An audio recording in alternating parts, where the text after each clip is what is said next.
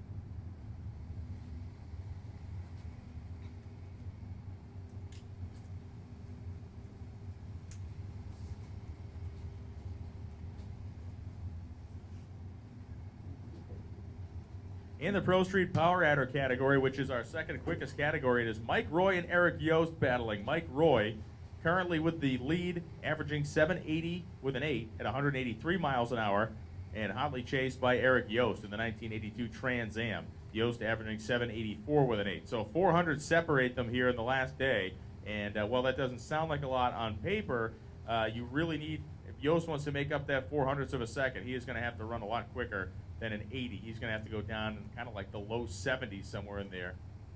And as I'm being informed, he's planning on putting it to it, and he's certainly not the only guy that's planning on putting it to it today in any of these categories. Glenn Hunter Jr. running in third, that 1956 Chevrolet with the big Whipple supercharger on it. 857 at 159 has been his average. Moving into Pro Street naturally aspirated, James Doc McIntyre, the 1968 Camaro he calls Sea Red, averaging 927 at 138 miles an hour, is in a comfortable position. Darren Pape is running second in his 1973 Vega, averaging 1010 at 132. And running in third is Todd Berry in that gorgeous 1955 Chevrolet pickup truck, averaging 1081 at 124 miles an hour. Modified Power Adder is being led by Bryant Goldstone in the gorgeous 1970 Chevelle, averaging 834 with a 4 at 167 miles an hour. And his lone competitor left here is James Goad in the 1964 Chevelle, averaging 928 with the 6 at 139 miles an hour. Again, a very substantial differential, but boy, those guys in the Chevelle figured something out the other day because it came alive like a house of fire down there. I'm looking forward to seeing that Chevelle finish the event strongly. Modified naturally aspirated is Ray Myers in the 1967 Plymouth Barracuda, averaging 1009 at 125 miles an hour, followed by Billy Gebhard in his 1962 Valiant, 1147 at 115 miles an hour for the Valiant, and Doyle Henderson in the third spot in the 1967 Burnt Orange Chevrolet Camaro, 1165 with a 9 is his average. Ray Myers in very good shape, about 1.4 seconds ahead of Gebhard, his closest competitor. He needs to take the tree today, make a decent lap, doesn't have to kill himself, and he'll be fine. In Super Street, big block naturally aspirated. Only one car remains, and that is the Mustang of Steve Satterley. It is built Ford tough with Chevy stuff because it's got a 632 cubic inch Chevrolet engine in the front of it. He has averaged only 1250 this week because at Memphis he made a 19.5 second run just to get on the board. And that average, because he is the last car standing, will hold up, assuming he can stage the car and make at least stage the car today. He'll get a 20-second average, and he'll win. If he cannot make the stage to stage the car, that will be a class that nobody has won. Super Street, small block, naturally aspirated. Jeff McConnell running 994 with a 7 average at 135, leading Dustin Trance, who has run 1060 at 124, and Kevin James, who has run 1106 at 121. Super Street Power Adder will be a burn down, or a barn burner, I should say, not a burn down, although that could happen too. Rick Prospero in his wagon averaged 807 at 180, and he is chased by Tim Reed in the little 1979 Pinto with the twin turbo LS engine, who has run 810 with a 7 at 168 miles an hour on average. And here we go, race cars in the water box. It is time to get the final day of Drag Week 2012 started. It's the first time we've seen a drag car run down the strip here in 2 days. I was having withdrawal.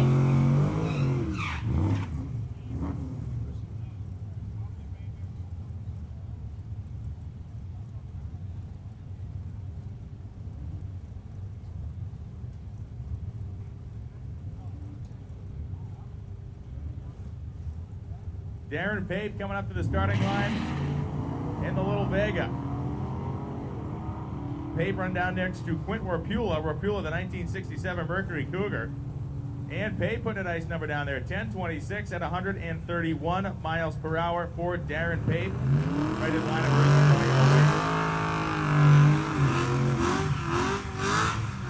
It is our current class leader, John Weishman, comes to the starting line now. And Weishman, if he makes a halfway decent run, he will lock up the win in street race small block Power Adder. That is a small block Chevrolet with a turbocharger in the front of that 1995 Mustang. Lined up next to that great looking Corvette.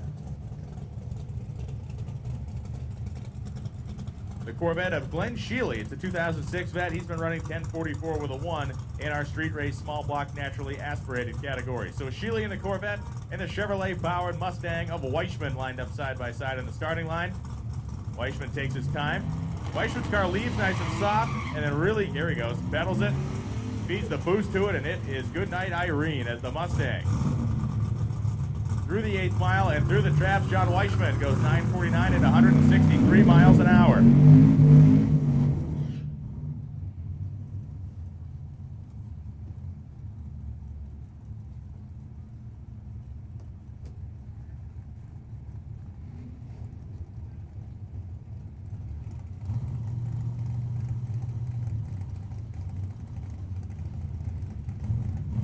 Here comes John Goad.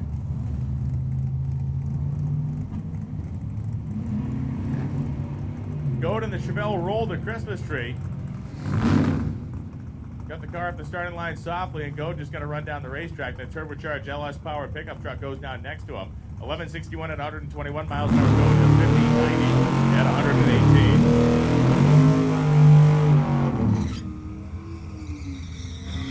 Oh, yeah.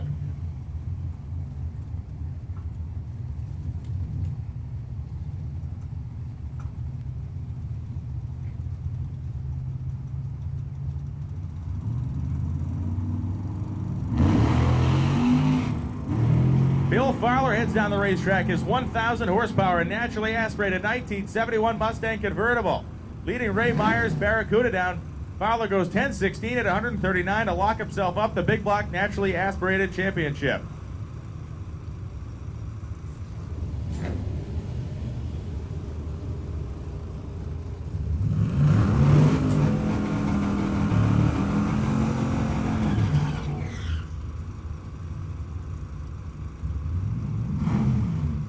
So Bill Fowler, that run locks him up as the winner of our big block naturally aspirated category. That is the second time he has won that deal. He won it in 2006 on the disastrous rain year that the event actually had to change course and spend like 3 out of the 4 days or whatever at Cordova. You guys couldn't get the hell away from that place. Here comes Steve Satterley, the 632 cubic inch big block Chevrolet powered Mustang. Taking on Kirby Sura in the 33 coupe, or the 33 Factory 5 coupe. Satterley goes down 10:07, 138. That will decide the championship in the Super Street Big Block Naturally Aspirated category. He has won that class, a war of attrition in naturally aspirated, and he wins that deal by taking the tree and making a lap.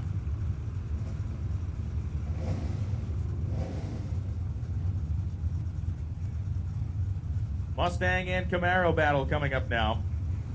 Thomas Franks. Tom Franks with a non-functional posi traction rear unit, or rear end in that car now. It's a full tilt peg leg burnout for Franks. Tommy Lee rolls up next to Franks in the 1969 Camaro. Lee running in our street race small block naturally aspirated category.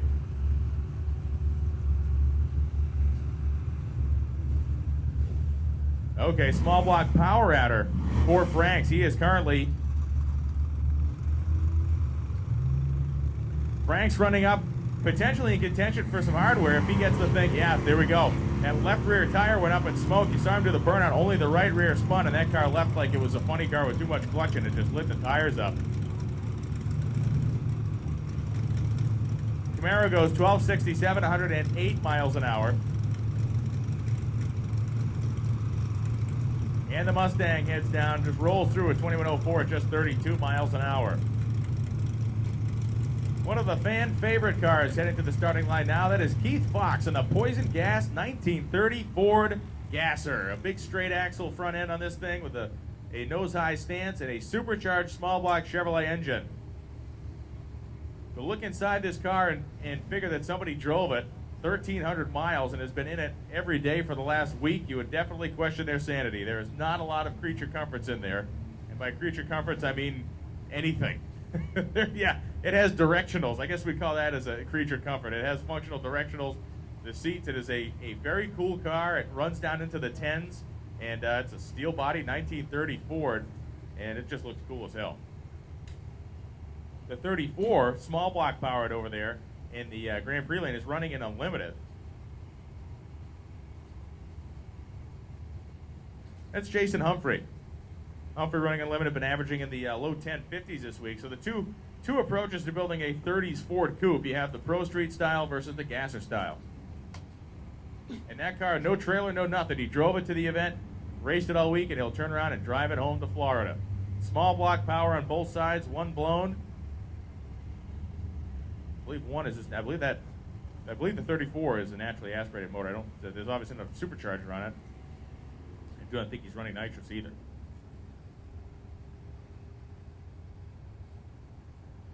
Just making a quick tweak of our infrared beam down there at the mile an hour mark.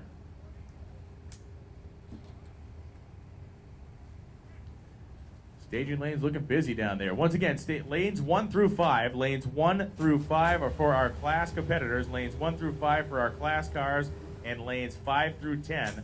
Lanes 5 through 10 are for our daily drivers. So daily drivers, we'll be running you in a little while. I'll keep you posted when we get close, but we're running our class cars first, just as we've done all week, really.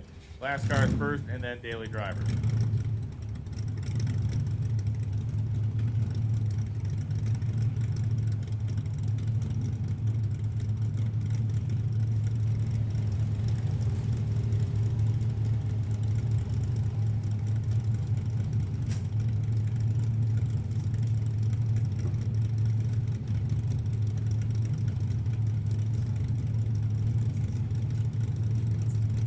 Ran into Keith Fox and Mike Cox at a gas stop a couple nights ago, and when they drive this thing down the highway, they slipped the blower belt off it. So I was looking at the car, and all of a sudden I noticed, hey, wait a second, this thing doesn't have the belt on it.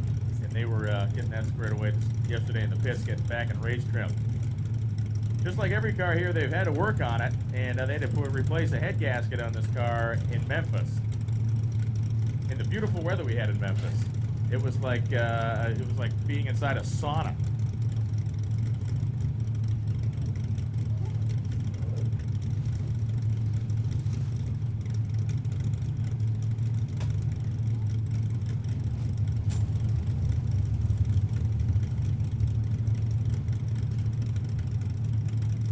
And this is a reminder, you can make as many laps as you want today. This is you can make as many laps as you want. We're not limiting people to 1 or 2 laps. You can make as many laps as you want today, and I'm sure some of you will take advantage of that. The lanes are open. You can get in there, and we'll get your run through as quickly and as efficiently as we can. You can make as many laps as you want today. The lanes are open for our drag week competitors.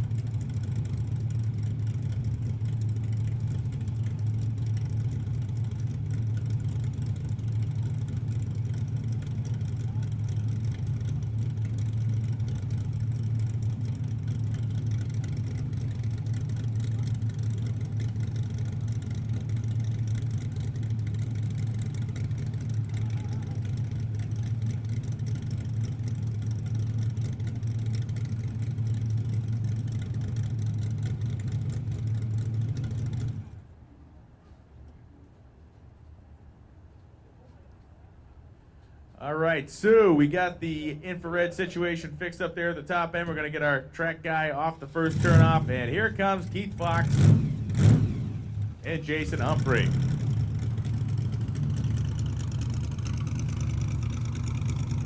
Keith Fox's car, I do not know what it's like to ride in that thing at the top end of the racetrack at full tilt, but here we go. There we go. The left rear did start to spin, but it's been a peg leg burnout kind of situation happening for most of the morning for our guys so far. Two classic Fords, the Pro Street Style 34 Ford Coupe in the Grand Prix lane, and the Gasser straight axle nose high stance of Keith Fox's 30 Model A.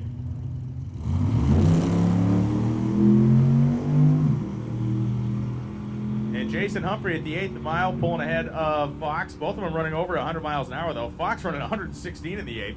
10:60 at 125 for Humphrey. 11:14 at 110 for Fox.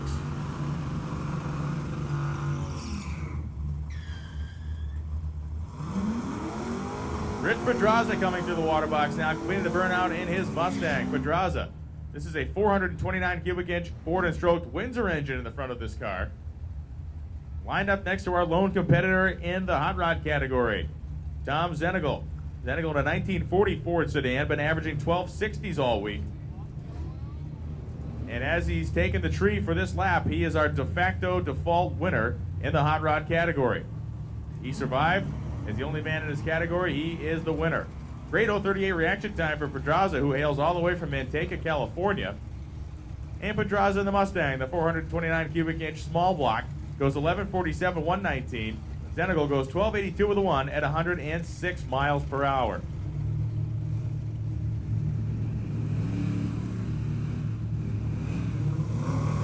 Boy, one of my favorite cars of the week, the 1970 AAR Cuda. That's Randy Heinzelman driving this car, plumb crazy purple Barracuda. He's averaged 1030s all week, and with just the steel wheels on the thing, it's just a really neat looking race car. Another of the Satterley boys coming up in the Camaro Grand Prix side. That'd be Gary Satterley driving that car. Saw Steve win his class with the Chevy-powered Ford. And Heinzelman wasted no time getting off the starting line, about a 0.3 of a second advantage in reaction time over the Camaro. And Heinzelman goes down, a little bit of smoke coming out of the back of that car, goes 1091 with a 3 at 129 miles per hour. Another one of our Gasser competitors. This is last year's champ of the Gasser class, Mike Cox, in a 1953 Ford Custom Line sedan. Or coupe, I should say. And the Buick GS, the big torque monster over here in the Hodge Ford lane. Joe Lyon driving the Buick. Lyon with a better reaction time, but Mike Cox, the 383 cubic inch small block Chevy engine.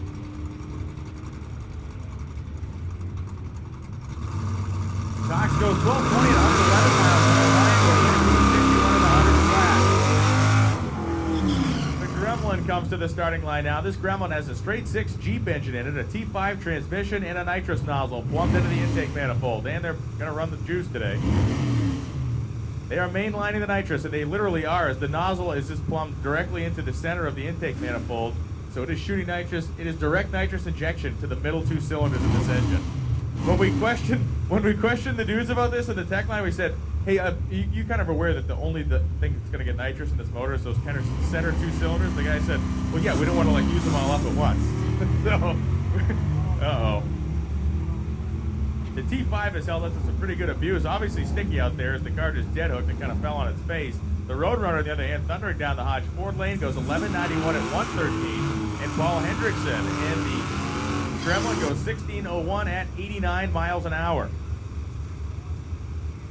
Another class champion to be decided right now, as here comes Jake Stelter, or Stelter, I should say. Stelter comes up in a 67 Malibu, been averaging 949, a substantial lead over Alan Crump in the street race small block naturally aspirated category.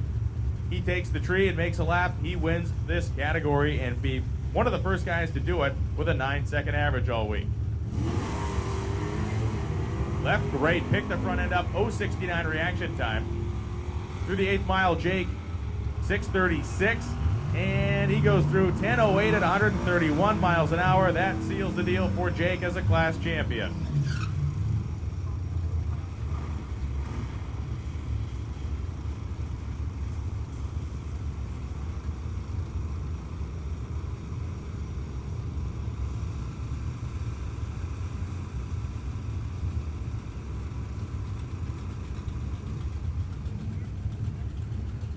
Doug Flynn comes up. Flynn, the LS, turbocharged LS-powered Nova. Flynn staging, getting the boost built up. Getting after it, taking on Russell Brody. Brody in the Dodge 440 over there. And here comes Flynn at the finish line. Can he catch it? No, he can't. 12:02 at 104 miles an hour. Flynn goes down, runs 9:74 at 140. That is his quickest lap of the week.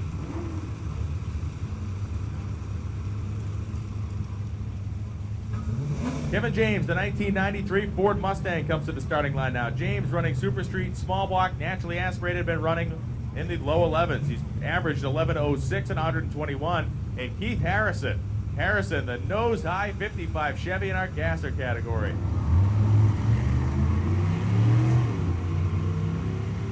Big block Chevy power for Harrison in the 55 Chevy. You know, we were wondering at night how he drives that thing, because he illuminates more of the sky than the road, I think, in the stand. 11:23 at 120 for Kevin James. Harrison goes 12:30 with an 8 at 112 miles per hour. If you're a fan of stick shift drag racing, look at the 1969 refrigerator white Dart of Mike Crow. A W9 headed small block Mopar engine in the front and a 5-speed stick box sitting in the middle. Mike is going to be working the handle all the way down the track. He has clicked off the gears. I don't think I've heard the guy miss a shift all week. A 421-inch small block in the 1934 Ford heading down there. SB2 heads. It likes to scream and yell. Big lift, big horsepower, and a big naturally aspirated motor. Goes 10:04, 135. Meanwhile, Crow goes 10:21 with a 1 at 131.3 miles per hour.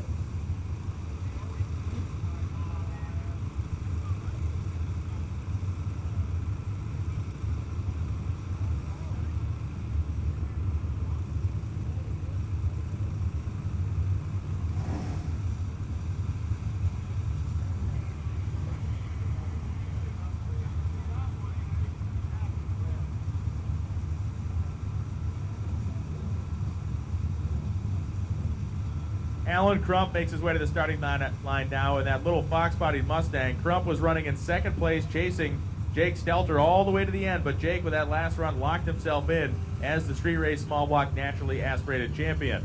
Crump will finish in the top 3.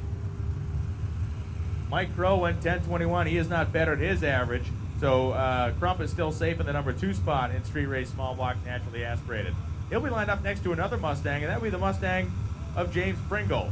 Pringle, racing in street race big block, naturally aspirated, is running in second place.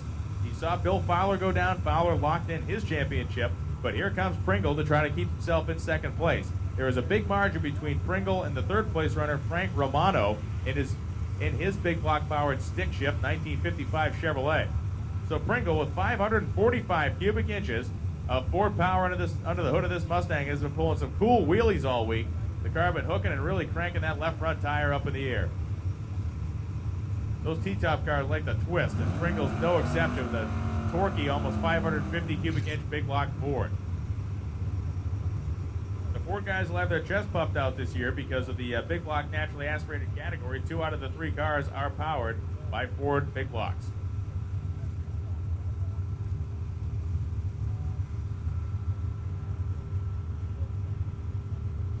James Pringle going to make the solo. Again, hikes that left front tire up, and he is out of here like a ball man. 4.4 seconds to the 8th, 330 feet, goes to the 8th mile at 100 on the nose. And Pringle in the big Ford goes 1084 at 124 miles an hour. Just about where he's been running all week. 82 is his average. He goes down to 84. So Pringle, by making that pass, has pretty well locked himself in as the second place finisher in the naturally aspirated category.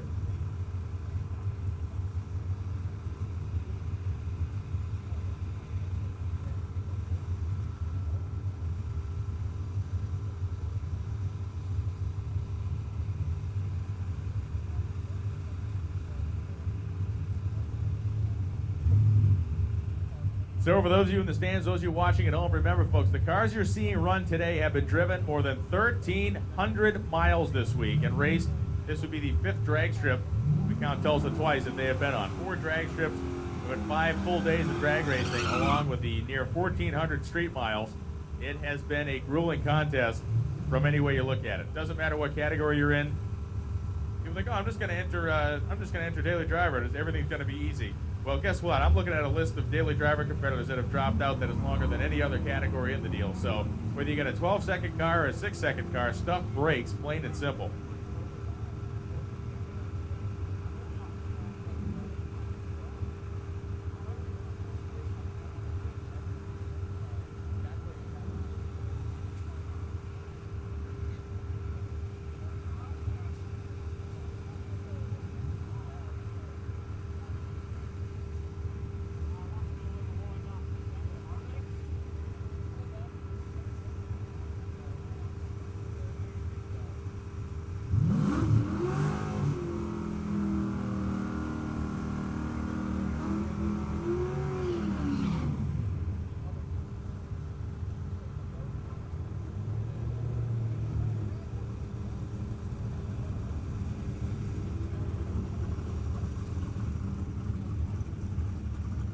And now's when things really start getting interesting as Rick Prospero comes up to the starting line. Prospero leading the Super Street Power Adder category, averaged 807 with a 5, or 807 with a 1, at 180 all week. We know the story, Tim Reed trying to chase him down in the Pinto. Prospero going to try to put this thing out of reach with this run.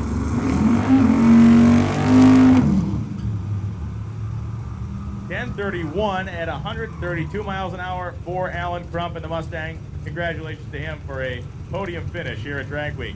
Clay Cunningham comes to the starting line in the 72 Dodge pickup, a 400 cubic inch LA-style Mopar engine in the front, nitrous oxide giving him the assist. Next to him, here comes Rick Prospero, one of my favorite cars to watch all week. The car comes out really slow, then they feed it the boost, and it just dangles those front tires for about 300 feet on the drag strip. Prospero is pre-staged. Cunningham now will pre-stage in the pickup truck. Pickup truck will not be a factor in this contest for very long at all, I can promise you that. The boost comes up. Look at him go! Oh, he pedaled it. He pedaled it at about 300 feet, and Prospero trying to keep it off the center line. Goes 885 at 140, but boy, that thing, once they crank the boost to it at about 150 feet down the drag strip, it just roars to life and picks that front end up. Meanwhile, Clay Cunningham having an issue with the pickup truck. He's going to be able to drive it off the top of the racetrack. Rick Prospero goes 885 at 140 miles an hour.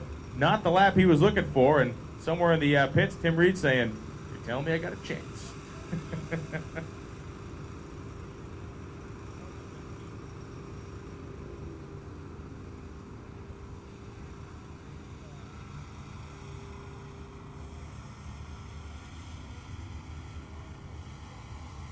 So we have all of our various deals are open. We got the concession stand open. Both of them are open. Get your food and drinks down there. We got merchandise for sale. TRP merchandise store open. Get yourself hat, shirt, all kinds of TRP stuff for sale.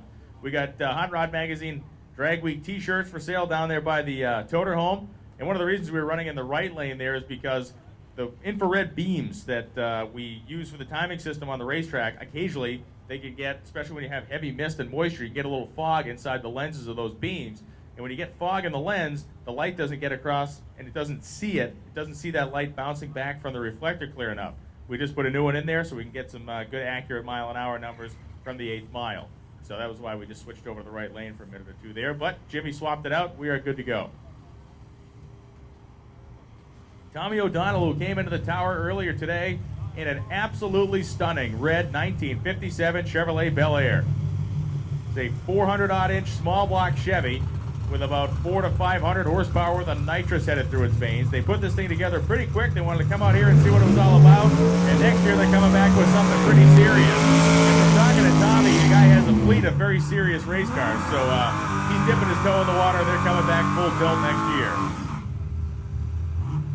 Guy I have been pulling for all week, a dude local to me, John Manass from Massachusetts in the 1971 Silver Nova street race big block power adder category. Manass lives in Belchertown, Mass, which is the small town next to Amherst, Massachusetts, where I went to college. They said on Monday, I shouldn't say I went to college, I spent a 4-year blackout in that part of the state of Massachusetts. And got a report card for it. No, actually, they didn't get a bill. They made my ass pay for it. So here comes the Nova, and here comes a 57 Chevy. Huge wheel stand. Wow. Oh, man, he came down and just fragged the front end of that thing. My word. That car absolutely stood up on the bumper, and it came down like a two-story house. 1059 at 131 miles an hour, and boy, oh boy, that 57. That was a short-lived flight, but that thing landed absolutely, wow. Yeah, there's a little bit of traction out there right there today. That thing is absolutely dead hook, came up on the bumper, and it was headed to the center line. O'Donnell did not have a lot. Make some noise for O'Donnell. He climbs out of the race car down there. That was one hell of a deal. Man alive. You know, O'Donnell, that car had been wheel standing all week, but they had not been, I mean, they had been pretty impressive, but it wasn't to the level of, vertical takeoff style. But man, he really, really stood that up. I'm thinking you guys got that down there. You better have got that if you're on the wall. We're going to fire every one of you, including you, Finnegan. So that, undoubtedly the front end of that car has suffered some damage. You saw the smoke pouring out as I think that tire is pretty well wedged up inside the wheel well.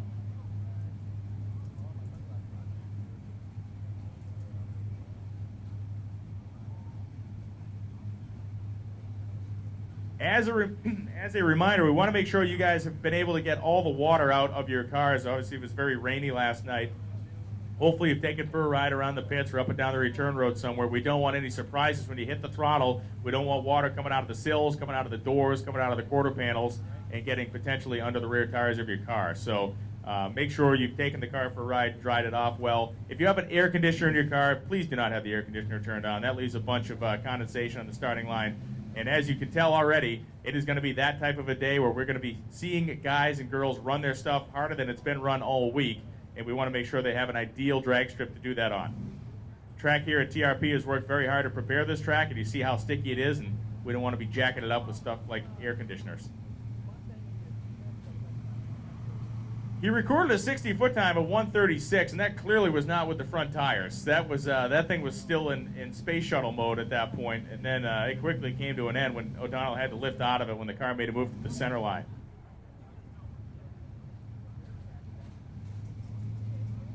But yeah, I have seen imploded buildings come down gentler than that thing landed. That was tough.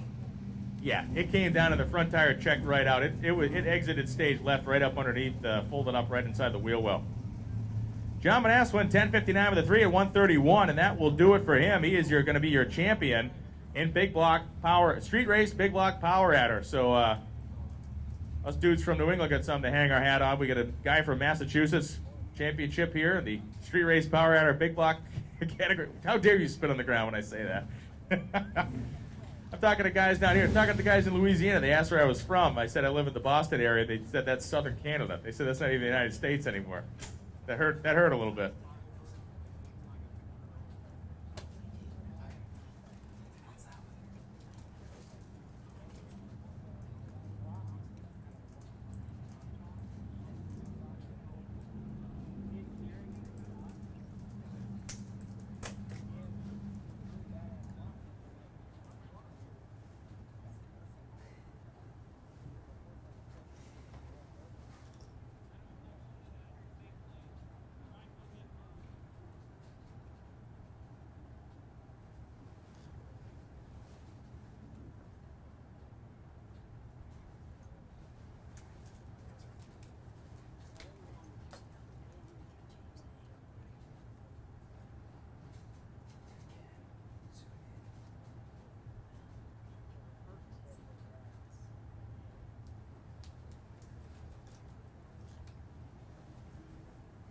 Okay, so we got the Go Jacks under the car pumped up so we can roll it back up the starting line. Just going to take us a minute. The good news is when it did land, it didn't, obviously didn't break the oil pan open or anything, so there's no oil that I could see to clean up. It's just a matter of getting the physical deal of the car up on something that'll roll to roll it off the starting line.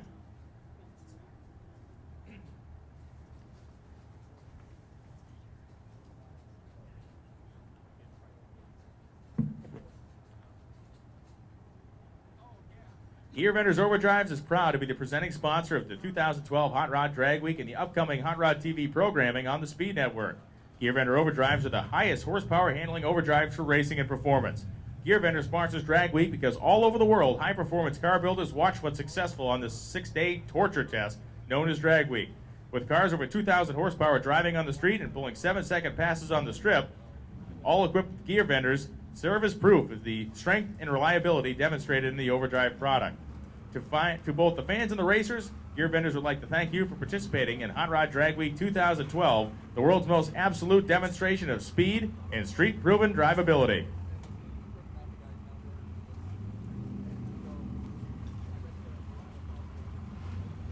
Drag Week is a brutal test of man and racing machine, which is exactly why MSD Performance has been involved with Drag Week since day one.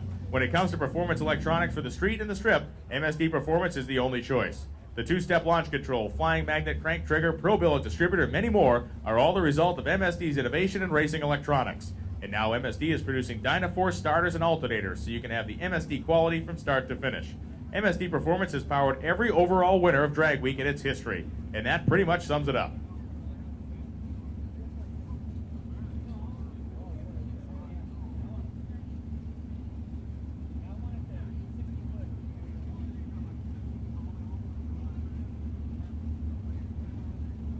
And the 57 Chevy makes its way back to the starting line, and Tommy O'Donnell and the boys will be loading that into the trailer. Oh, well, there's a... Hey, you lost something. The spring came out of the front end of the car. And the Go-Jack came out from under the front end of the car.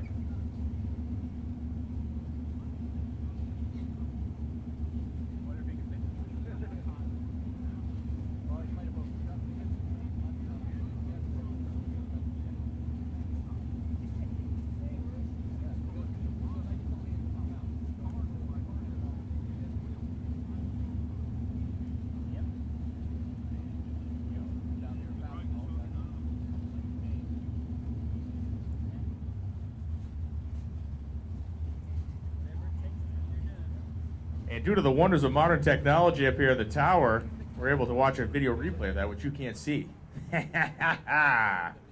We rule.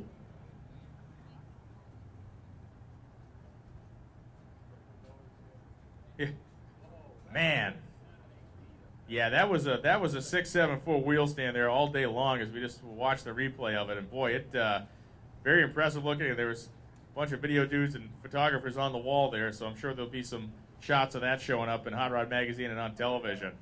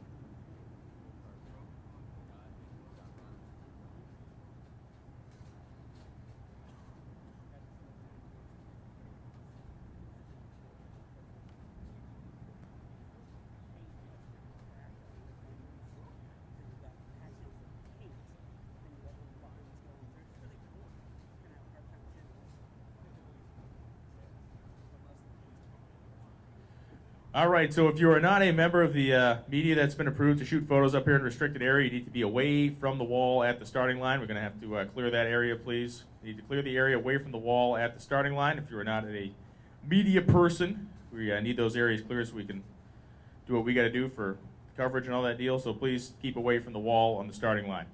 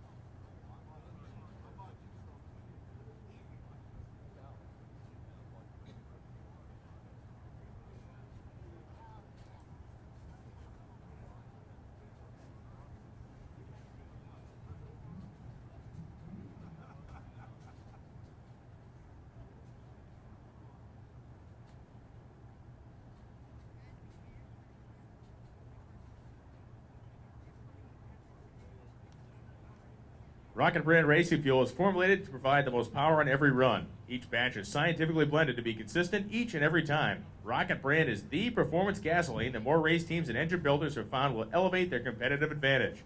Rocket Brand Racing Fuel, the undisputed leader in the science of going fast. One of the things we're trying to science out is how to get the Go-Jack under this car, which looks like we have now. Once the 57's out of the way, we got a few cars, and Jeff Lutz is waiting to run. Just a few cars back here in the staging lanes. Lutz in the 57 Chevy is our current leader in the unlimited category by just 11 thousandths over Larry Larson, and I'm sure we'll see more of those guys in just one lap today. But they each want to get a good one down. Mike Roy in the lanes. Tim's in the lanes. Brian Goldstone's in the lanes. Sean Fink is in the lanes. Yeah, so there is the heavy iron is rolling around the corner to lay down on the racetrack, lay down their numbers on the racetrack today. Okay, so the 57 has been installed back on the Go-Jacks.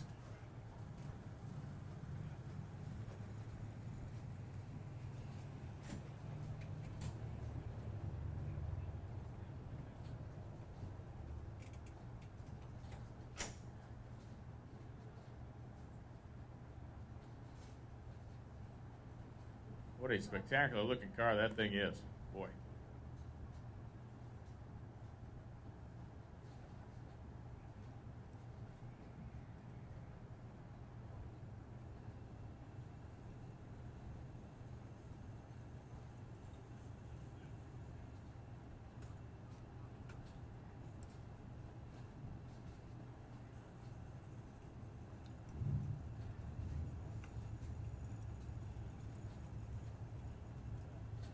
Any car that is an impound, any car that is in our impound area that has not made a run, you need to get that thing to the lanes, please. Any car that is an impound and has not made a run yet, you need to get the car into the staging lanes. Once again, if you're an impound and have not made a run, it's time to get the car into the staging lanes.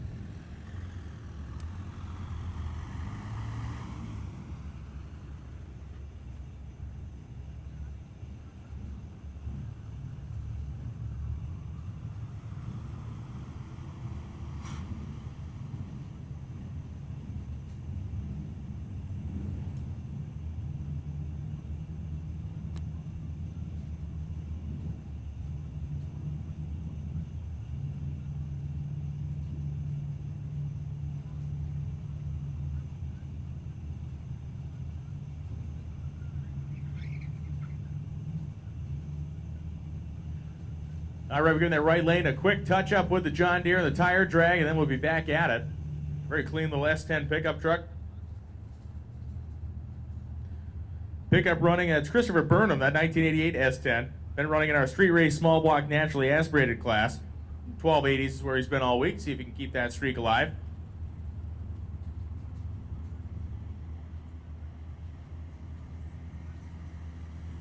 And Dustin Trance will be in the other lane. Trance is currently running second in the Super Street Small Block Naturally Aspirated category. Trance averaging 1060s, chasing Jeff McConnell, who is leading with a pretty significant margin. So it'll be the S10 pickup and the late 70s, early 80s Malibu. Sorry, the 79 Malibu there.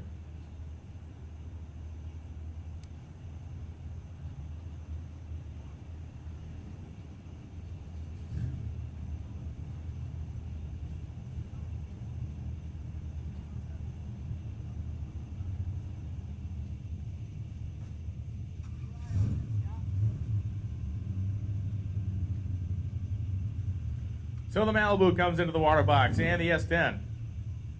The water on the tire is going to complete his burnout.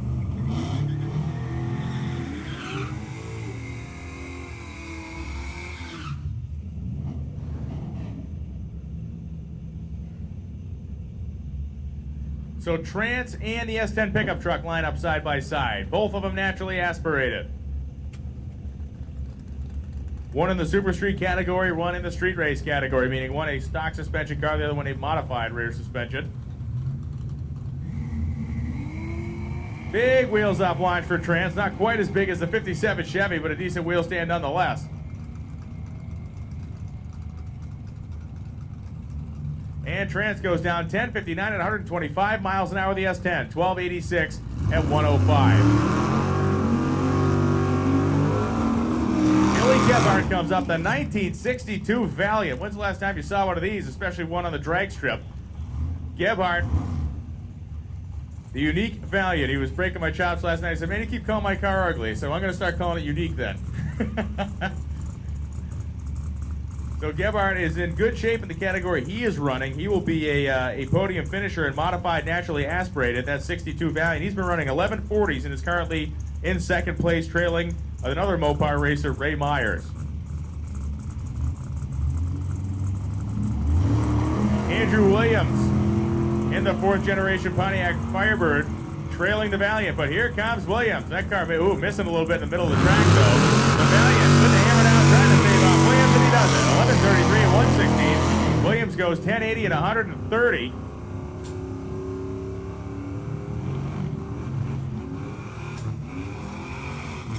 Todd Martin nodding in approval when he saw this 56 Chevrolet as a guy who races in the Pro Extreme category and who has a fixation with large blown engines. He took a look at the big block in the 56 Chevrolet and saw the 8.3 liter Whipple Charger on top and gave a smiling nod of approval down here, yeah. 71 Monte Carlo with a 450 Ford and naturally aspirated in the Grand Prix lane. Couple of great looking Chevys down there in the starting line. Glenn Hunter Jr. launches the 56, carries that left front tire nicely. Through the 8th mile, the supercharged 56 at 128 miles an hour, and Hunter goes down 8:57 at 158 miles an hour. He completed the week, made his run, he's in good shape. That 55 Chevy that is screaming to the moon has a big block in it. That is a 509-inch big block. I call it the valve spring test vehicle. It's a rolling lab for valve spring durability because he winds this thing up. It's a manual transmission and a 500-inch big block Chevy taking on the big block nitrous-assisted Chevelle of the Chevelle of Lewis Martin in the Hodge Ford lane. Frank Romano from New York driving the 55 shoebox with the stick shift in it. Oh, you know it too. There's no hiding that accent. Romano dumps a clutch and he bangs through the gears, the big block screaming away at the 8th mile. Lewis Martin feeding the Chevelle some nitrous, trying to kiss the shoebox, but it ain't gonna happen as Frank Romano goes 1089 at 125. Martin 1197 Ford naturally aspirated at 113, and here it is go time. Here comes Jeff Lutz, the 1957 Chevrolet, currently leading our unlimited category. Will he be the first man to fell Larry Larson's 4-year run at the top of the unlimited category of Drag Week? This car has run as quick as 7 flat with a 2. It has run as fast as 212 miles an hour. It is the fastest car in the 8-year history of this event. Jeff Lutz from the Philadelphia area, a chassis builder by trade. It is no coincidence that he and Larry both in the business of building race cars, tuning race cars, and helping them get down the track. Both of them has had their struggles this week. Both of them have spent plenty of time either at the side of the road or in the pits replacing major driveline components, repairing pieces of the engine, or just trying to gut out 1,300 miles of driving in a car that most of us wouldn't want to spend 40 minutes in, let alone the last 5 days. Mike Finnegan rode in this car for 12 hours the other night, and he said by the time he got out, he didn't even know what planet he was on anymore. Jeff Lutz has done it all week. He spent a few hours sleeping in this thing, believe it or not. The 57 Chevy of Lutz, can he do it? Will he go in the 6s? Will he? Oh yeah, he's on it. Lutz to the 330-foot mark cleanly to the 8th mile at 163. Jeff Lutz at the top of the racetrack, 709, 206 miles per hour, a clean lap for Jeff Lutz in the 57 Chevy. They wanted to get the thing down the racetrack and get an idea of what they were working with, and now, well, now they can let it eat. 706, 206 miles an hour. He was 472 to the 8th at 163 miles an hour. On his 212 mile an hour passes, we were seeing mile an hour in the 66 and 67 range. And also, between 60 and 330, he's softer than we've seen it before, too. So he was a little bit slower coming on with the boost. But boy, when it came on, the car did make some pretty good numbers from then to the back of the racetrack. That is a good opening salvo. That is a good little opening shot there, and the drama will fully ramp up when we see Larry Larson come to the starting line. And here comes Mike Roy. Mike Roy, the current leader in Pro Street Power Adder, averaging an amazing 7.80 seconds in this tank of a 1970 Monte Carlo. A pair of just giant turbochargers in front of this engine. We were joking earlier in the week that they look like a couple of log chippers you could feed branches into and make mulch with. The same size turbos, Garrett turbochargers, they were the same size you'd find on a large construction equipment, like a big giant excavator. That's what is, there are a pair of them force feeding this big block Chevy in the front of the Monte Carlo. Mike Roy has blown up 7 transmissions in the course of the last year in this car. They just literally ripped first gear out of them because it's so heavy. Trying to get all that weight moving causes such strain on the driveline. Yes, there are dump trucks lighter than this thing. Massive Monte Carlo. What a great car, though. We were following them on the highway, and it looks cool going down the highway with all that tire up under it. So the Michigander, Mike Roy, getting ready to make it happen. This car earlier in the week struggled to make boost. It was rather struggled to spool the turbos at the starting line. They got that problem cured, though. It does take them a while to wind these things up. He'll sit there and you can listen to it. It starts to sound like an airplane. He's gone. Roy, the back of the car wandering around a little bit. Definitely a lot softer than we've seen the car in early running. Whoa, baby, up by the center line. He's off the cones. Goes 856, 147. He had to lift off big time off the throttle as he got to 1,000 feet. The car wandering all over the place.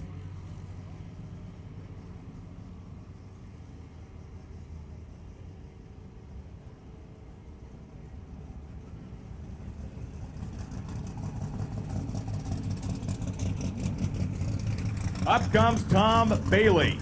Bailey in the Steve Morris Racing Engines twin turbocharged equipped 1969 Camaro. Bailey is currently not eligible to win his class as he had a valve, or was it a rocker arm failure, I believe, put him out. They had one spare rocker arm with him, and they broke one rocker arm, and then they broke a second one, and that ended his week. He is allowed to make some exhibition passes, though. This car has run drag week several times, but not yet in this configuration, and even not with Bailey as the owner. He bought the car, installed the Steve Morris twin turbo engine. It was run on drag week previously with a big block Chevy and a giant single Pro Charger in the front of it.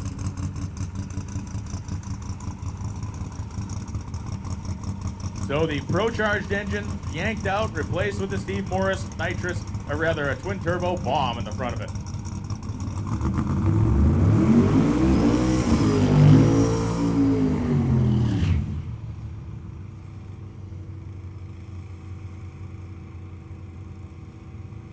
So for anybody out in the grandstands hanging out today, if you did not get a free Throwdown at T-Town race ticket, that is right, a free entry ticket to the Throwdown at T-Town race, stop by the gate and grab one on your way out before you leave. We're giving away free tickets to the Throwdown at T-Town that's coming in October. It is the baddest door slammer race in this part of the world and one of the baddest door slammer races in all of the world. If you're here enjoying this today, as heavy duty as this stuff is, it ain't got nothing on Throwdown. So make sure you grab your free Throwdown ticket so you can come back in October and watch that whole madness unfold for $0.0.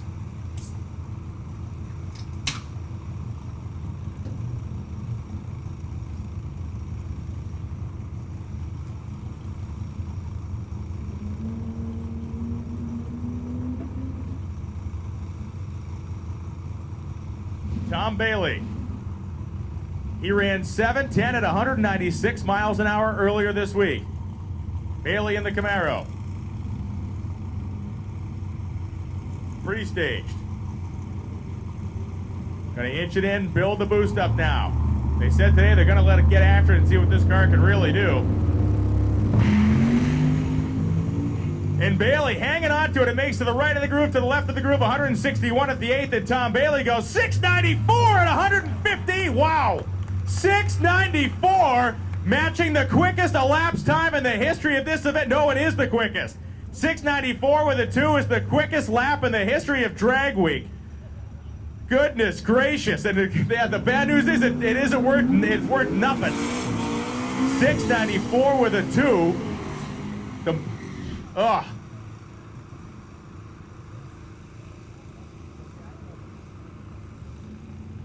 Holy Christmas! 6:94 with a 2.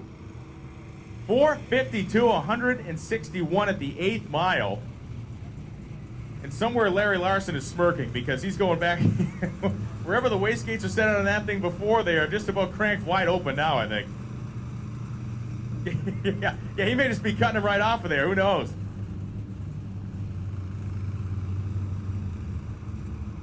Well, I'll tell you what.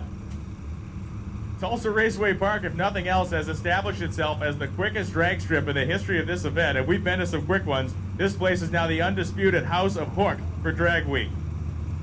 Sean Fink comes up to the starting line now. Fink in the Chevy 2 wagon. This is a single turbocharged, small block Chevy powered car. It has 23-degree, like off-the-shelf style heads, and apparently a parachute cable that has come out of the chute. Is the team desperately working to get that repaired so the chute doesn't pop out on the starting line.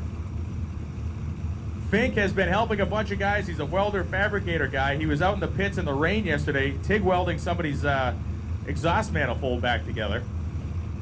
That was a pretty big welding unit to be using out in a rainstorm. I thought that was a rather brave act. His hair wasn't standing straight up when he was done, so I think everything worked out for him. Yeah, he had to drive it too. I mean, that 94 was a lap that had some wasted space in it, if you will, because he had to steer that car bring it back into the groove from the right to the left, and then actually guide it, keep it going too far to the left. So a masterful driving job by Bailey, and it was paid off with the ET.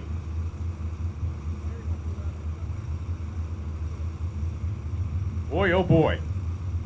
That car had lived kind of a star-crossed life, and in the previous times that car has showed up to Drag Week, it has been bit by all kinds of problems, and frankly was kind of viewed as a car that underperformed what its reputation was supposed to be.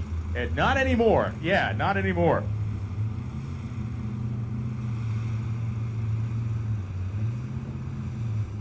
The power back window is a nice touch in this car. It's luxury. So the little Chevy panel wagon, the tree comes down from the wagon, the boost comes up. That's a small block, kids, carrying the front tires almost 300 feet. Oh, he's sideways. Whoa! Ho, ho. Sean Fink goes 8:10 at 144, and he officially earns the Unintentional Stunt Driver of the Week award. My goodness. Oof. Tim Reed comes up now.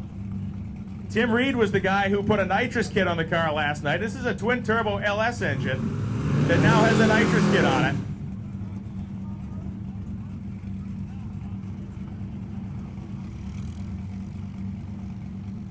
We do want to make a quick look at the left lane to make sure nothing came out of Fink's car, but boy, that was sideways. We saw both sides of that thing at several points of that run. One thing I can say is that from Monday forward, we have never seen the car leave like that. It never carried those front tires a couple hundred feet down the racetrack before, so Brian Macy doing the tuning on that car this week, and Macy had it set on puree for that run, that's for sure.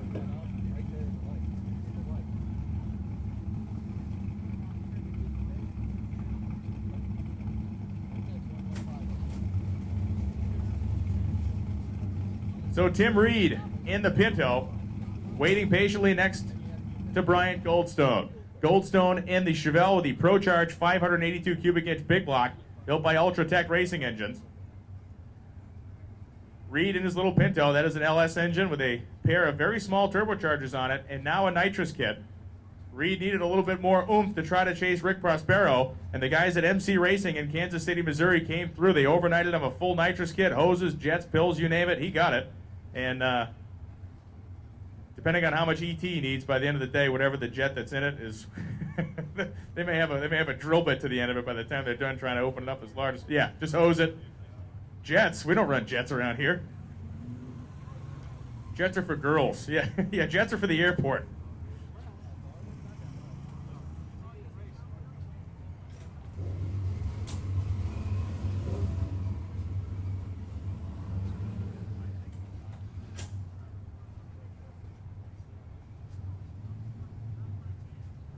we are paying meticulous attention to this racetrack for one very good reason, because if we take 5 minutes to make sure the track's perfect, it saves us 2 hours from trying to scoop up somebody's car and put it in a wheelbarrow because it's busted into a million pieces. So work with us here. We're doing our best, and this is a great racetrack because we just saw some incredible runs laid down. We want to keep it that way. And the only way we can do that is to just be vigilant, keep on top of anything we suspect might be an issue or a problem, and handle it before it turns into something ugly. And there's plenty of chance today for something to turn in ugly because everybody's got the wicks shortened up on all their stuff as short as they'll go.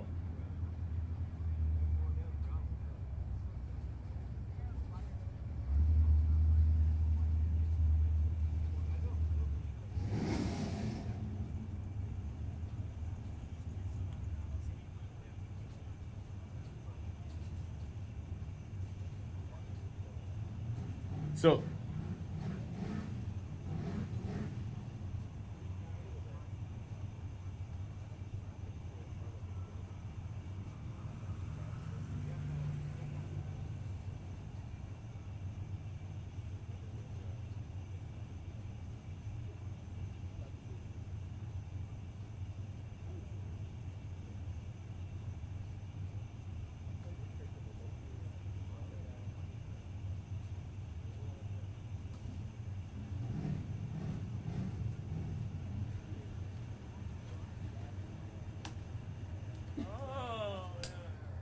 a leader in aftermarket performance for over 35 years, Comp Cams provides the valve train components that make your ride a winner.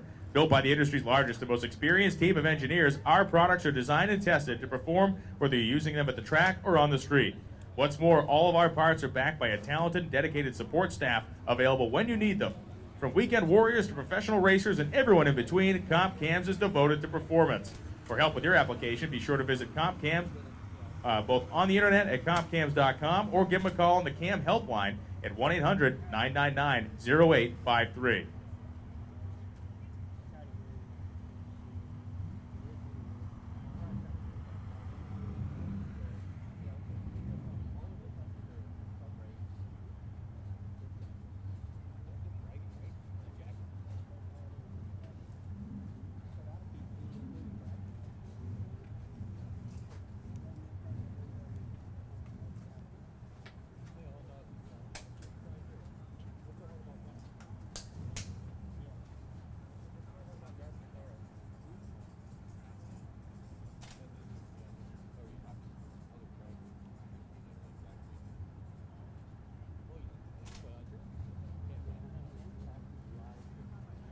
All right, so word from the racetrack is we do have some oil to clean up. That's why we got the track scrubber down there, and that's what we'll be doing. We got some oil to clean up in that left lane.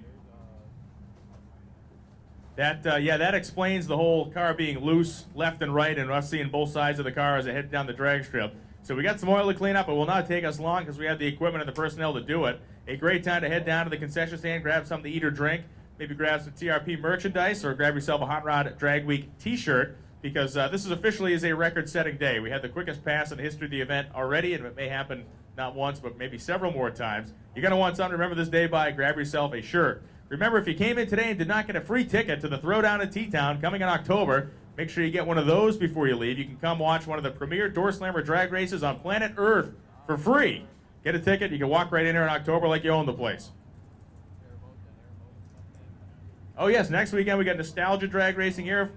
Nostalgia Nitro Funny Cars, front engine, top fuel dragsters, and all kinds of the great stuff that made this sport we love tick to where it is today. So if you're into nostalgia drag racing and you're in the Tulsa area next weekend, get out here for the Nitro Nationals. A full program of all the nitro burning action you could possibly want and a whole lot more.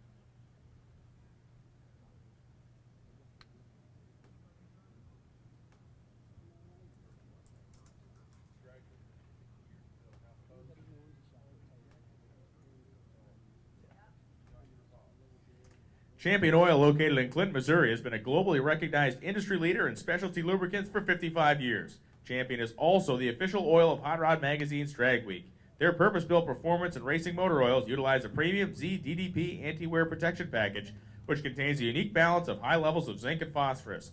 These hypersynthetic oils contain Champion's proprietary thermal viscosity stabilizer for better protection at high running temperatures. In addition, all Champion performance and racing motor oils deliver maximum compression plus increased engine horsepower and torque. Check them out at champions.com.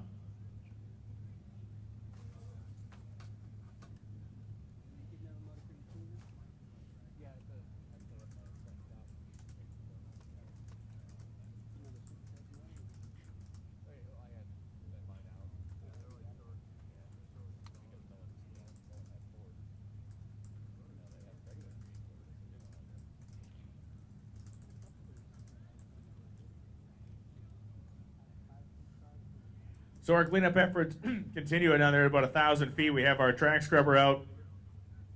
Andrew's down there keeping an eye on stuff, and we got everybody we can send down there to get the job done. We have going. The track scrubber is definitely a piece of equipment that saves us a lot of time and does a fantastic job with keeping the surface nice. So once the scrubber is done, we'll drag a little bit. We should be right back at it.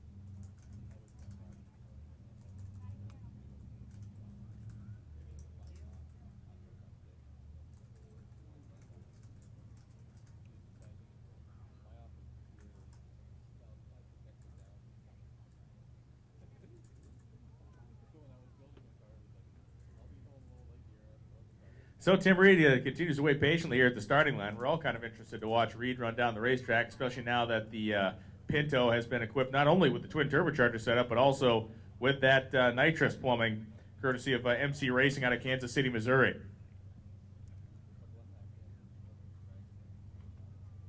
So, speaks to the drive that people have to win this event. And you go, hey, you know what? What's one more thing we can do to pick up a little ET in this car? I don't know. Let's just strap nitrous to it and see what the hell happens. It's the kind of attitude we like. It's the kind of attitude we like and encourage around here.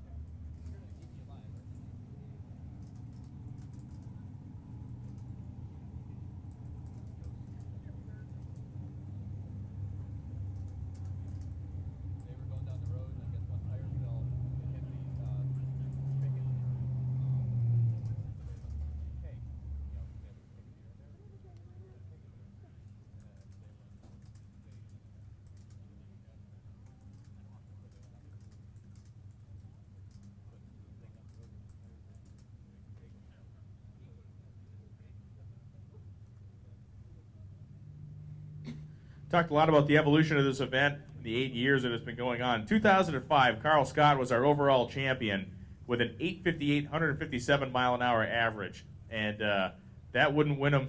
That wouldn't even win him small block power adder this year. It is amazing every year what we see out of competitors on drag week, because you get some guys that show up with a conservative setup with the idea of being conservative, consistent, and living till the end. And then others show up with a really ragged edge combo that they're looking to make some noise with, maybe reset a record or go places no one else has gone in terms of performance. So to look at where this thing's come from, an 8.5 second car winning the whole deal, and now you legitimately will need to have a car capable of running almost into the sixes, and especially if the average does come out to 6 seconds this year, that will be an amazing, amazing accomplishment in the world of door slammer drag racing.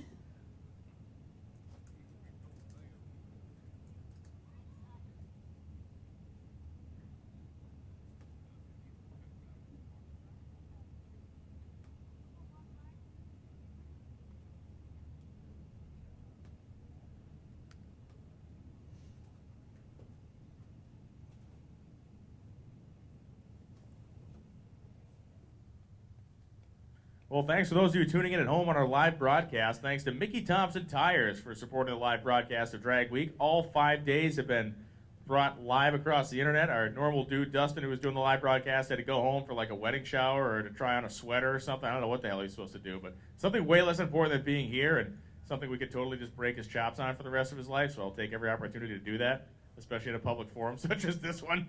But Dustin is on his way back to Los Angeles, but our other dudes stepped up to the plate. Our HotRod.com video guys stepped up and figured it out. And I don't know, they got like a lawnmower rigged up and there's wires flying everywhere, but apparently it's working. So thanks to the guys from HotRod.com for stepping up and getting the live broadcast handled for today. In the absence of our normal dude, Dustin, who is headed back to La La Land this morning.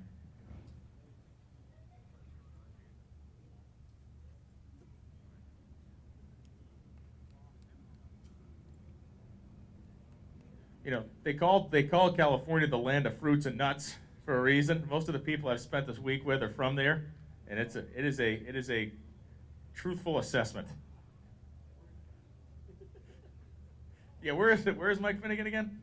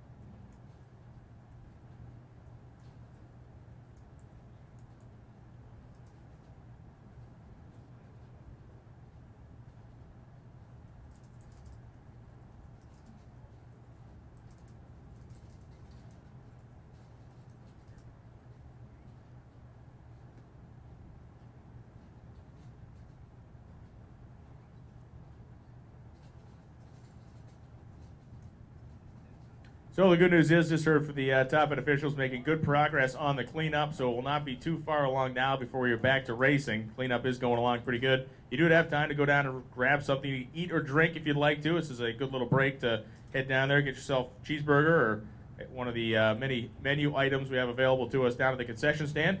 TRP merchandise as well as Hot Rod Drag Week shirts, hoodies, all that stuff ready to go.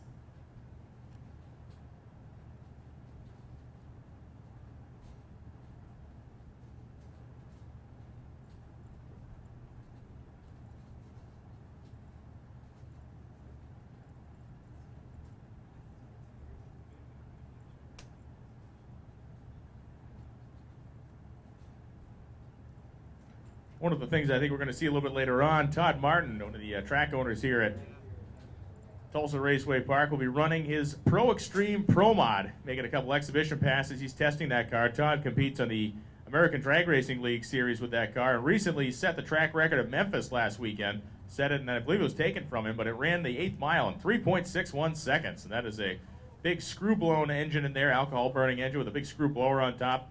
Makes about 3,500 to 3,700 horsepower, and it's a 1950s Chevrolet Corvette body on the car, and it is a quick one. We'll be able to see Todd making a couple hits later on this afternoon.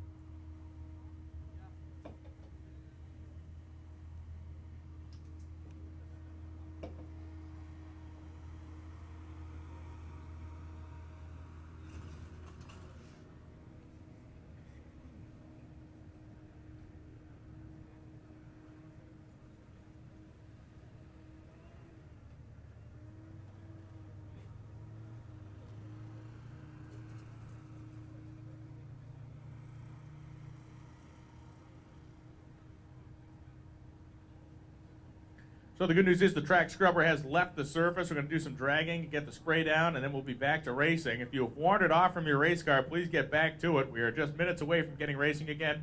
If you've wandered off from your race car, please get back to it. Once we get the dragging done and the spraying on, we'll be back to racing in just a few minutes.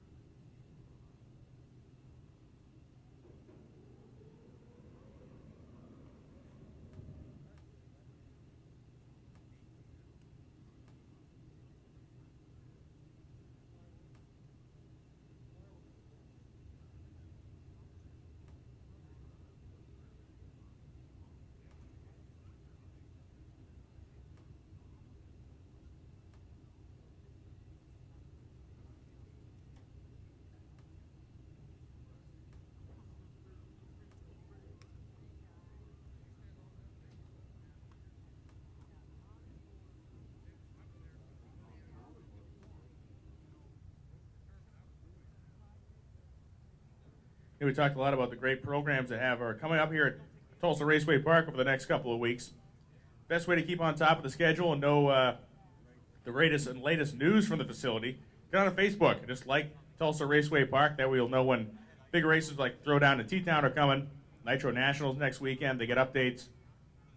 and those guys will keep you posted. It's also good to know, I'm sure they post if a race is going to rain out or if they have an event canceled or something. They get all that news right up on Facebook. So a great way to keep in communication with your local racetrack and also to keep on top of events so you don't miss a weekend that you want to be hanging out here at TRP.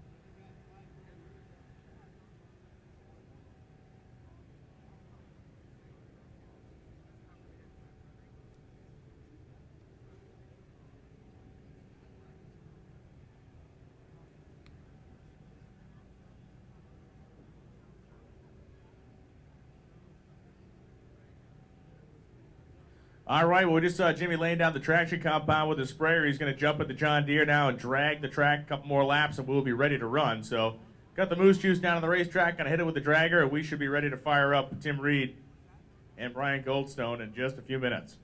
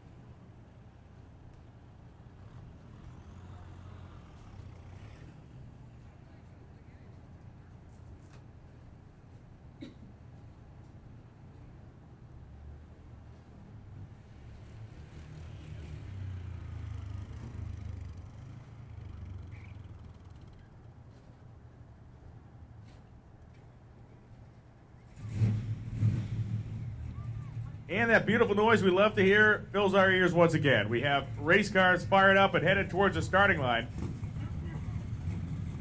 Bryant Goldstone and Tim Reed come into the water box. Goldstone in the 1970 Chevelle, 582 cubic inch. Big block Chevy engine, ProCharge, built by Ultratech Racing Engines.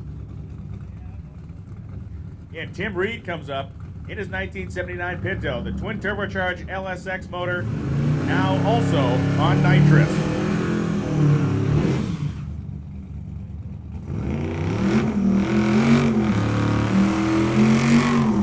He's got the turbochargers and the nitrous on this thing, and he was trying to pull Rick Darby and get a blower on it somehow, but he ran out of time.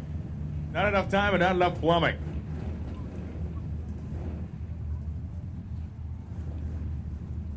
So Reed and Goldstone. Goldstone currently leading his category, I believe. Goldstone and Modified Power Adder will be your winner with a solid pass today. Reed trying to catch Rick Prospero in the Super Street Power Adder category. The Dominion of Pinto, not a lot of wheelbase, a whole bunch of horsepower. Here we go. Great reaction time and launch for Goldstone. Bryant Goldstone goes to the top end. He goes 8:49, 1:48, and Tim Reed goes 8:02 at 172 miles per hour.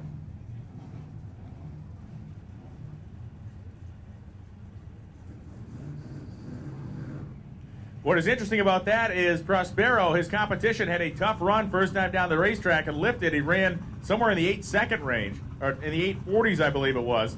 So Reed with that 8:02 is actually, on paper, if we had to stop the race right now, Reed would have just taken the win, or taken the lead. He only had to make up 300. Larry Larson, ladies and gentlemen, completes his burnout past the starting line and rolls the car 150 feet down the drag strip. That is the first and definitely the hairiest looking and sounding burnout we have seen Larson do all week. The back door, the driver's door comes open and he backs up at 100 miles an hour like we've known him to do.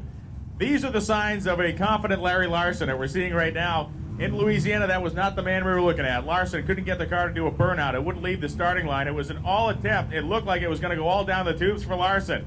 He pulled out a strong run at the end of the day in Louisiana to keep himself in contention. Ran okay in Memphis, kept himself in the race, and now he needs to do something heroic, and he has done that several times during his long tenured history at Drag Week.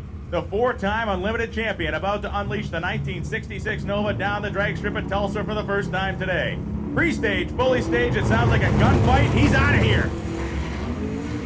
Larry Larson, watch this. At the 8th mile, 166, Larson goes down 7:01 through the stripes, 7:01 with a 3. Larry Larson, a very clean run, 7:01 with a 3. He has gone quick enough. If it stopped right now, it would be Larson as he jumped up ahead of Lutz with that run. 7:01 with a 3.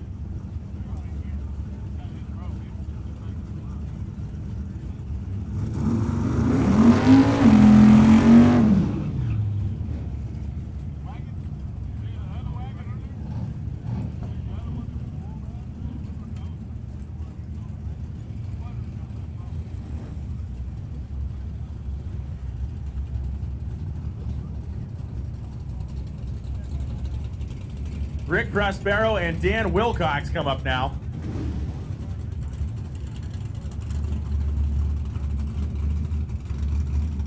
Prospero in the station wagon is competing with Tim Reed. We just watched Reed go down. Went 8:02. Can Prospero jam the Chevrolet wagon into the 7-second zone again? We'll find out right now.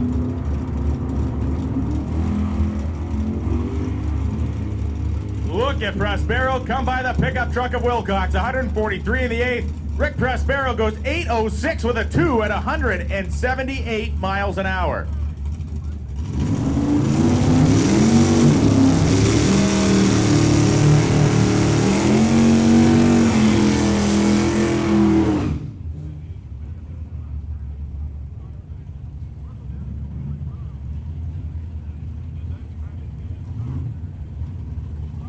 Here comes your class leader in small block, naturally aspirated Super Street, Jeff McConnell.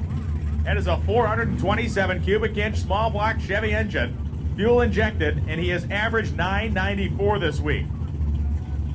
It is a heavy car, and it is very quick for the combination that it's for. It's only 427 inches. McConnell has spent years refining this combination. He has won drag week in the past. Can he do it again this year? Wheels up, launch for Jeff. He grabs second gear at about 300 feet. He's going to kick it into high gear at about the eighth of a mile. And that naturally aspirated Malibu will take the championship in his class. Goes 9.99 through the traps. He finished with a flurry. So Jeff McConnell will be your winner in Super Street Small Block Naturally Aspirated. Congratulations to Jeff. Another guy trying to lock up a title here is Doc McIntyre. McIntyre in the Sea Red Camaro. A naturally aspirated Pro Street Big Block category competitor. He has averaged 9.27. The car has gone into the eights. It went into the eights at every track except for Memphis, where he went 9.99. So, McIntyre, ready to go. Let's see if he can uncork an 8-second pass. He has a massive lead over Darren Pate. Wheels up, launch for McIntyre. He's not going to take it easy on the last day. The red Camaro through the stripe, trying to catch the pickup truck. Can he do it? At the lights, 9.23, 146 miles an hour. That's what he needed to win. Congratulations to Doc McIntyre, your champion in Pro Street Naturally Aspirated. Todd Berry goes 10.92 with an 8 at 124 miles an hour in that gorgeous Chevy pickup truck. Mark Cecino from New Jersey comes to the starting line now. Cecino in the 1986 Pontiac Grand Prix. Forget about it. Average 10.01, or his average actually down to the nines in this car all week. Pulled some majestic wheel stands. It is a really, I mean, it is a, we always say, oh, that car is pretty clean and nice looking. Cecino's car is gorgeous. It is a small block with a healthy appetite for nitrous oxide. Here comes Nino. Nino Porpiglia comes up to the starting line now. The Irish kid over there in the Grand Prix lane. Nino got pulled over a couple times and he dodged the tickets both times. He dodged the tickets by telling the police officers who were concerned that he had a parachute hanging off the back of his car. He told them that he was on an endurance run. For what, I have no idea, but neither of the cops wrote him a ticket, so it was a good strategy. Nino and Cecino lined up side by side. Mark Cecino carries the front end to 60 feet. Another one of those fantastic wheel stands, but here comes Nino. The turbocharged small block will not be able to catch the nitrous car. 9.91 at 134 miles an hour. Mark Cecino probably pumping his fist in there. He is going to be a podium finisher in the street race small block power adder category. Nino goes 10.52 with a 5 at 151 miles an hour.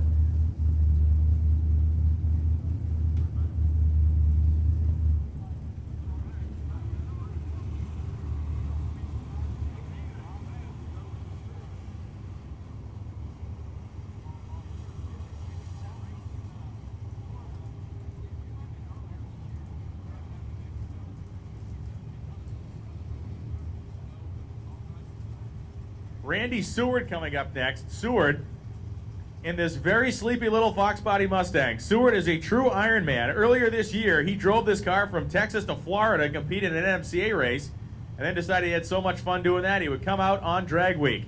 Believe it or not, this little Fox Body has run into the 860s this week on a 295 drag radial, and all of the excitement of, reading, which I'm not good at. So Seward, the little Fox Body, waiting patiently as we blow off some debris off of the Grand Prix side of the racetrack. The Roadrunner of our Lloyd Church is running in our street race big block category. Church is actually in fourth place, has a outside chance of catching Frank Romano for a third place finish in street race big block. Because Seward had to run in Super Street due to the rear suspension configuration on the car, he is in fourth place right now. But Seward went 8.62 at 160 miles an hour in Memphis yesterday, or 2 days ago. Can he go quicker than that today? Can Seward go into the 50s? Let's find out. Pulling the turbo. Nice clean launch, just carried the front tires off the ground about a couple inches, 123 in the 8th, and Randy Seward goes 8.81 at 153 miles per hour. Our Lloyd Church goes 13:03 at just 114 in the Roadrunner. Tom Hogshead comes up. Here's a cool story. This Blue Nova has competed at every single drag week since 2005. I remember seeing this car in 2005 with a small block Chevy turbocharger set up on it, thinking, whoa. Because you didn't really see that many cars in 2005 running around with that hardware on it. And Tom, I don't know if he completed that year, but he has been at every single drag week, and he certainly completed this one. Bruce Mueller in an absolutely pristine S10 Chevy pickup lines up next to him in the Hodge Ford lane. Mueller running in the big block category, big block Pro Street naturally aspirated, and he is currently in 4th place chasing Todd Berry in the 55 Chevy pickup. Mueller goes 1089 through the lights in the pickup. The Nova goes 1103 at 118 miles per hour.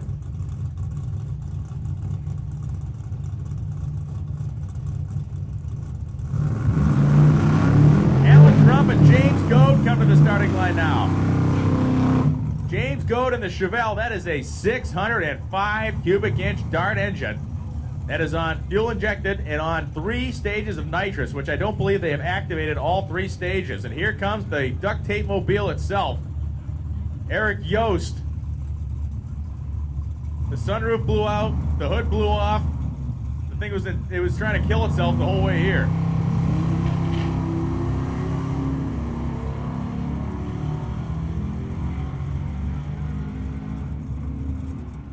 The Mustang going to outrun the Malibu here. The Mustang goes 1030 down the Hodge Ford lane, 1184 with a 1 at 119 miles an hour for the Chevelle.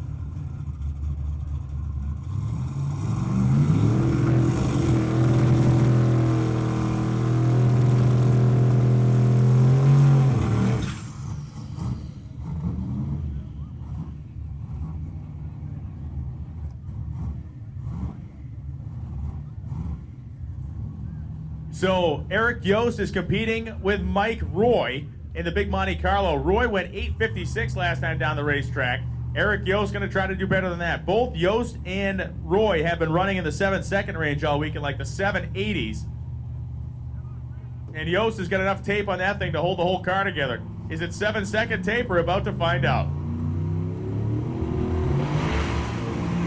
Wow, he is getting after it. 126 to 60 feet. 141 in the 8th mile, and Eric Yost through the lights goes 794. Wow, moving. 794 with a duct taped up 1982 Pontiac Firebird. Wow, 794 too through the. Oh, and look who's following him up. That would be Mike Roy.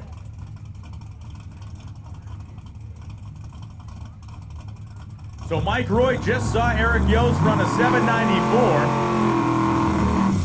He ran the 8:56 earlier, which is not the number he wants. He wants to run down a number down in the low 80s to try to force Yost to sling the rods out the side of the block later on this morning, or today. What the hell is it, the morning? No, it's 2:30 in the afternoon. I've not been drinking at all, I promise. Yeah. The problem is when you spend 2 days under a sky that's completely gray, you lose all track of what time it is, if it's morning, afternoon, evening, no idea.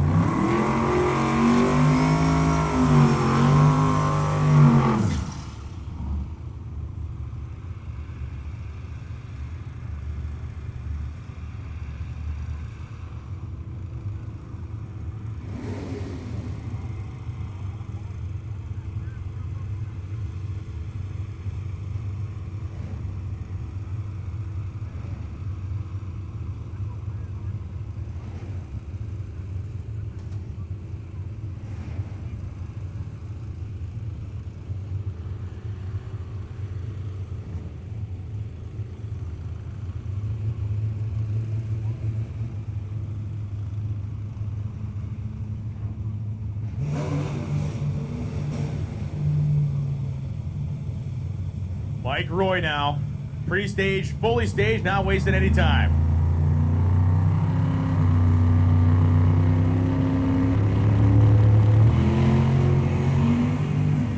Roy feeding the power to it, but it does not look like it's moving the way he wants it to. 134 in the 8th. Mike Roy goes down the top end, 834 through the lights with the Big Monte Carlo.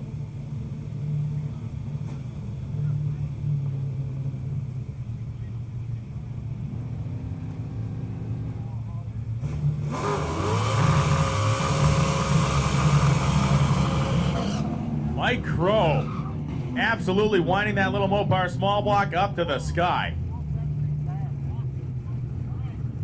The Grimmy, the nitrous-infected gremlin. The IROC G. The most tortured six-cylinder Jeep engine of all time in the front end of that thing. Those two guys had a riot this week, though. The two guys that drove this thing and raced it, you know they were having the time of their lives. That's what Drag Week's about. Obviously, not about setting world records every time down the racetrack. It's about having something you can wrench on, work on, and have a crazy experience. He's trying to take the rear end out of it, dump the clutch, but unfortunately it doesn't make enough torque, and it falls right in its face. Mike Crow goes down, looks like a napkin or a time slip came out of the car, goes 10:24 through the lights.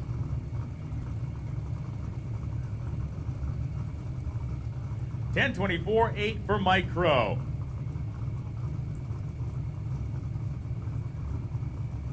Keith Lopez comes up now in a car that we've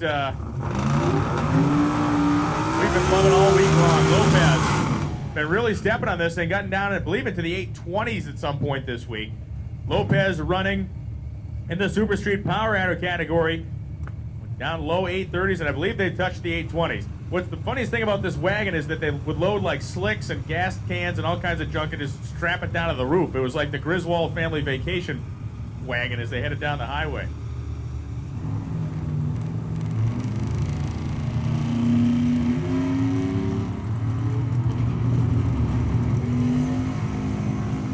Turbo spooled up, and now he's getting after it. The Fairmont station wagon, basically a 100-odd inch wheelbase Mustang, goes 883, not at 486 miles an hour though. Yes, new speed record, 486. Yes.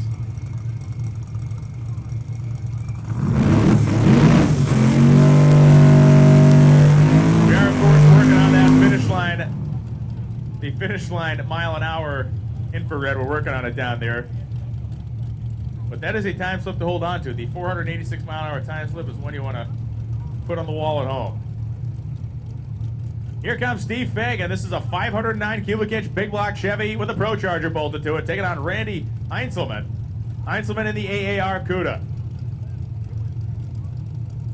Plum crazy purple, the shade on the Cuda, nice flat black paintwork on the Blazer. This Blazer started out as a pickup truck, and they actually grafted the Blazer stuff to it, so a lot of metal work in this thing as well. Nice wheel stand. Fagan in the Blazer trying to run down the Cuda. He catches him. Fagan goes 920. The Cuda goes 1051 with the one at 129 miles an hour.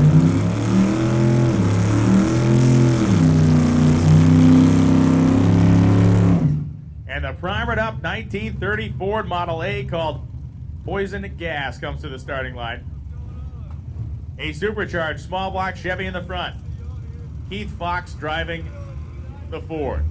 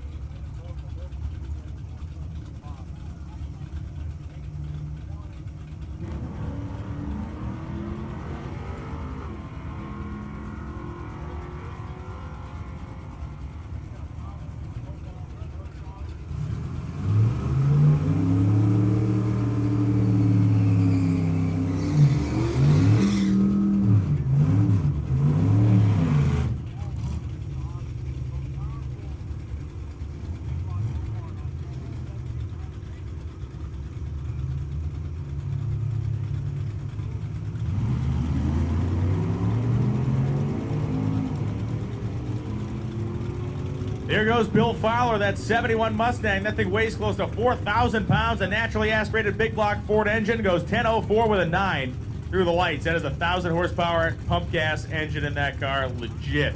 Fuel injected as well. Jeff Lutz comes up in the 57 Chevrolet. We saw Larson lay down that low 7-second pass, and here comes Lutz with the holy smoker out to about 100 feet. Look at the smoke funnel out. It looks like a Cheech and Chong movie down there. Open the door, smoke funneling out the side.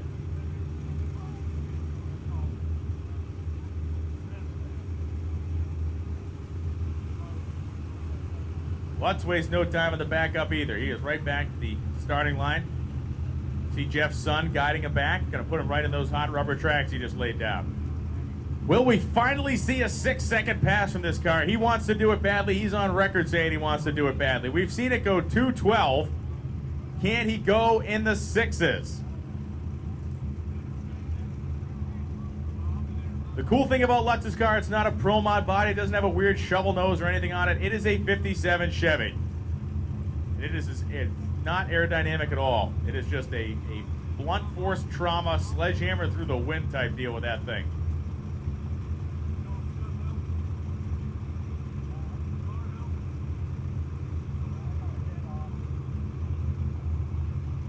Jeff Lutz now, fully staged.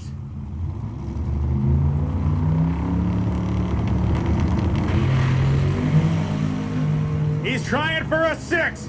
Lutz now to the 8th mile at 165. Jeff Lutz goes 7:03. Oh, 7:03 with a 3. Boy, they're getting there. 7:03 with a 3. 122.5 to 60 feet. 467 at 165 at the 8. Goes 7:03 with a 3. Somebody find that man 3 hundo.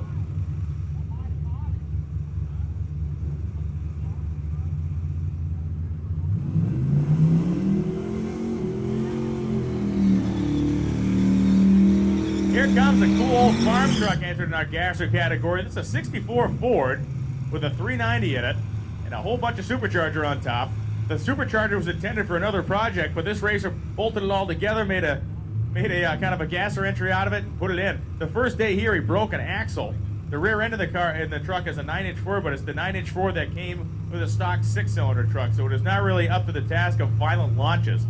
Also, the transmission in there is a cast iron, new process 4-speed with a granny low first gear.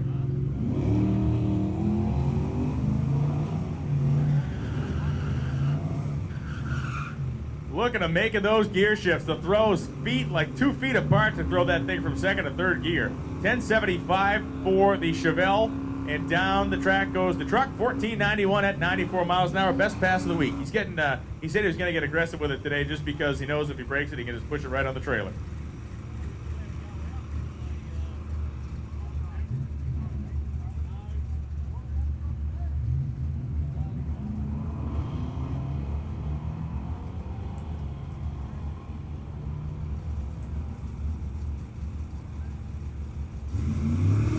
S10 pickup truck and the Monte Carlo head to the finish line. The S10 goes 13:08, the Monte Carlo 13:03 at 104 miles an hour. 34 Ford with an SB2 small block Chevy in the front, 420 inches. Those SB2 heads, man, I know a guy at home that's got a top sportsman car with a 395-inch SB2 motor in it that has the cam with more than an inch of lift. It is nuts.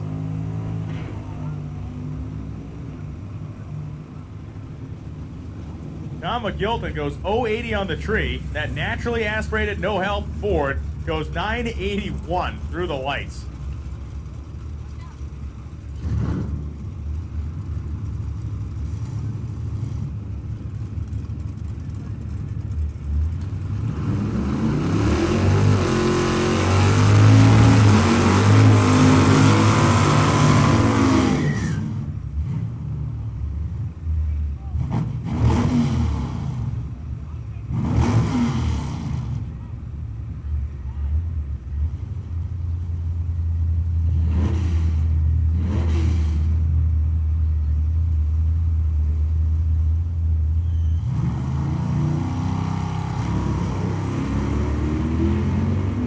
Down the drag strip we go with the Roadrunner pulling away from the Camaro. The Roadrunner at the 8th mile, about 92 miles an hour. And the Plymouth goes 1170 to 114 miles an hour. The Camaro, 1256.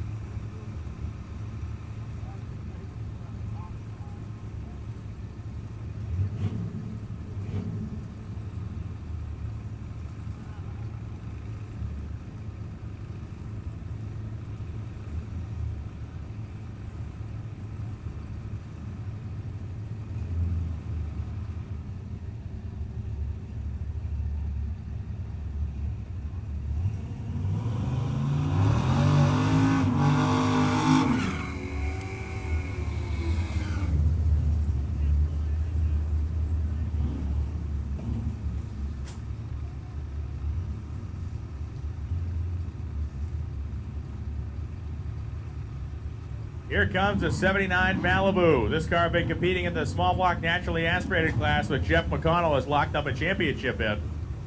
This is your second place finisher, Dustin Trance, in that 79 Malibu. A gorgeous and very clean car, a very fast car too, a 1060 average on a naturally aspirated car with essentially in Super Street.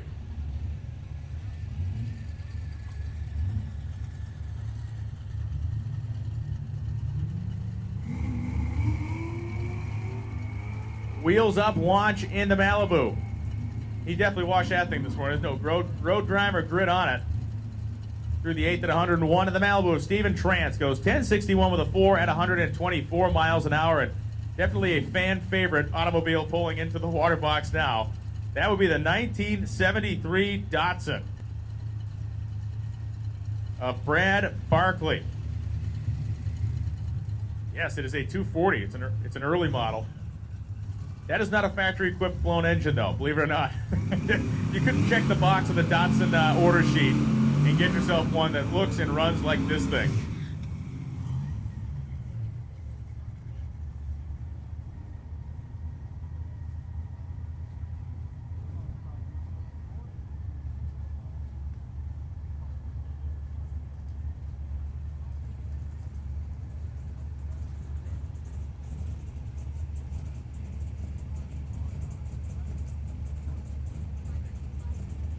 So the blown Datsun and the Camaro. The Datsun driving away from the Camaro, 118 at the 8th mile, and Barkley goes down 920 at 152 miles an hour. That is one of his better laps of the week in that thing.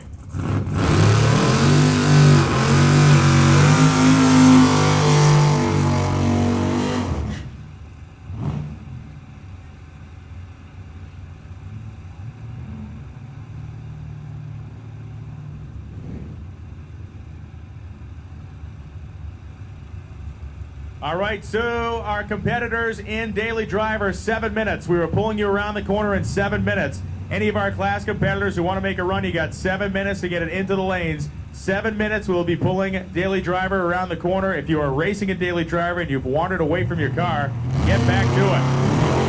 Glenn Hunter Jr., the big supercharged 56 Chevrolet, the Whipple Charger, screaming away through the 8th mile. And Glenn Hunter Jr. goes down 863 in the Shoebox Chevrolet.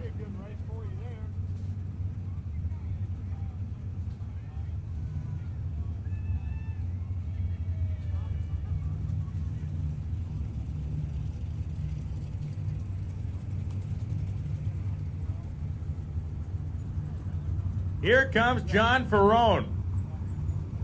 That is a 1972 Aussie Charger. That is not a Torino. That is a car that was only manufactured and sold in Australia. A 72 Charger. It's a 440 cubic inch based engine in the front of it, Chrysler engine with twin 88 millimeter turbos.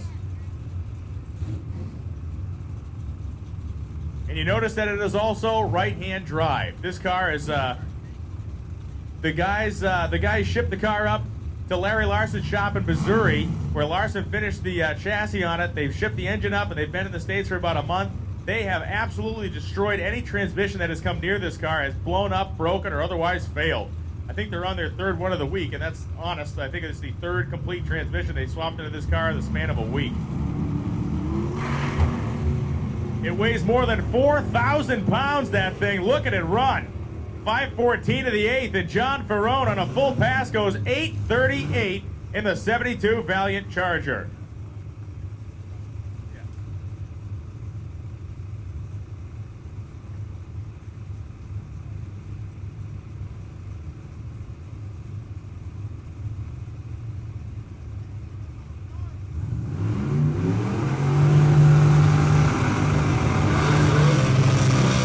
Big block, stick shift, 55 Chevrolet. Listen to him wind this thing up. My goodness.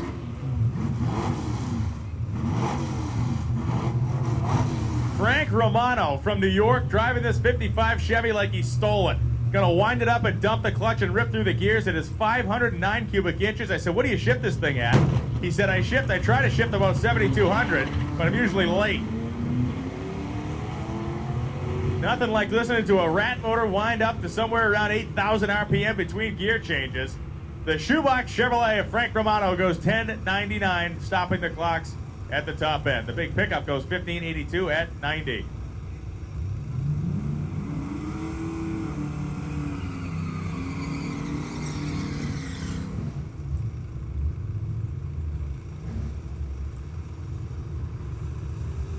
Daily Driver, we were talking about 3 or 4 minutes here. Daily Driver.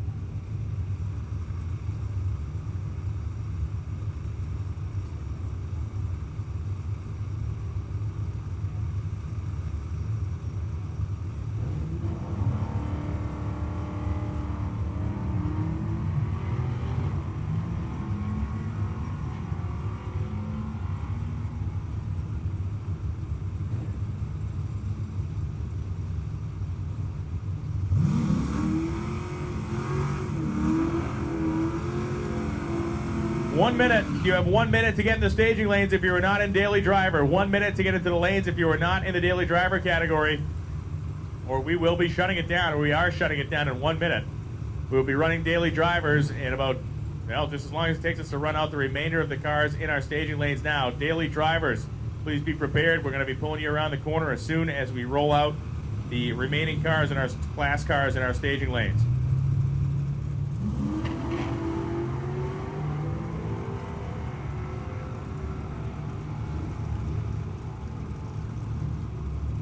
Mark Cicino in the Pontiac goes 989 at 138 miles per hour. Alan Crump goes 1034 with at 129 in the Mustang.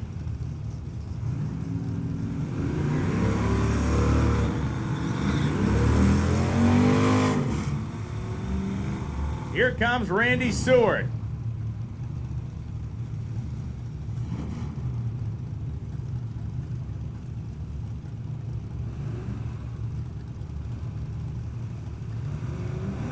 Seward comes up in the notchback Mustang. He completes his burnout and rolls through. We've seen this car go into the 60s. He went, I believe, an 880 first pass down, maybe getting a feel for what kind of bite the starting line has.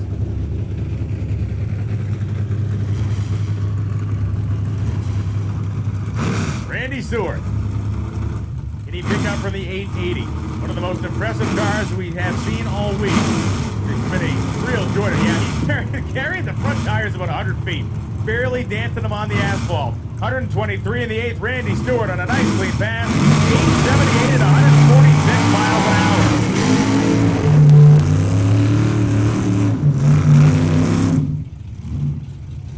Stewart leaning into it a little harder, but still not as aggressive as we'd seen him earlier in the week. Maybe he's driving that thing all the way home. Who knows? 55 Chevy pickup lined up next to the 1930 Ford Model A.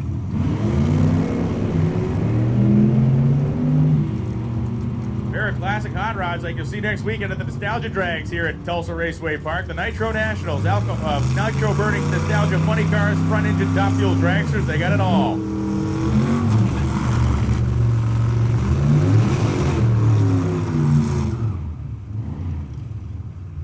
Mike Cox coming up now against Keith Harrison.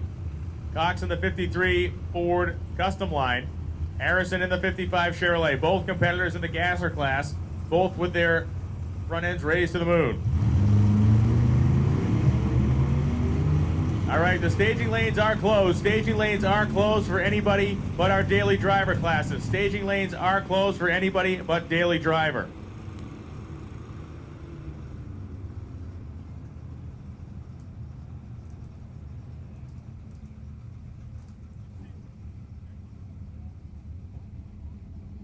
Daily driver competitors, immediately after following your pass, you need to come up here and give us your time slip. You got to come to the timing tower, second floor, and hand in your slip. Daily driver competitors, immediately following your pass, you must come to the tower and you must hand in your time slip. We're going to do the, once you hand us the time slip, that's how we set the field, and that's it. Then we run our 32. But daily driver competitors, you must come up here and hand in a time slip within like 10 minutes max of making your pass, because it takes us a couple minutes to do the math and get everything squared away to get the class lined up as it should be.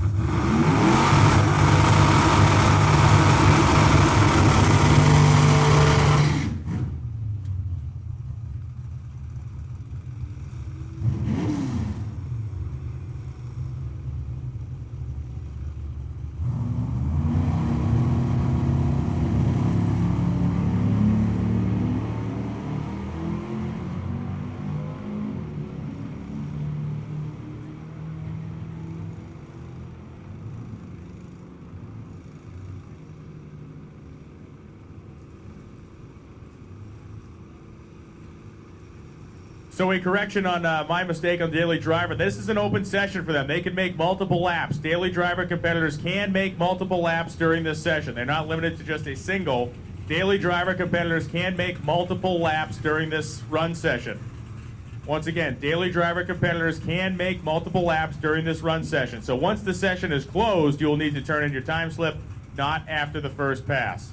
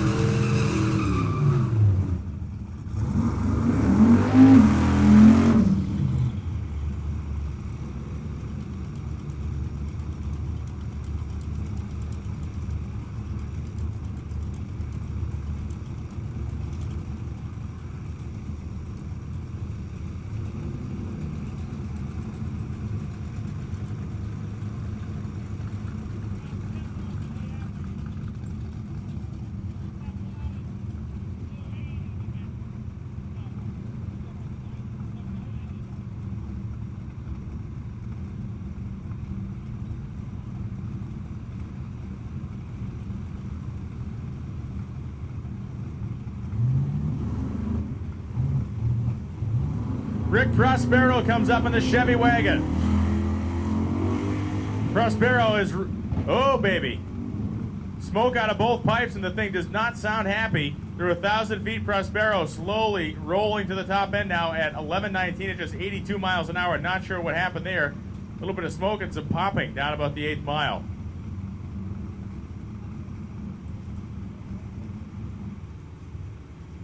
And we're going to give that a quick check to make sure there's nothing down there on the racetrack. Once again, daily driver competitors, this is an open session for you. You can make as many laps as you can jam into it till we close the lanes. Daily driver competitors, you can make as many laps as you can before we close the staging lanes.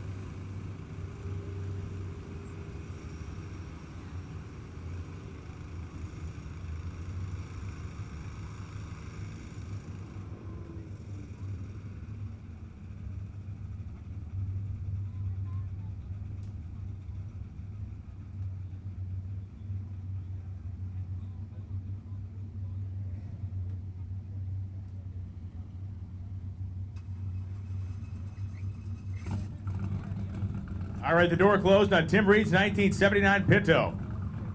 Reed, I believe, will be the last or second to last car to run in this session here as our daily drivers are ready to make the bend. Yep, they're starting to come now.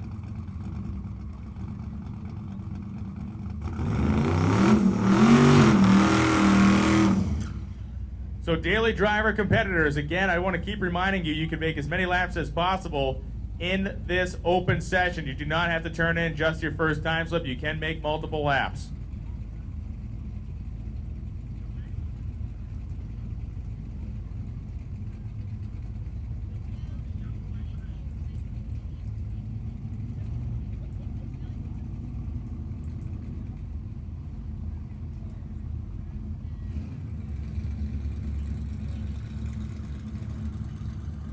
Tim Reed is pre-staged. Reed is fully staged. Down comes the tree in the Pinto.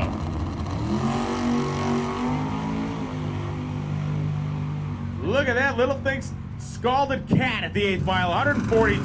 He goes 794 at 171 miles an hour. Hello, Tim Reed. 794, 171. Yowza. 5:10 with an 8 at the 8th mile at 142. That is definitely a personal best for Tim Reed. 794 to 171 in the car with a wheelbase of a shopping cart. Wow.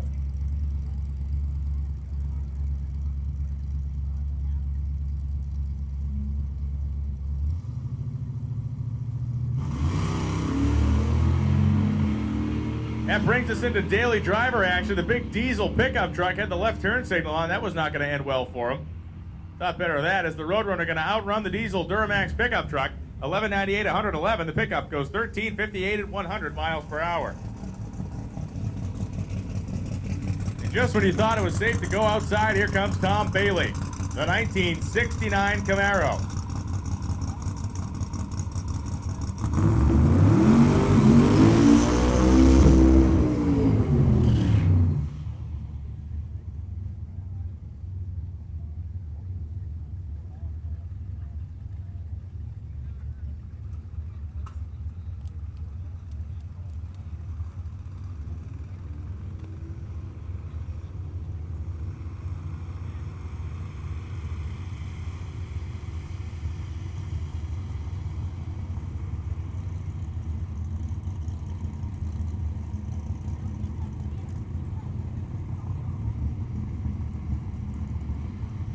So Tom Bailey making his way to the starting line from Michigan.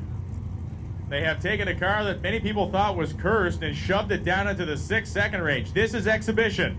This car is not an active competition. It is an exhibition pass. So even though he ran that amazing 694, it does not help his cause at all. He had to drop out last week when they broke some rocker arms, and he was unable to get to a racetrack on time to make a pass. That being said, we told him he could come back and to Tulsa, make a couple test hits today for exhibition purposes, and boy, he has put on a heck of a show so far. Can Tom Bailey run harder and faster than 694? Wow. Who knows? But we're about to find out.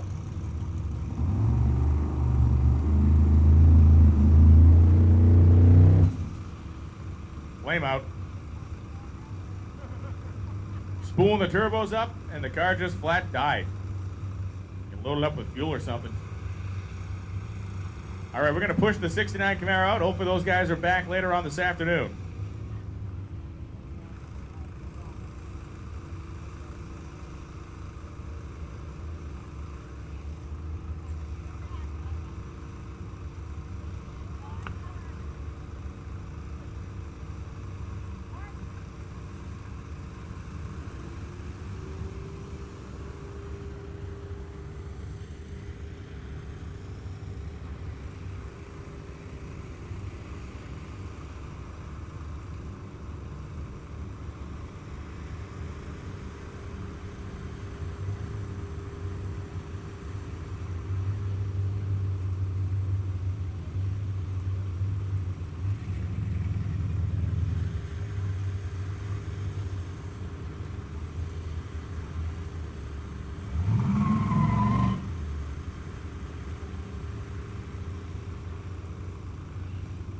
All right, we're going on with daily driver action down here. This category is a kind of a bracket deal we talked about. We're taking the 32 quickest cars and putting them in an open comp format eliminator.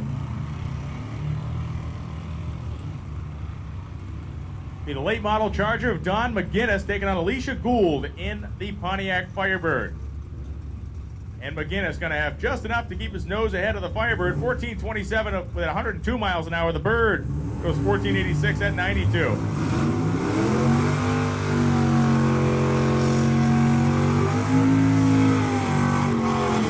Steve Eden comes up next. Eden in the Chevy Nova with a 4-speed, a small block, and a 12-bolt rear end. A classic combination here in Eden's car, lined up next to George Horton in the two-tone Chevy pickup truck.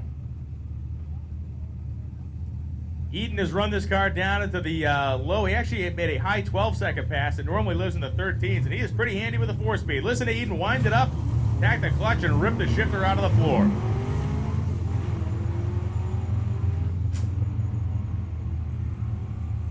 The 4-speed Nova going to get outrun by that healthy pickup truck of George Horton, 12:29.7, 107, as Steve Eden goes 13:53 with an 8 at 90 miles an hour. Mark Pelto comes up next in the late model Pontiac GTO, taking on Ryan Robnett. Robnett in the Screaming Mustang completes his burnout in the Grand Prix lane.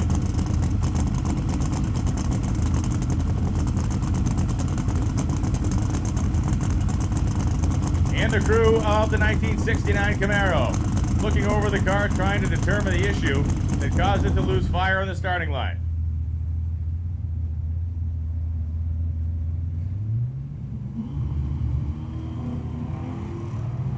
Great reaction time for Robnett. He is preparing himself for eliminations. You got to be able to hit the tree in this type of racing, and Robnett, an 063 light, will be competitive for sure in our class, in the daily driver class eliminations. 11:37 at 118 miles an hour for Robnett. 13:09 for the Pontiac GTO. The Ford Crown Victoria rolls to the starting line. The left lane to line up next to the gorgeous Barracuda of Clark Lamb. Lamb in the fastback Cuda. Heading down the drag strip now. 083 red light start. Going to want to avoid that during eliminations. He will disqualify himself, foul out. Clark Lamb plenty enough to cover the Crown Vic as he goes 11.94 at 113 miles an hour. The Crown Vic goes a very Crown Vic-like 15.72 down the Hodge Ford lane.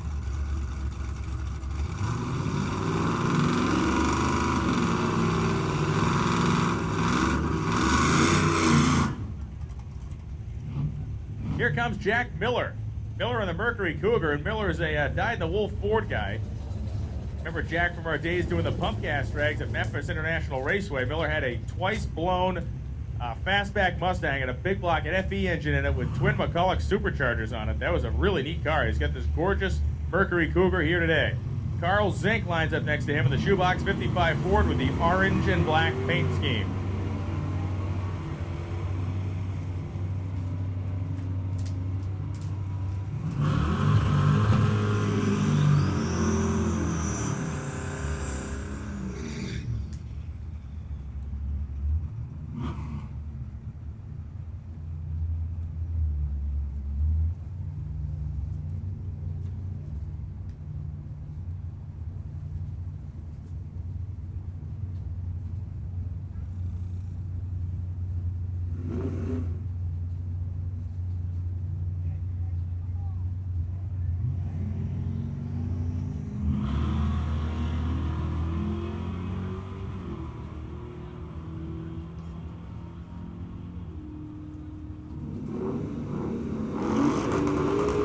Josh Walton and Casey Cunningham head down the racetrack. Cunningham 11:43, Walton goes 11:57.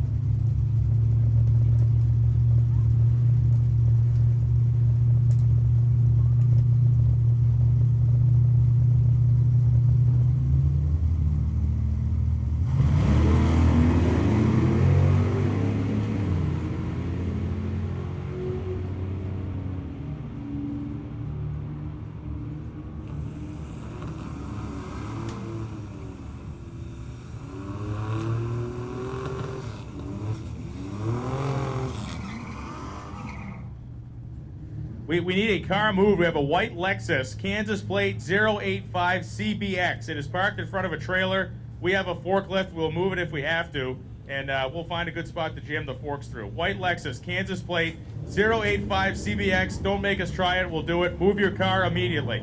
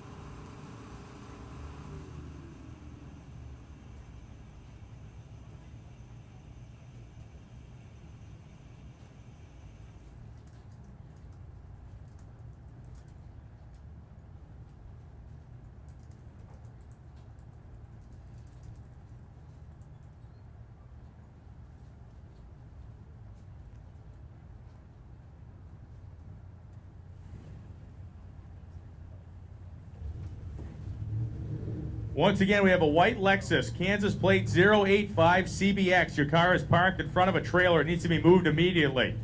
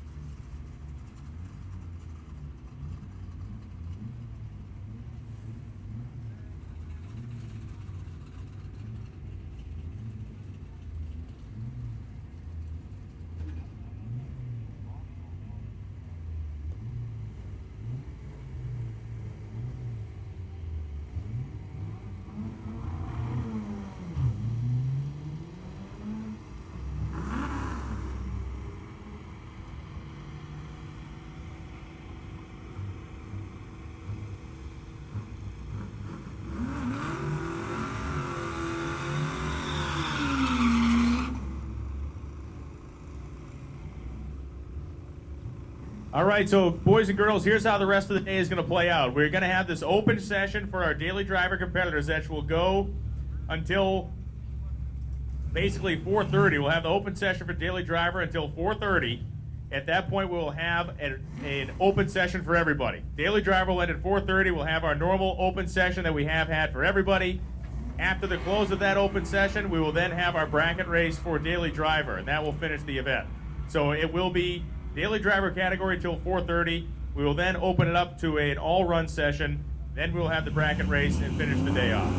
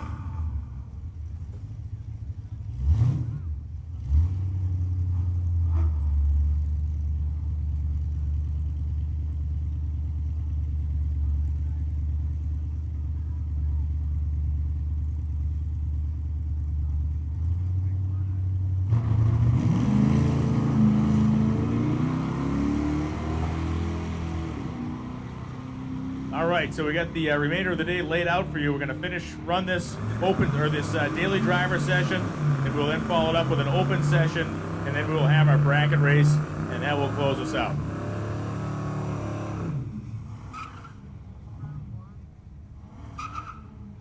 At some point this afternoon, I think we're going to see the Pro Extreme car of Todd Martin. Mark Arblaster comes up in his black half-ton long bed Chevy pickup, lined up next to John Gilliard. Gilliard in that 4th gen Pontiac Firebird ragtop. So LS Power versus the old pickup truck in the Grand Prix lane.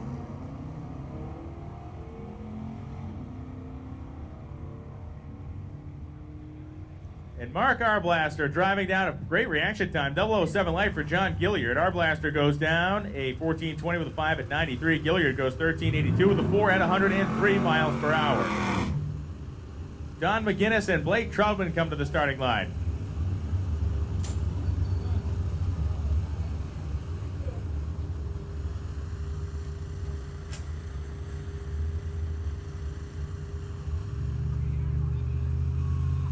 Troutman and McGinnis side by side.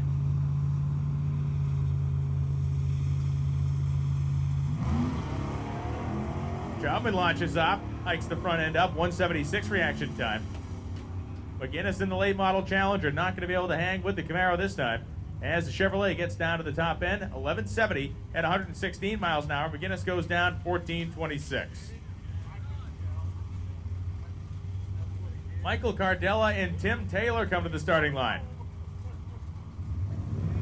Taylor in the red Corvette, Cardella in the 4th generation Pontiac Firebird with a non-functional Mozzie traction unit in the back. One-legged right wheel burnout there for the Pontiac.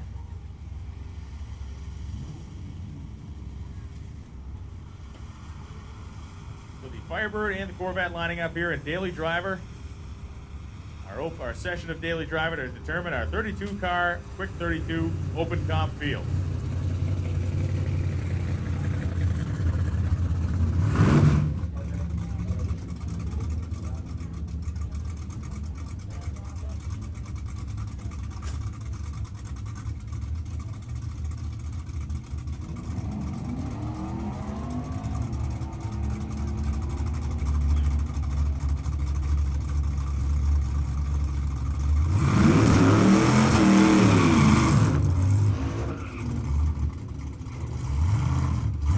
And Mike Cardella goes down 1190 at 116. Tim Taylor goes down 1271 with a 4 at 110 miles an hour. Bob Perrin and John Gatliff come to the starting line. Gatliff in the Mustang. Perrin in the 56 Chevrolet. Bob drives the wheels off this car every year. The Power Tour and Drag Week. He cruises it all around his hometown. He is a guy who loves to take his hot rod on the road. He's just the kind of guy we like on Drag Week. Red light start for John Gatliff in the late model 5-liter Mustang. The Shoebox Chevrolet going to have no problem getting to Gatliff and driving right around the outside of him. As Bob Perrin goes 1180 with a 2 at 51 miles an hour. Gatliff goes 1401 with a 9 at 107. KJ Jones comes to the starting line. Jones in a late model 5-liter Mustang, this one with a supercharger on it, lined up next to Steve Eden. Eden in the Nova.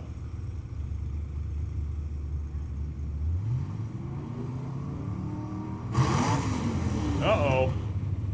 I don't know if that thing jumped out of gear, if it just pitched a U-joint now, but Steve Eden got aggressive with it on the starting line, and it looks like they're going to be having to roll him back.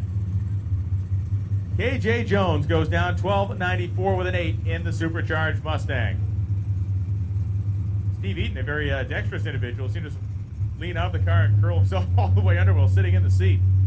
Hopefully he can get that thing fixed, or if not fixed, at least he has a trailer close by he can load it up onto.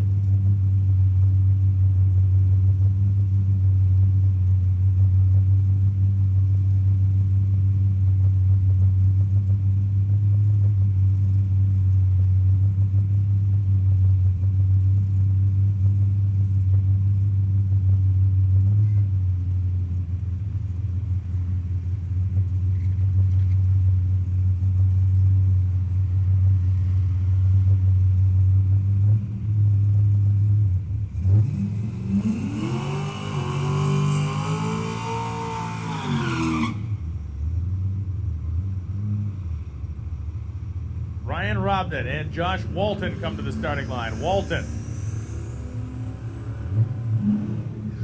in the great-looking Monte Carlo.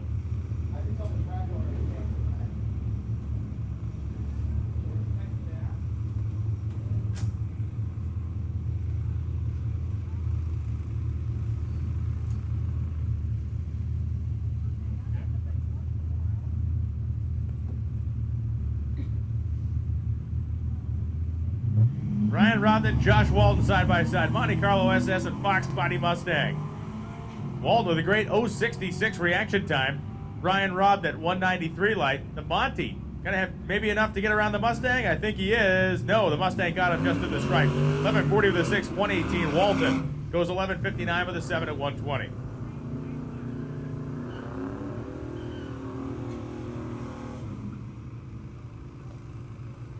John Cerrone driving the fantastic Pontiac GTO Judge in the Grand Prix lane. Cerrone from Michigan, lined up next to Clark Lamb in the showpiece of a fastback 1968 Barracuda.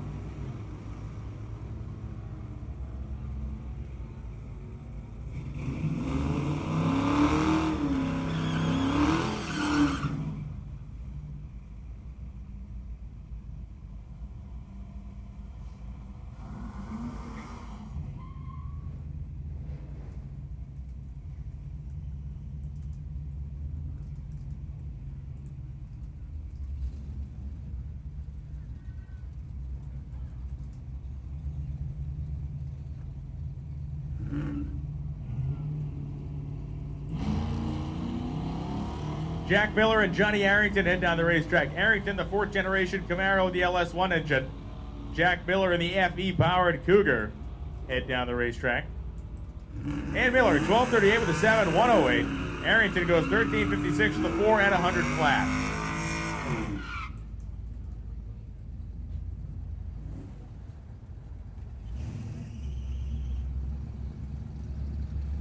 Andrew Thornton and Margot Wilder. Thornton in the Ford, Wilder in the Pontiac.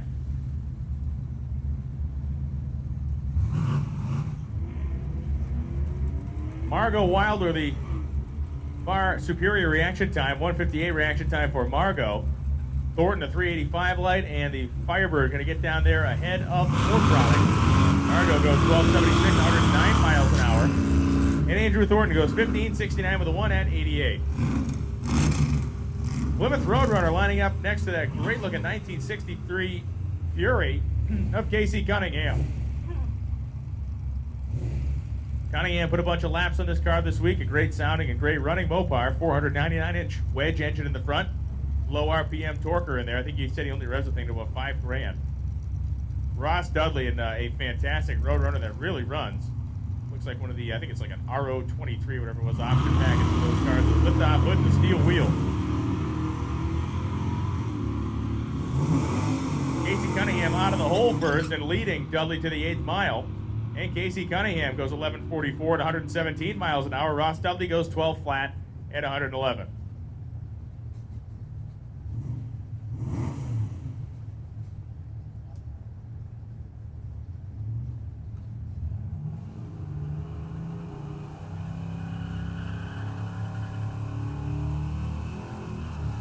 Michael Broadbrooks comes to the starting line of the 1964 Pontiac Tempest. The Tempest rolling up to line up next to George Horton. Horton in the two-tone Chevy pickup truck. And boy, this Tempest is a neat car. It's always cool to see a guy to keep a Tempest and not make a GTO clone out of it. The Gray Ghost over there taking on George Horton.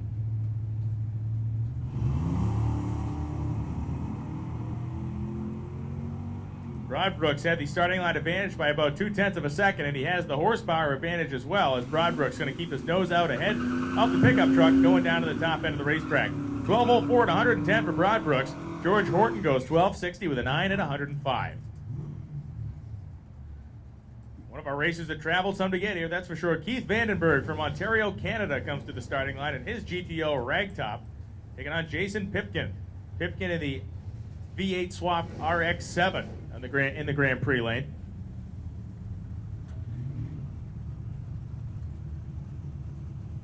Pipkin is pre-staged. Keith Vandenberg now. Back out and restage himself, I believe. Oh, no, we're going to back both guys out.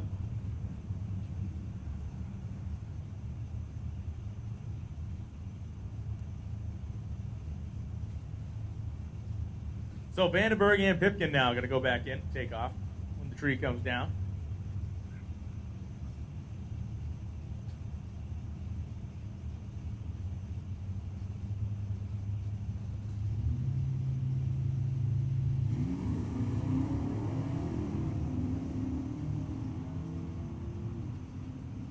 And Vandenberg came off the starting line well, but the Pontiac is slowing. Meanwhile, the RX-7 making some good power down there. Goes 12:20 at 103 miles an hour. Pipkin going to roll down and take our first turn off down there at the top end of the racetrack.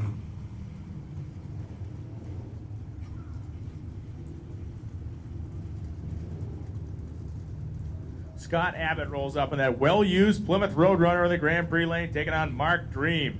Dream in the 4th Gen Z28 Camaro, and Abbott. And a really cool looking barn findy patinaed up Roadrunner.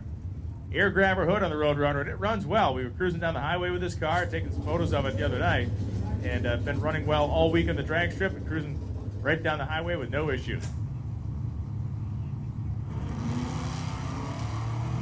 Reaction time advantage went to Dream by a significant amount, but boy, there's a whole lot more horsepower hiding under the hood of that Roadrunner than the Camaro. 94 in the 8.4, the Roadrunner. Into the traps we go. 11:48 at 118 miles an hour. The Mopar product takes the win.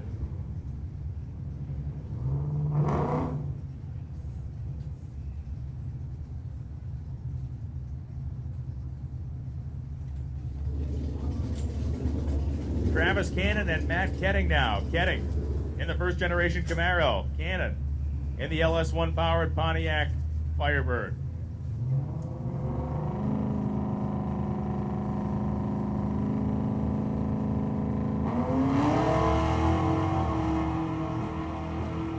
Two fantastic reaction times. 0:27 light for Cannon, 0:29 reaction time for Matt Koenig.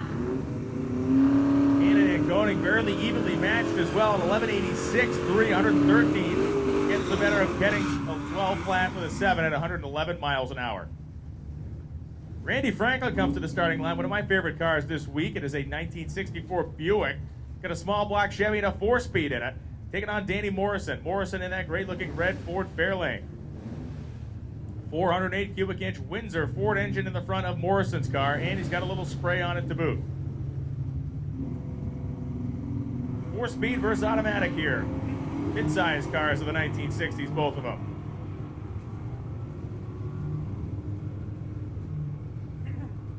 Red light start for Randy Franklin. Morrison a 386 light, but Morrison gets to the stripe first. 11:42 at 122 miles an hour for Morrison. Franklin goes 11:85.7 at 113. Mark Arblaster coming up again. Arblaster in his pickup truck, taking on Troy Wollenscroft. Wollenscroft in the patina barn find looking Camaro. Little wrinkle on the front fender. Paint's kind of dull, man. It's perfect. So this is like a perfect survivor from the early 1970s. Red light starts on both sides of the tree. 2/10 early for Troy Wollenscroft. Arblaster is 111 on the red side.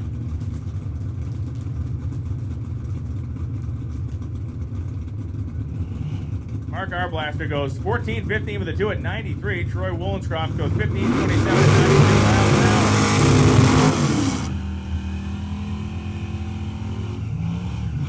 In the realm of very cool cars here this week, this 1972 Maverick sits amongst the top. It is a 331 cubic inch small block Ford engine, a tunnel ram, and twin carburetors on top, back with a top loader 4-speed transmission. The engine makes some 530 horsepower on the dyno. It's got Cleveland cylinder heads on it. Eddie Miller built this engine. You listen to Luther Duncan tack it up, dump the clutch, and roll the gears.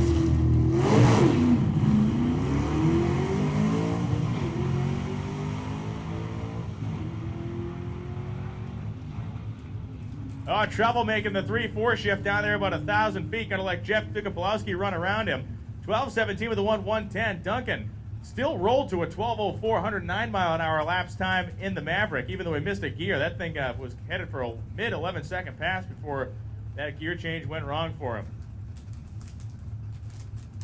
We have to replace the one bulb the racers never want to see work. It's just the red light bulb at the bottom of the tree. Everyone would prefer that thing just didn't work at all and never came on. But unfortunately, in the interest of accuracy, we want to make sure that all the bulbs are working on the Christmas tree.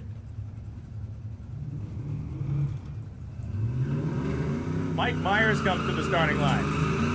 Myers in the Corvair station wagon. In stock form, this car would have had the rear engine that was located below the floor of the cargo area.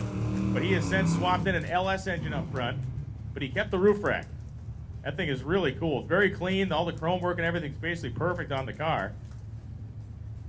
And the LS swap up front gets great mileage. Motor's right on down the road. This is the guy that celebrated his birthday just a couple days ago, too. I have a note here scribbled on one of the 1,000 pieces of paper I have. 52 years old, Mr. Mike Myers turned the other day, so happy birthday. Certainly a great birthday week for him out here on Drag Week. Michael Cardella and Mike Myers side by side with Cardella in the slightly more slippery Pontiac will get there first, 11:87, 116 miles an hour. Myers goes 12:76 with a 7 at 105. KJ Jones and Bob Perrin come to the starting line now. Jones in the stick shift supercharged late model Mustang, and Bob Perrin in his 56 Chevrolet.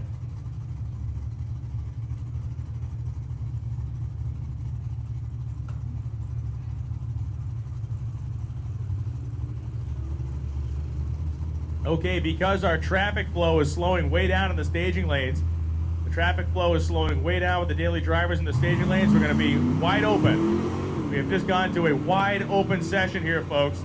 A wide open session. That means daily driver and all class cars, daily drivers and all class cars are available and open to come to the staging lanes. Daily driver and all class cars can come to the staging lanes. We have an open session as traffic has tailed off to virtually nil down there with our daily driver competitors to the staging lanes. All run, all open. Open session begins right now.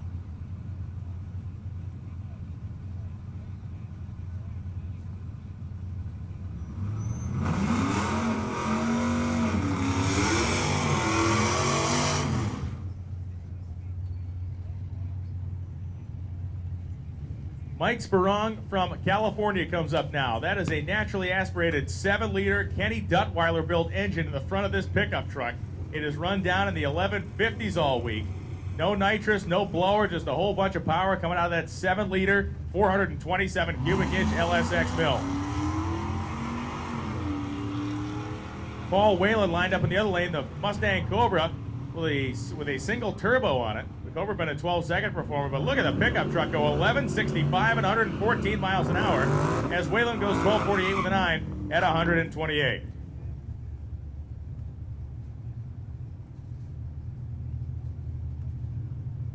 Once again, ladies and gentlemen, all classes of open for the staging lanes. All classes can come to the staging lanes now. Open session, all classes, all cars. John Gadliff and Clark Lamb line up side by side. Gadliff wheel hopping the Mustang as he grabs gears down the quarter mile. Lamb goes red 0:15 reaction time, and Clark Lamb going to get to the stripe ahead of the Ford 1184 114. Gadliff goes 13:19 at 109 miles an hour. 0:26 reaction time for Gadliff, who earlier in the week John Gadliff cut a perfect light down in Louisiana, our only perfect light of the week.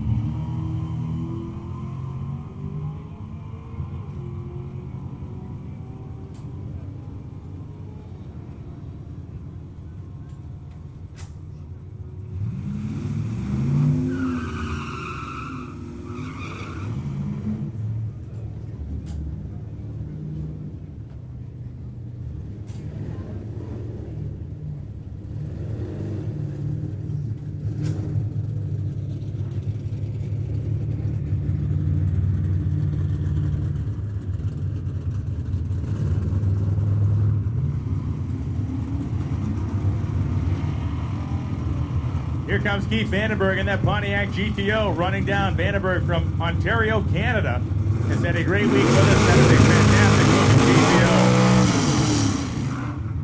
looking GTO. 13:35 at 100 miles an hour for Vandenberg. And here comes our man again, Luther Duncan. The high winding small block 4-speed Maverick. Very reminiscent of an old school pro stock car. Needs a little more tire and a little more of a chin dragging stance, but engine transmission wise, yeah. Hike the front end up, and he is winding that thing up tighter than he has all week. Grabs third at the 8th mile. Can he hit fourth? Right through goes 12:26 at 105 miles per hour.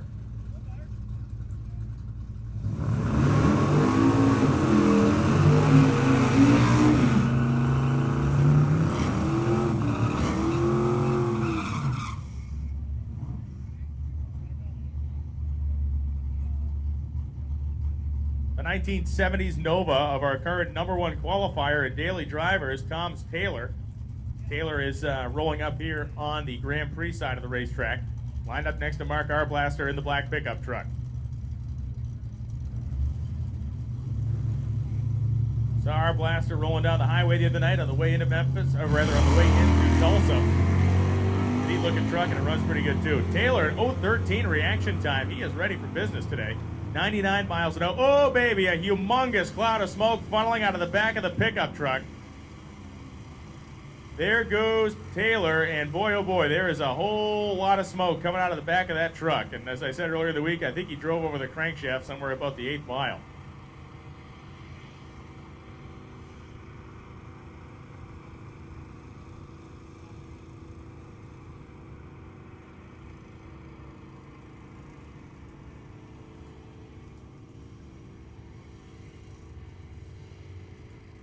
And we are getting a look-see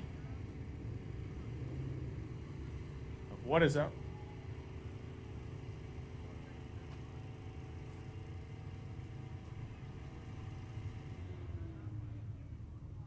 And we have a major league cleanup on our hands now as that pickup truck of Mark Arblaster just spread its guts out from the 8th mile all the way to the finish line.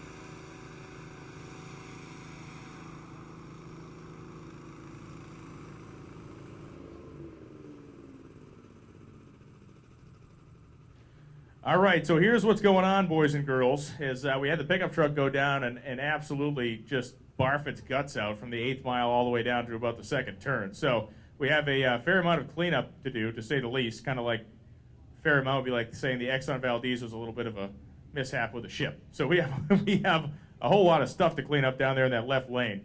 That's going to take us a little while. So daily driver competitors, if you would like to make a lap after this session, after this cleanup is done, you need to be in lanes 1 through 4. We want to make sure everyone has enough laps to turn in a time slip so we can get your 32-car eliminator set. We want to make sure everybody has a chance to get their car into that deal. So lanes 1 through 4 will be set up for daily driver guys to make a last hit. We will pull lanes 1 through 4 first after this cleanup is done.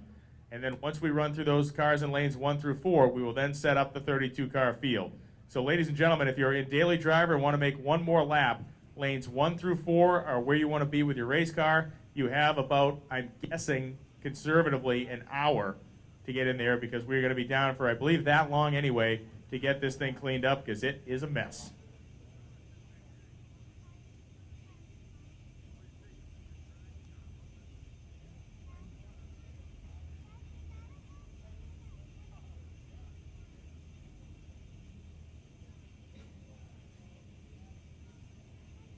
And want to make sure before you leave, you stop by the TRP souvenir stand and get yourself some cool Tulsa Raceway Park gear before you hit the road and head back to your respective homes. I love when racers come to the tower with broken stuff. So what is this? Pieces of piston ring or something? Or oh, we have gears off the input shaft. All right.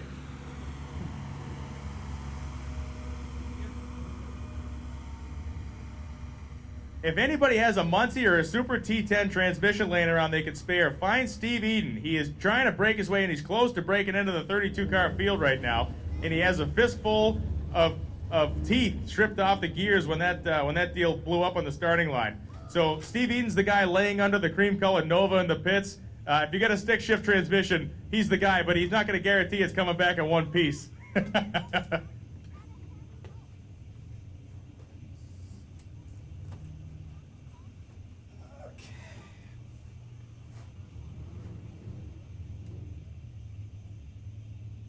14-second truck oiled the track. I know.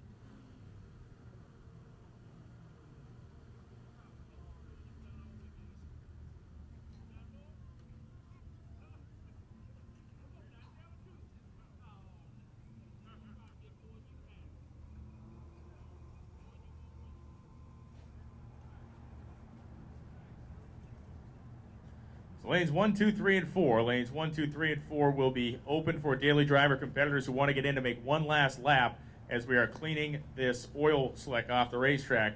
Lanes 1 through 4 will be open for daily driver competitors who want to make a last hit as we get into cleanup mode here, and our track scrubber heads down in the direction of the Exxon Valdez.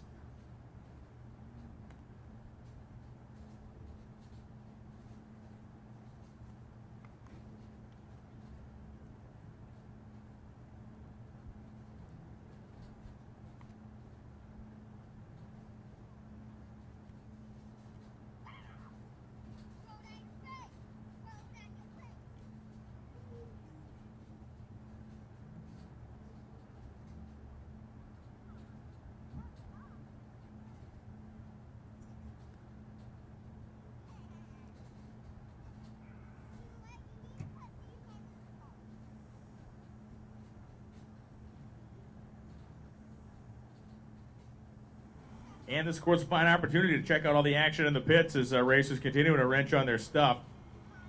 Racers wrenching down there. Grab food, something to drink. Hot Rod Drag Week shirt. And, of course, the TRP merchandise store is open to get a T-shirt or a hat. Something to remember your visit to TRP by. And if you do not get a free ticket to the Throwdown in T-Town, the great Door Slammer race that will be happening here in October, they were giving away free tickets upon entry this morning. If you didn't get a free ticket, make sure you get one on the way out. Come back and see us in October for one of the true great shows in drag racing, the Throwdown in T-Town.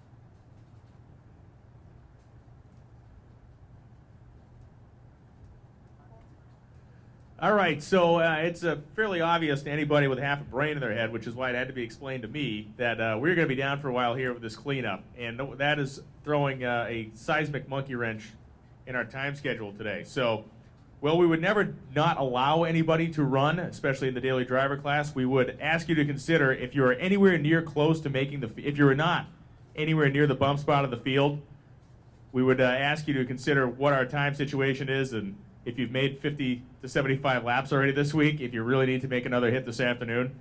Again, we're not going to deny you a run if you want to make one, but we would ask you to kind of work with us here to make sure we can get this program done in a somewhat expedient fashion. So, not going to tell you not to show up, but if you're very far outside the lines of making the field, maybe it's time to park it for the week, sit in the stands, and enjoy the rest of the afternoon.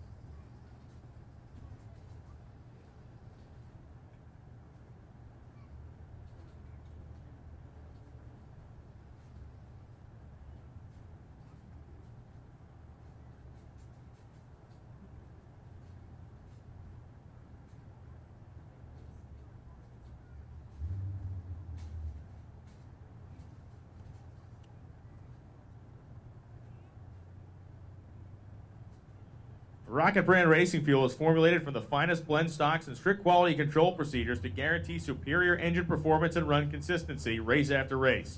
Need tech help regarding fuel? Stop by the Rocket Brand booth located near the staging lanes, that isn't there today because Jack Day has long since gone back home to California, so don't do that. But you should buy Rocket Brand Race Gas because Rocket Brand Racing Fuel will take you faster than you've ever gone before.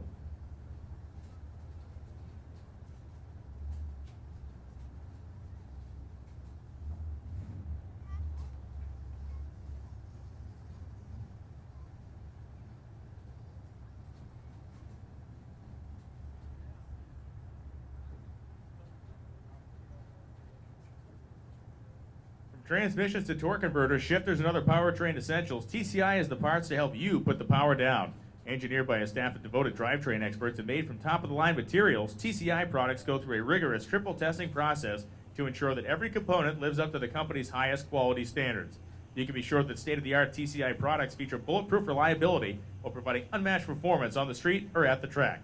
For drivetrain help, check out the TCI Trans Help hotline at 1-800-999-0853 or visit us online at www.tciauto.com.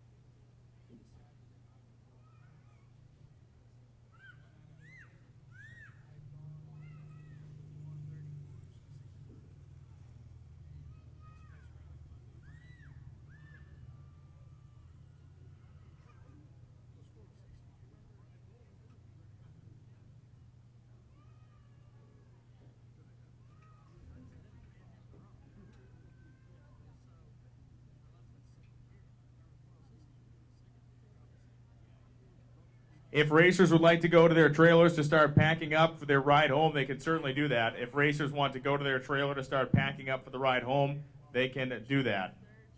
According to Tanya, what Tanya says goes. David via Tanya. So if racers would like to start packing up for a long ride home, I know many of you guys and girls out there have lots of hours on the highway. The good news is, unless you're doing it completely wrong, the vehicle you're driving home should be far more comfortable than the vehicle you spent driving around the last weekend. And if it isn't, you're doing it wrong.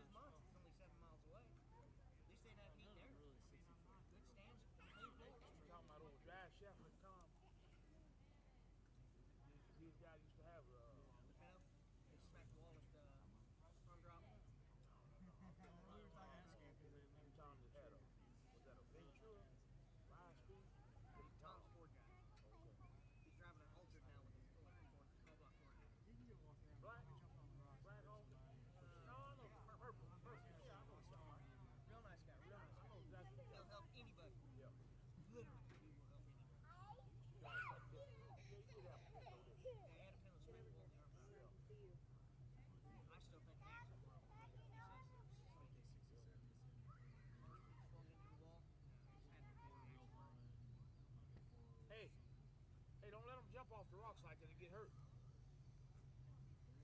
Yeah, they bust their head. Boy, man. Who wants that? Wagons is what it makes to me.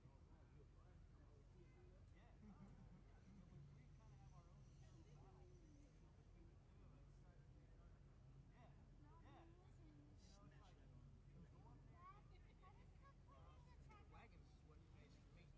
the wagons. That wagon there. I love blue one. I like It's a black one? that turbo wagon. Yeah. Thought it was a black Chevy truck. My wagon together. Wait. Turbo wagon like that. Three, 4 years ago, I almost bought I almost bought it. The guy, I was there with the money, and the guy couldn't find the titles. Let's go look at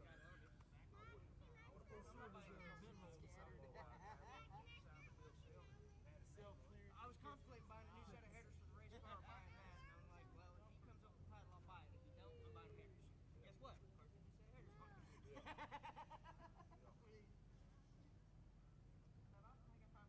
new set of headers.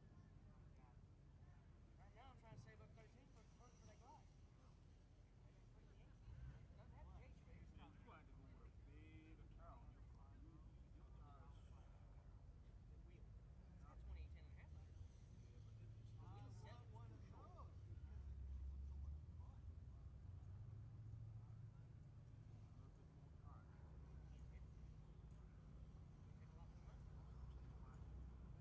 One of those.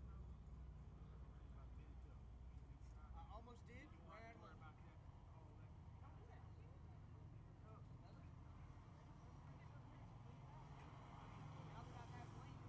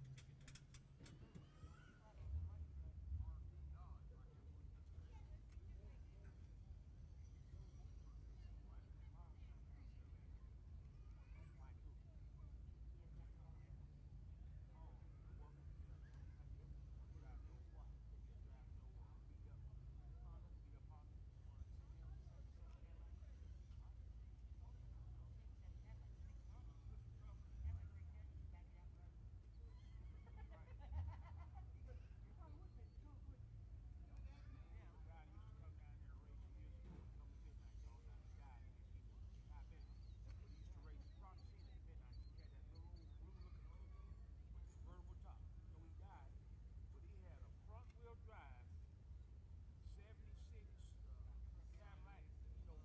Cadillac, you know, cut the back of it off the well and a trailer to it, and made a car haul out of it. I looked at that thing, I said, you had really been thinking to do something like that. Yeah. I seen that pull up, I said, yeah, I feel it. I can't afford to build it. Yeah.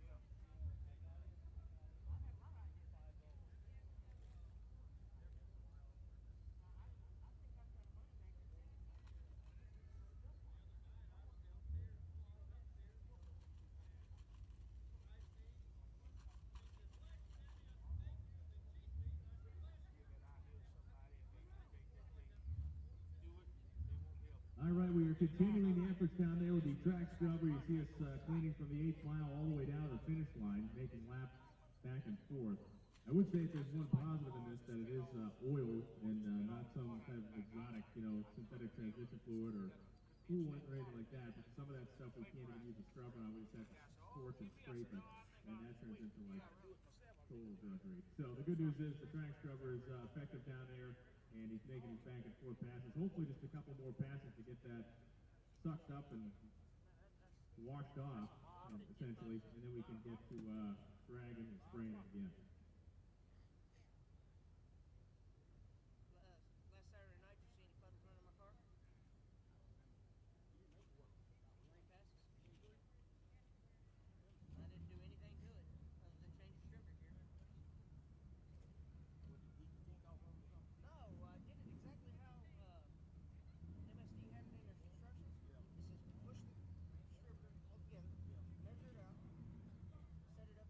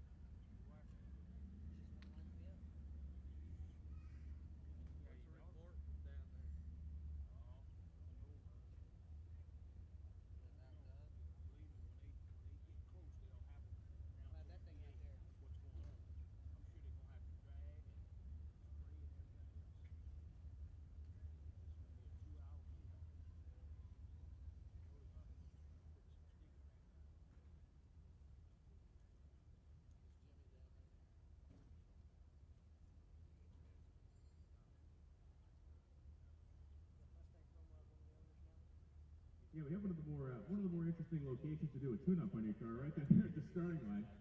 Randy Franklin knew he had some time, so we walked back to his pit space and came back up with a set of spark plugs. And he's you doing points and all that deal too, or just running plugs into it? Just plugs. So we got time.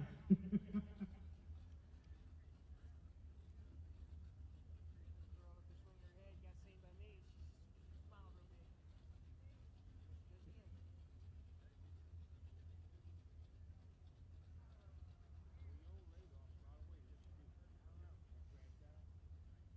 Oh no. She still says she's fat.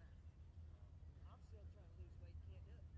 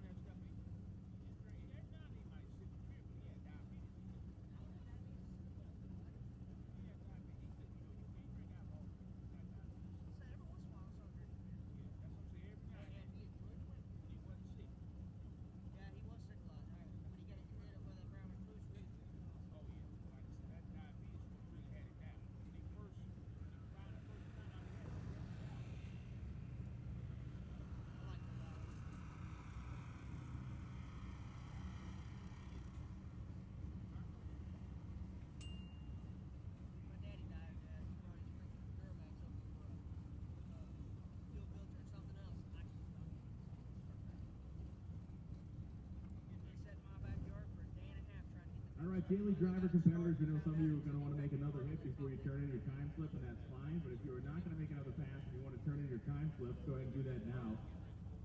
Donna and Tanya are up here on the second floor of the timing tower, and they can handle that too sweet. So if you've not turned in your time slip yet and you're not going to make another lap before our open top eliminator, please bring it up now. If you are going to make another hit, daily driver cars, we want you in lanes 1 through 4. Daily drivers in lanes 1 through 4, if you're going to make another hit, we'll pull you out right after the cleanup is done. You can make that lap and then turn in your time slip at that point, and we'll make up our 32-car field. Say right after Allen got out of jail, I saw Tank at Walmart and asked him how he was doing. He called me up and started working on his car. Hell, the Malibu set in my house a few times. I'm the one who put the rear brakes on it when he shredded them out here. Got like the last one, so before stop, money go car. On the 840. Yeah. 8, so like before stop. They got down here. That's fine. Oh, found them. Real street. I don't know what happened to him. Something happened. That's probably why I'm there.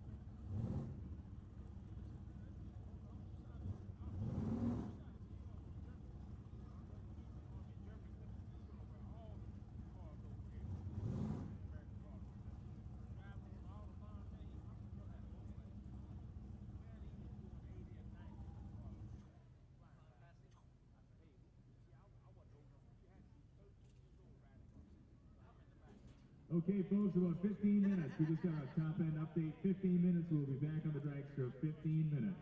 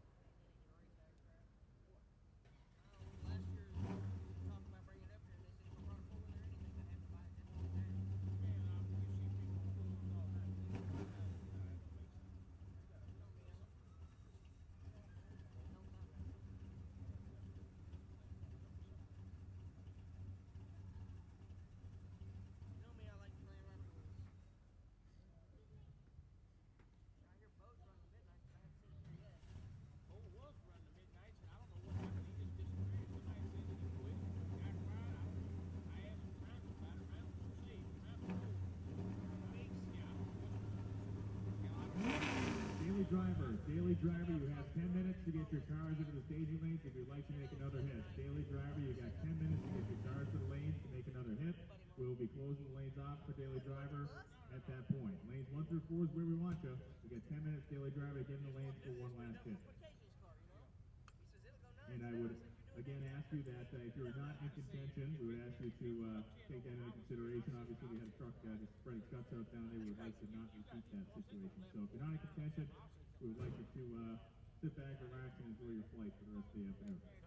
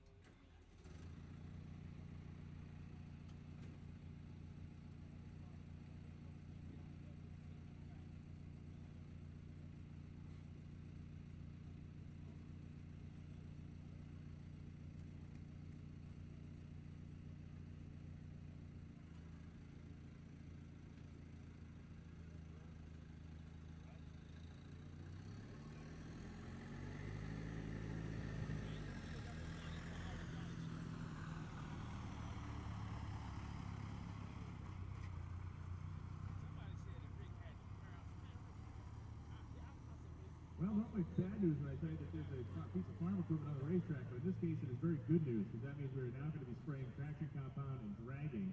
We are at the very finishing end of this cleanup. And you know what? We're not trying to bag on the dude that blew his truck up. We don't want to see anybody have that happen to them. It happens. We certainly didn't come out here and intend to spread the rods out, but hey, everybody's running this stuff flat out, whether it goes 14 seconds or 7 seconds, you're pushing the stuff to its physical limits, and after the course of a week, stuff's going to happen. So that's the way it goes in drag racing. We're getting the cleanup done, and we're almost completed with it. Thank you again to the hardworking staff of Tulsa Raceway Park for jumping on top of this and using all their equipment and manpower as best they can. They've done a fantastic job for us on Monday and today. Yesterday, just being so accommodating and being able to go the extra mile and really do a fantastic job. So thank you to the staff at TRP and hard making you work harder than you have to. All right, no one came in, so the lanes are officially closed for Daily Driver. If you have not come into the lanes right now, the lanes are officially closed for Daily Driver. Whoever's in will be able to make runs, but the lanes are now closed for Daily Driver.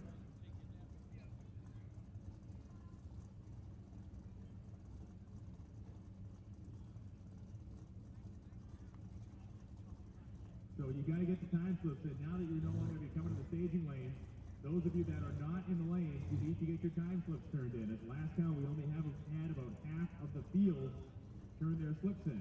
Not good. We need to have all the time slips turned in so we can build the ladder and get you paired up for the first round of elimination. So, Daily Driver competitors, you need to bring your time slips to the second floor of the timing tower. Give them to Donna and Tanya, and they will give you your paperwork, and then we can start building this ladder. Get it done now. Anybody who's not in the staging lanes, no excuse to be waiting around. Get your time slips up.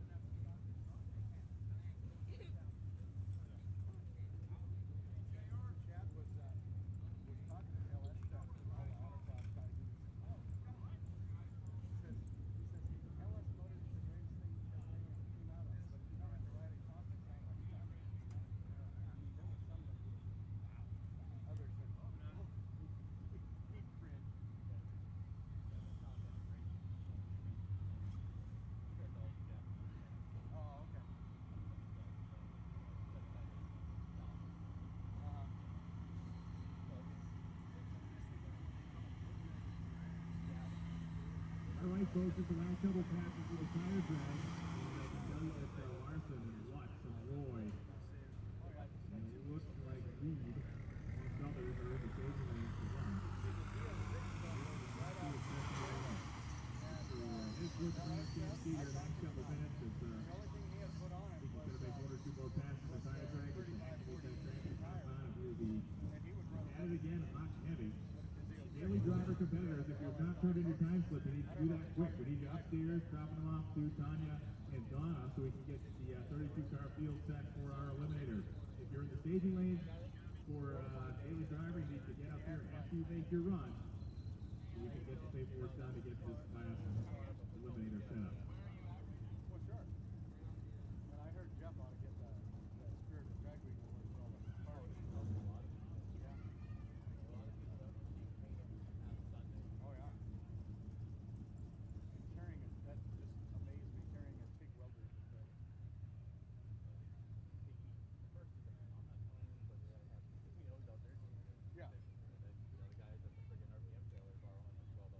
Yeah. Well, if you're well in aluminum, especially you need TIG. So.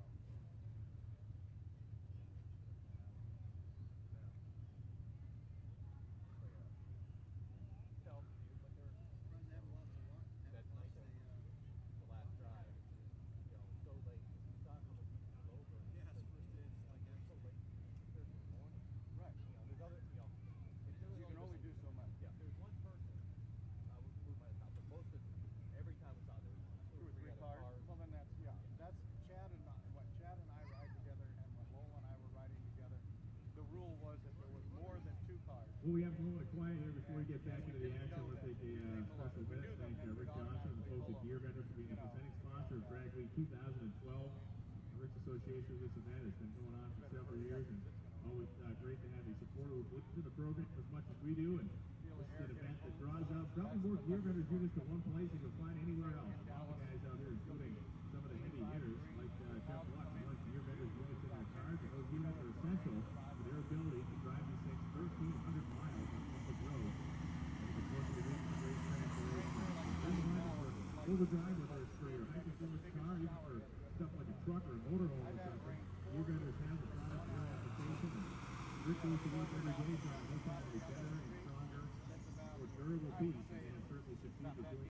So Gear Vendors, thank you very much for being a part of Drag Week.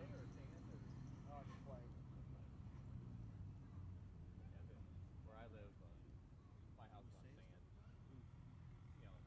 You don't worry about the snow. Because spring, after all the snow melts, I give it a day, I scrub it. Oh, okay.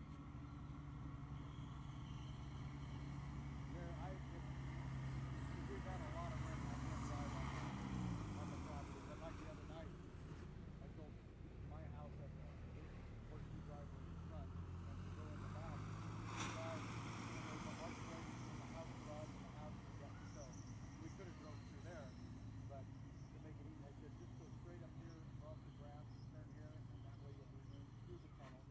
And because they wanted to take the two little spare tires off the little equipment trailer because they were just touching the 56, on short turn. And so we took those off, and then I said, drive up. So did he double trailer it? Yeah, just like I did, because when I came to Drag Week the last 2 years, well, not last year, but I was trailer up here. The year before, I checked out what states the people could have a truck, a trailer, and another trailer. Get them all in. And so everything I had was within under the length. That's all. So it's Texas, Oklahoma, Arkansas, Kansas, Missouri, all those. So yeah, my trailer's got a big metal plate on the back, about this big with a hole in it. And so we put his car in the trailer, then put a ball in there, and then put the trailer up. And I have a light plug back there, and then those four prongs, and everything. So wow, this is awesome.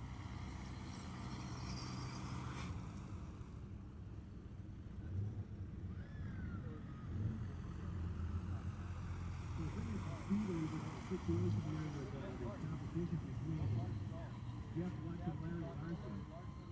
At this point right now, at this very moment, they are both tied exactly at 7.0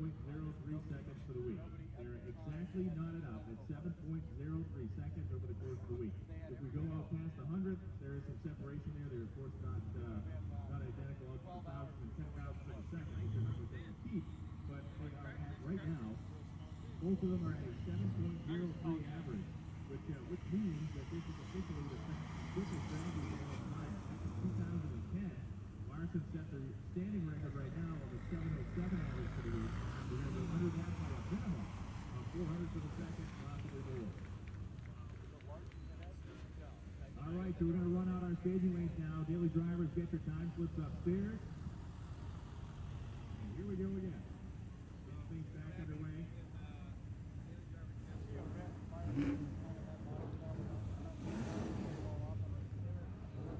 It's Randy Franklin who just did a tune-up on this thing.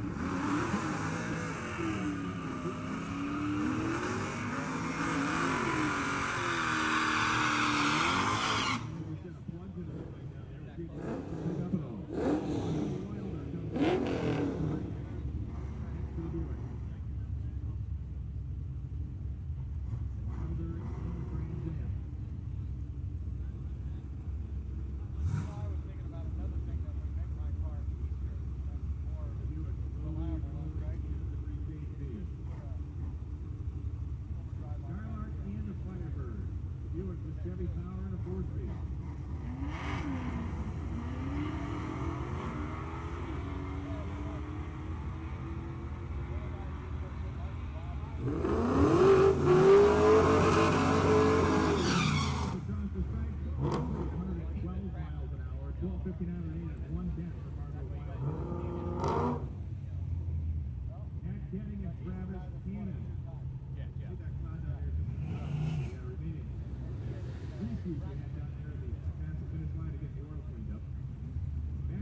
Travis Cannon comes to the starting line now. Cannon, Andy Pontiac Firebird, Cannon in the first generation Camaro.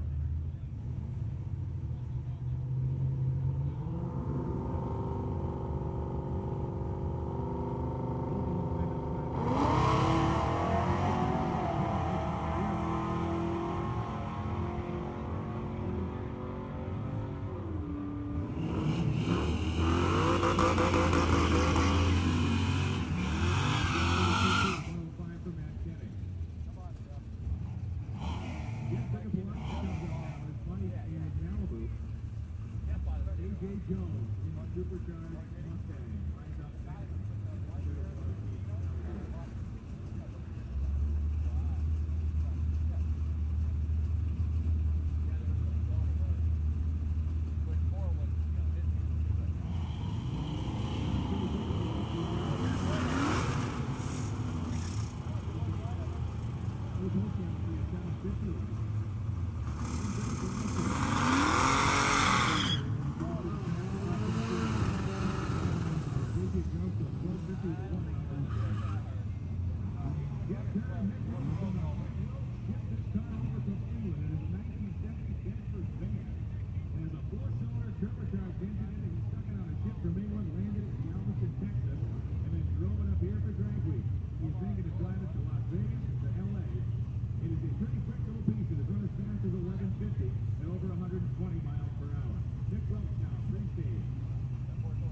Jim Turner to do it. Fully staged. A little Bedford van. Watch this.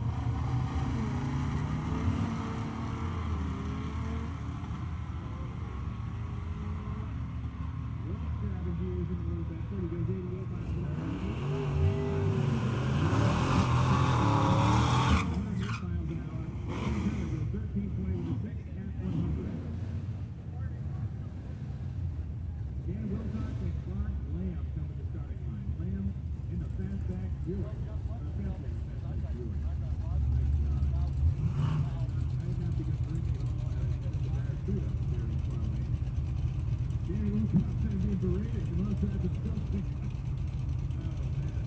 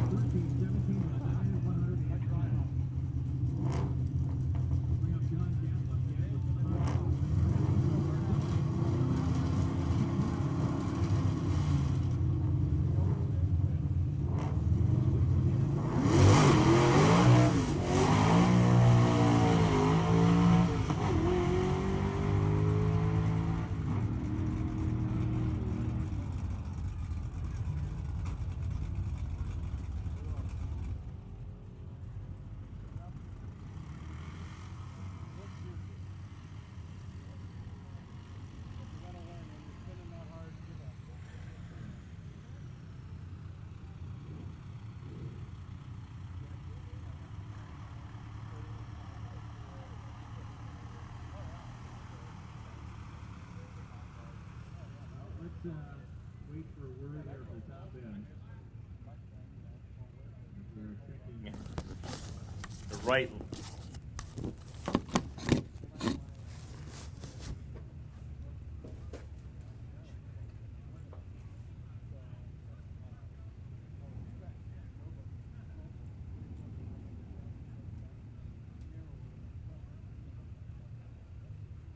So waiting for word on the top end to make sure we are clear down there.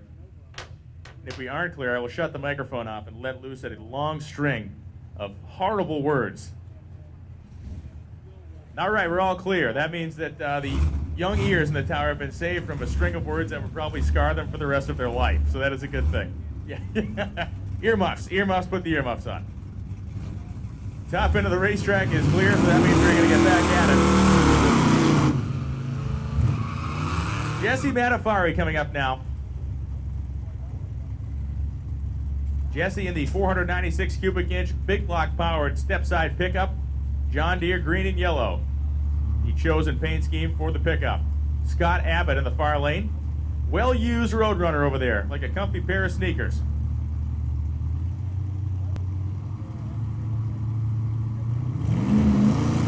Better reaction time went to the Roadrunner, as well as the advantage in the horsepower department. The Mopar at half track, driving away from the pickup truck. 94 miles an hour at the 8th for Abbott and the Roadrunner, and to the stripe, 1162 at 119 miles an hour. As Jesse goes down 1365 with the 6 at 96 and the big block pickup truck.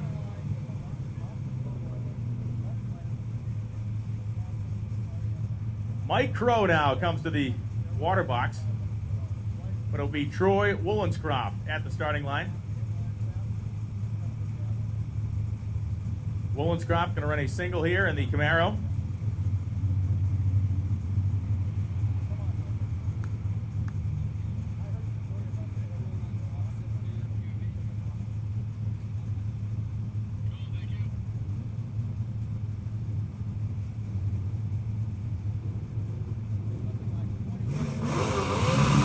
Mike Crow completing his burnout. Lined up next to Alan Crump. Crump in the Mustang. And Crow in the 5-speed Dodge Dart. Painted refrigerator white, got the steel wheels on it.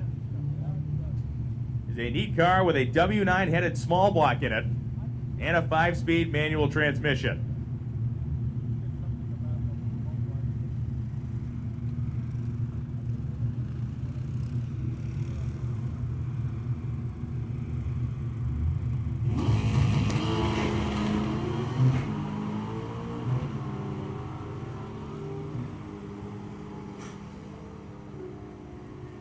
All right, Mike Crow to the stripe goes 10.24, 132 in the Dodge Dart. Alan Crump goes 10.18 with a 3 at 130 miles an hour.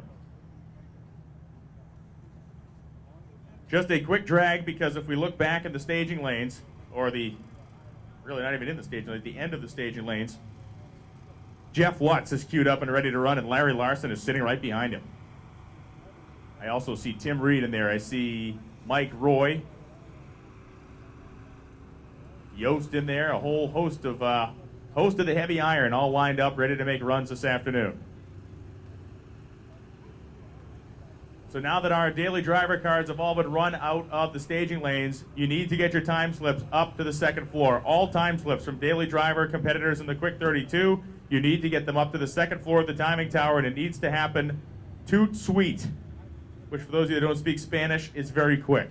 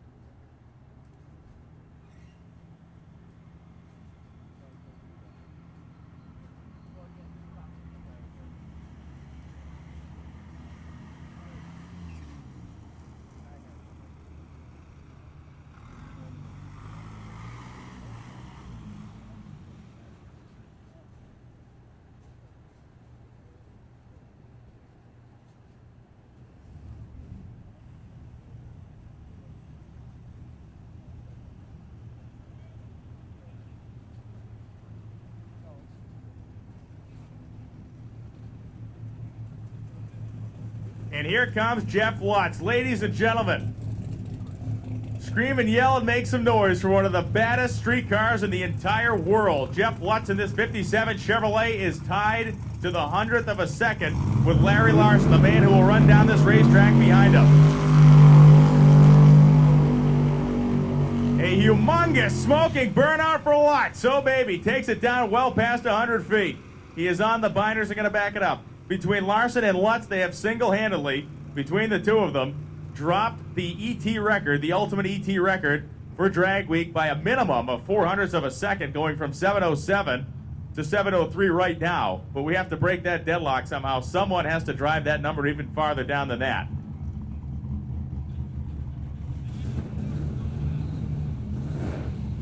Lutz's car.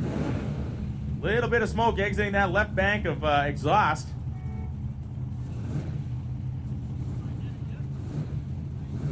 The 57 Chevrolet, we have seen it do everything but go 6 seconds this week. It has gone over 200, it has gone over 210, but it has not stopped the clock with a number that begins with a 6. Can Jeff Lutz, in dramatic fashion, turn a 6-second lap? It's time to find out. Oh, it sounds healthy. Lutz at half track. He's going 164. Jeff Lutz with the hammer down goes 7:07. 210 miles per hour for Lutz in the 57 Chevrolet. Unbelievable. 210 miles per hour for Lutz, and here comes his counterpart, Larry Larson.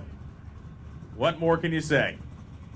565 cubic inches of Mike Moran built twin turbo monster, Elenco transmission sitting in the tunnel. All those ship rods coming up through the floor.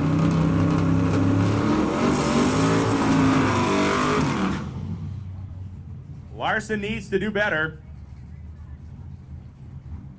I don't know how much better. I don't have the numbers in front of me, but as they are tied at 7:03, kind of a dagger to the heart of the Lutz camp would be a 6-second pass here for Larry Larson. He has done it once already this week, and on this very drag strip and in that very lane that he did it before, but it was 6 days ago or 5 days ago. Happened on Monday. Larson takes the pre-stage beam. Up come the revs. Fire spitting out from under the car is Larson. Dangling the front end of 300 feet. Larson at the 8th mile. 166 to the stripe. 694, 208 miles an hour. A grand slam home run in the bottom of the ninth. Larry Larson has done it again. 694, 208. Make some noise for the baddest street car in the known universe. Unfrickin' believable. 119 to 60 feet. 4.5 seconds to the 8th mile at 166 miles an hour, and straight out the back door, 694 with an O and 208 freaking miles per hour. Unbelievable. Tim Reed rolls up in the Pinto now. The Pinto, the LSX engine in it, turbocharged and now with a whiff of nitrous oxide. Man alive.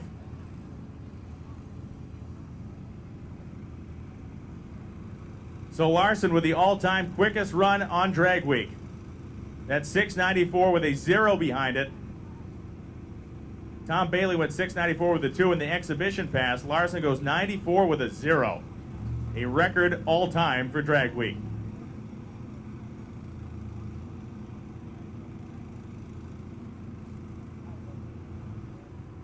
So Tim Reed now fully staged the turbocharged and nitrous injected LS engine in the Pinto. Spool the turbos up.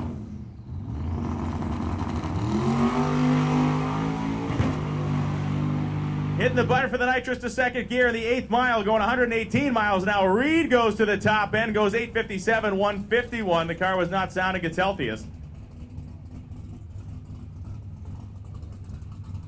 And here comes Mike Roy, the Michigander, trying to hold off the charge of Eric Yost. Yost ran down in the 7s today. Roy has not been there yet. The car appears to be wounded to some level because it has only been running in the 820s, 30s, somewhere in that area. The car has been down deep into the 7s all week before today.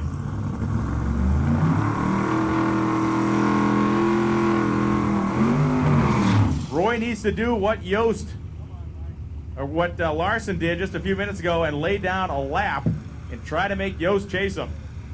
To this point of the day, it does not look like Roy's car is running its best, or at least at the peak it was for most of the week. Like many of the big horsepower cars out here this week, they're running the larger, more powerful engines. Valve train issues I believe valve train issues also were giving Roy some fits at various points during this week's competition, and they may be back to bug him again today. Mike Roy, another turbocharged entry.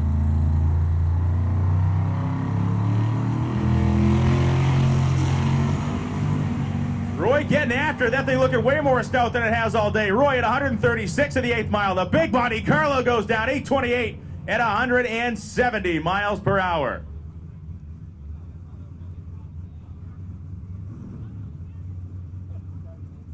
Brian Macy leading Sean Fink into the water box. Fink in the small block, single turbocharged Chevy panel, little Nova panel wagon. Fink had the issue earlier, lubricated the racetrack with transmission fluid, I believe it was. Transmission was overfilled and it puked a bunch out on the way down the race course. They have remedied that, and now they are back to make another lap. Fink is currently in third and will finish third in the unlimited class. Amazingly, when you think about it, a couple of big blocks with twin turbos and the little small inch small block with a single dryer on it is getting it done.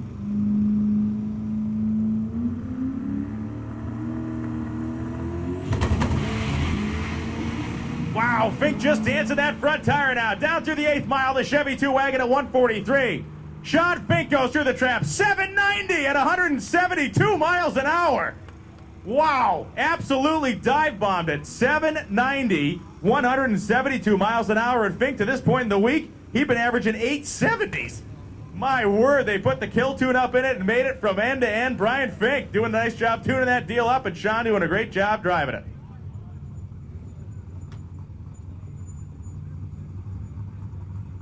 And here comes John Ferrone, the pride of Australia, in the Valiant Charger. 1972 Aussie Valiant Charger completing the burnout. A 4,000-pound car, almost 4,200 pounds. As Ferrone completes the burnout, gets the reverser engaged, starts coming back to the starting line. Twin 88mm turbos on a Chrysler big block-based engine. Makes somewhere about 27 horsepower, according to a couple of his crew guys. Larry Larson did most of the chassis work on the car. Ferrone is an engine builder by trade, so he built the mill that's in the front. The engine and the chassis have not been the problems this week. It has been transmissions, and they have been going through them like most of us have been changing underwear, which is almost daily. Ferrone on a good pass with that thing, just barely touching the front tires to the ground. He's on the left of the grill, always sideways down there, and he lifted.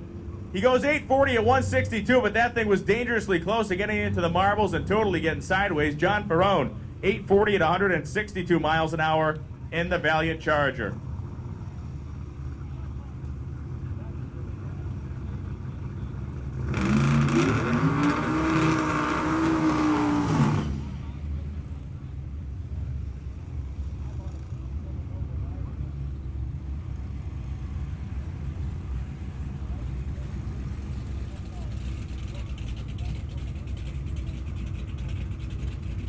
So it's Keith Lopez.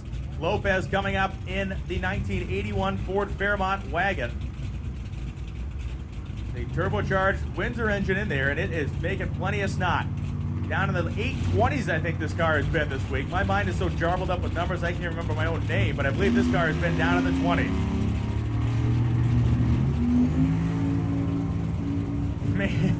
Man alive.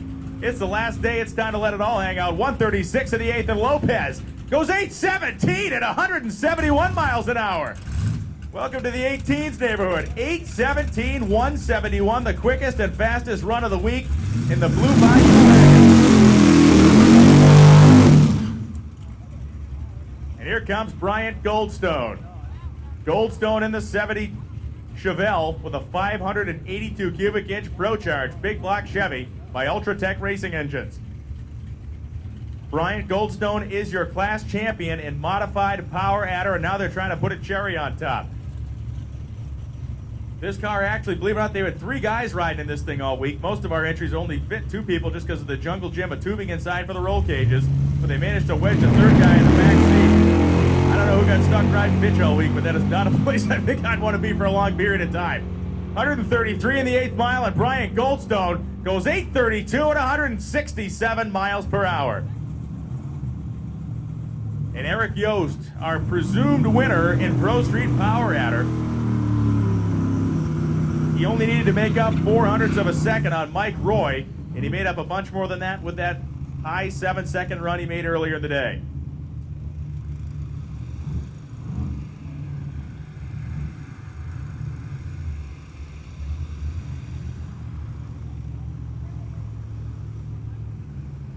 Yost, every surface of the thing duct taped. They managed to rip the sunroof out somehow on the highway. That flew off, so they got a duct tape deal holding that thing together.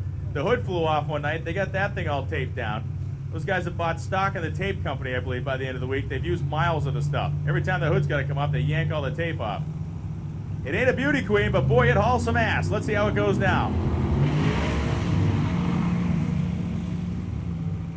Eric Yost at the 8th mile, 141, and Yost goes down through the traps, 793 at 175 miles an hour. That is plenty enough for them to claim the title in modified Power Adder. Or rather, I'm sorry, in Pro Street Power Adder. Eric Yost will be your class champion.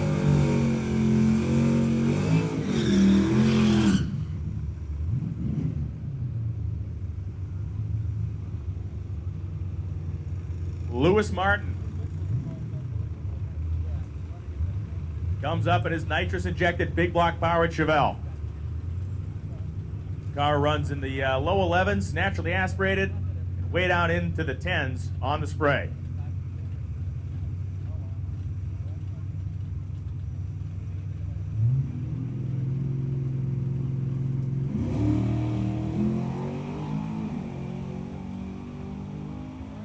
And Lewis Martin getting after it on this lap. He goes 103 in the 8th mile. That great-looking Hugger orange Chevelle gets to the stripe, 1070 at 126 miles per hour.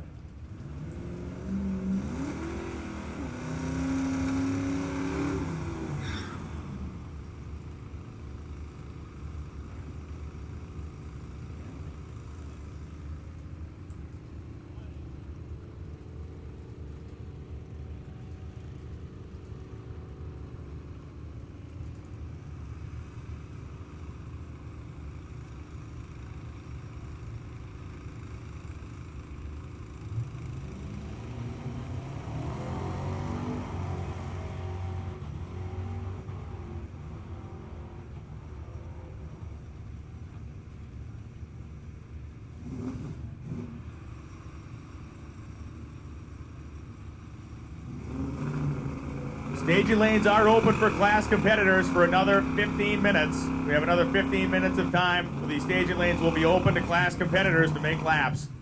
We have another 15 minutes of open time for class competitors to make laps. Then we will be closing the lanes and getting our 32-car eliminator together for the daily driver class.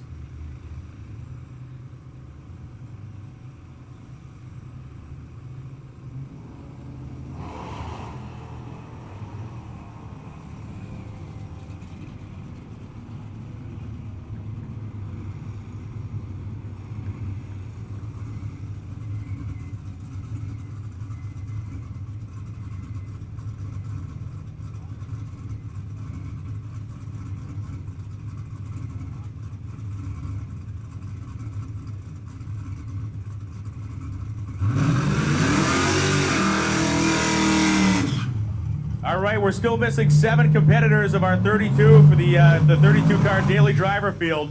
You need to get your time slips in here in the next 15 minutes. You have 15 minutes to get your time slips in for the 32-car daily driver field. We're missing 7 guys, and maybe a girl, and someone we don't even know the gender of yet.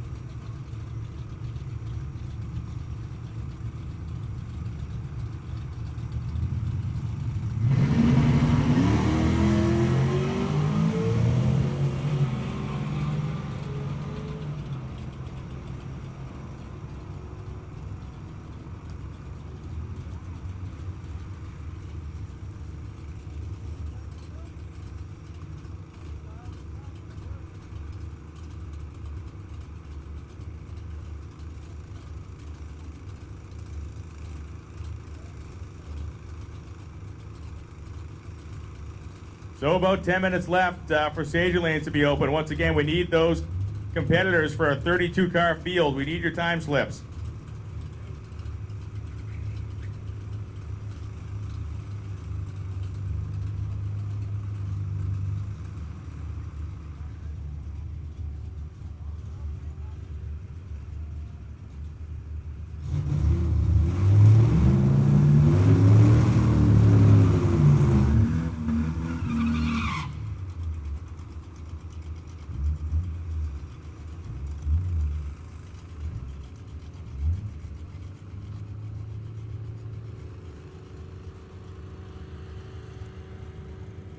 We do have about 10 minutes to get in the staging lanes, roughly 10 minutes to get your car to the staging lane. Sorry, a little bit of miscommunication between the tower and staging down there. If you got spun around, go ahead and head back into the lanes. You got 10 minutes to get there, 10 minutes for class cars to make their final hits. Once again, 10 minutes for class cars to make it into the lanes and make their final hits of the weekend.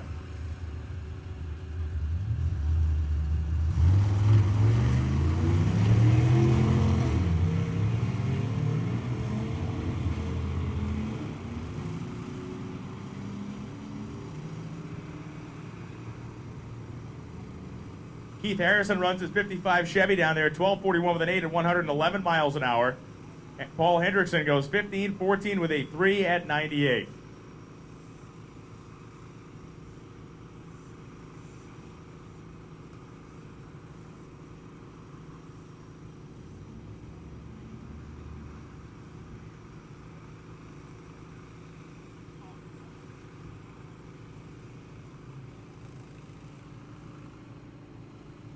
So we will have a little bit of a treat here coming in a couple of minutes with Todd Martin, one of the track owners here at Tulsa. Will be coming out in his Pro Extreme Mustang, ADRL Pro Extreme car, a screw-blown alcohol-burning Hemi in the front of that Mustang, and capable of running 8th mile ETs in the range of 3.6 seconds at over 200 miles an hour.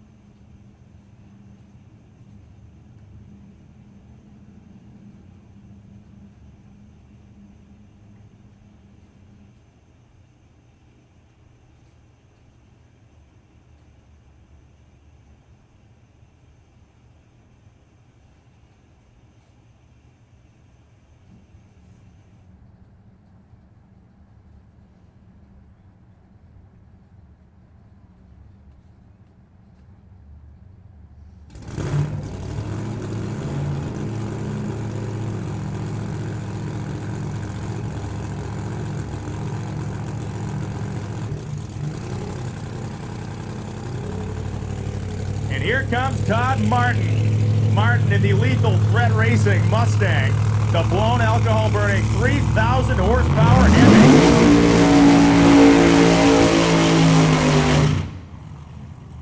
Nice burn on for Martin as he goes past 60 feet and gets a hang on the brake handle. These cars are absolutely incredible to watch. If they can be very violent and they can be very unpredictable, of course. Not a lot of wheelbase there. And they hit the tire very hard on the launch. Very hard on the launch. Just like any door slammer, it has some weight and stuff to it. Getting it through first gear is where it's at. If you can get the car up on the tire, it doesn't shake the tire, it just hooks up and goes, you see some magic happen. If the thing bogs or doesn't, where you get the clutch set up loose or any of that other stuff, you can get into tire shake where the thing will shake hard enough that the doors can even rattle off it.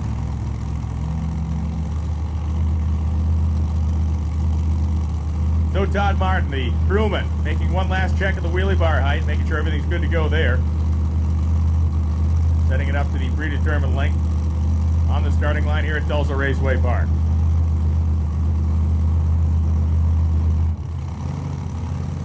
Todd's crew guy going to get him into the staging beams here. Guiding him over a little bit, just putting him perfectly in the middle of the groove. The car is lined up nicely.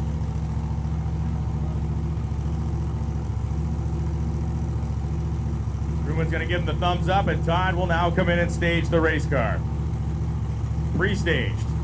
Now fully staged. Todd Martin on the chip. Oh yeah! Martin got all of that one. To the 8th mile, he goes down 378 at 199 miles an hour. Oh yeah! 60-foot time was .961. That is ridiculously insane. .961 to 60 feet is quicker than the normal alcohol funny car will do it in. .961. Egads. That'll flatten your eyeball square when you dump the clutch and leave on that thing. Wow. Great run by Todd Martin. 378.8, 199, and there's probably still about 2/10 left in that car, believe it or not, as they went 361 down in Memphis last weekend.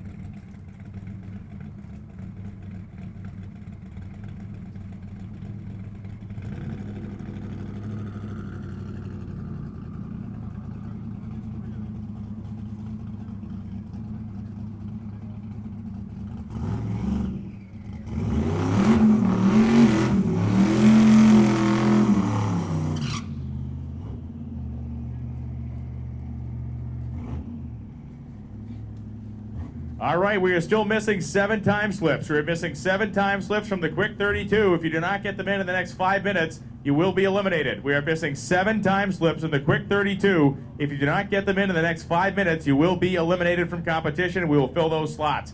Tim Reed coming up on a last-ditch effort, a truly last-ditch effort, to try to upset Rick Prospero in the Nova Wagon here in the Super Street Power Adder category. He went down in the 790s earlier today. Can he do it again? He went 794 in the Pinto earlier. Last run, it broke up on him. Sounds healthier this run. Oh, much more healthy this run. To the 8th mile, he goes 134. Down through the traps, he goes 802 at 160 miles an hour, and that will end it, as far as I know, in the Super Street Power Adder category. I believe Prospero has enough, and he is sitting in the staging lanes to make another lap now.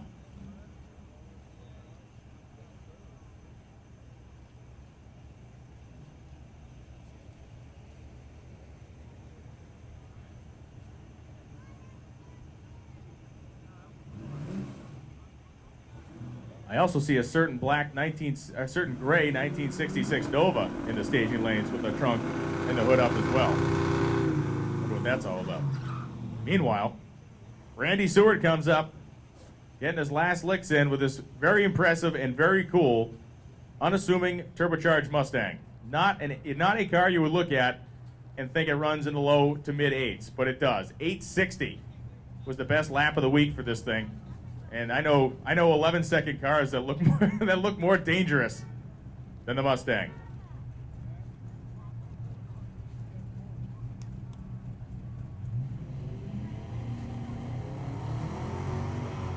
Seward keeps the front end up a nice way, just dangling those front wheels, barely skimming along the top of the pavement. 129 in the 8th. Randy Seward goes 852 with a 4 at 161 miles an hour. He goes right down, dive bombs a 10th quicker than he ever went this week. 852 with a 4, his best lap of the event.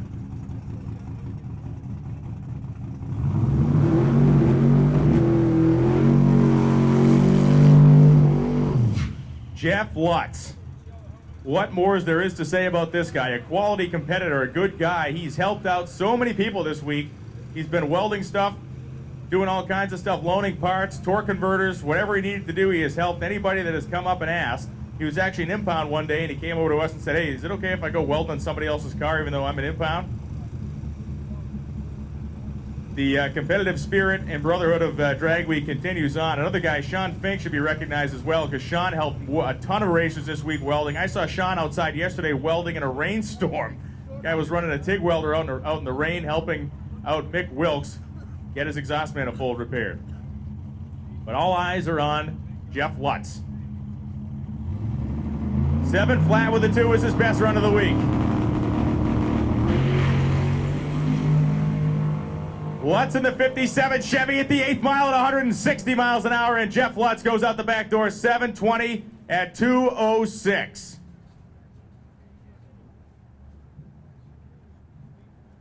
What a week, what an event, and what a competitor Jeff Lutz is.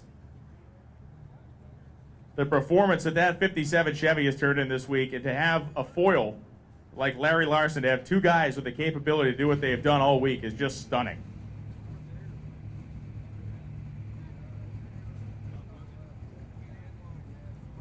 Here comes the Aussies.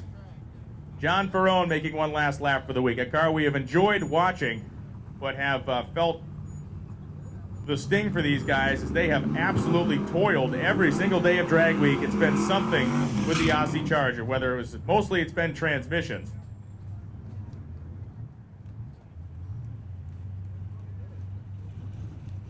They have worked to within an inch of their lives on a time schedule that has probably got their internal clocks all spun out. They're going to get back to Australia and think night is day and day is night.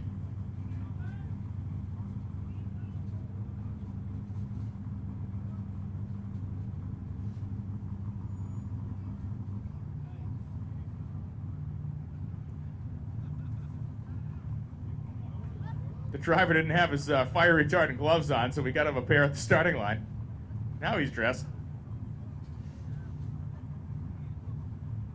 So John Ferrone, the touches on the outfit inside the car there.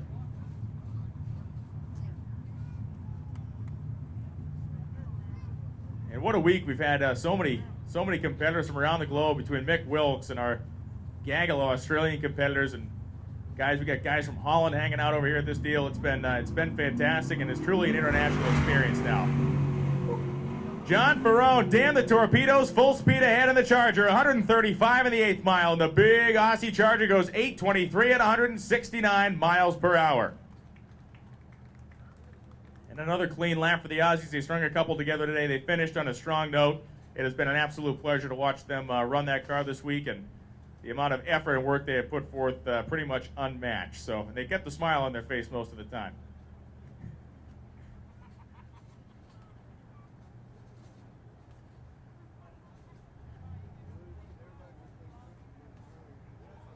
There is some sage but simple advice I got years ago from a guy that applies directly to drag week as well as life, which is in most cases, to be successful, you just have to be too dumb to quit. And there are points on drag week when I think every competitor thought to themselves, man, I am not going to keep doing this. And they did. And their reward is to get here on the final day and know that they have done something that so few in the world of hot rodding would ever attempt, let alone finish. And that goes for anybody, whether you're in a daily driver that goes 14 seconds or you're in a 6-second streetcar as Larry Larson is down there. It is a lot about the personal accomplishments in this deal, and there has been over 150 people that finished this race that deserve all the hearty congratulations and pats on the back that they get.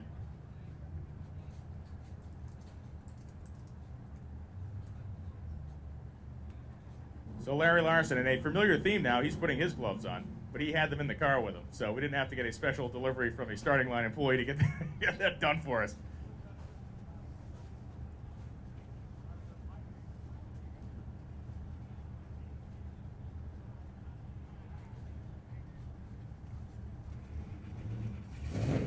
And I'd be lying if I had any clue to tell you what was about to happen. He went 690. Is there any benefit, or I don't even know, benefit not the right word. I don't know what he has up his sleeve on this lap. We're going to see something in the 80s.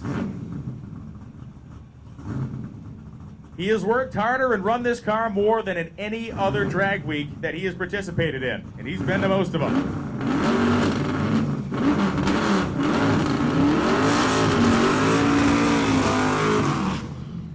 Larry Larson completes the burnout and moves towards the starting line. We have seen him have to mend and replace, essentially, or repair the rear end in the car.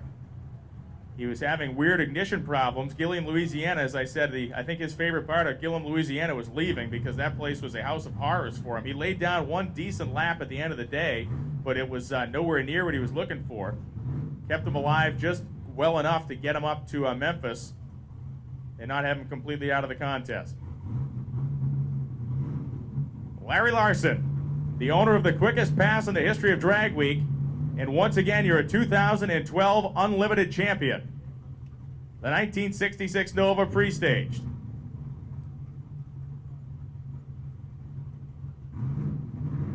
Here we go. Buckle up, kids. This is going to be an interesting ride.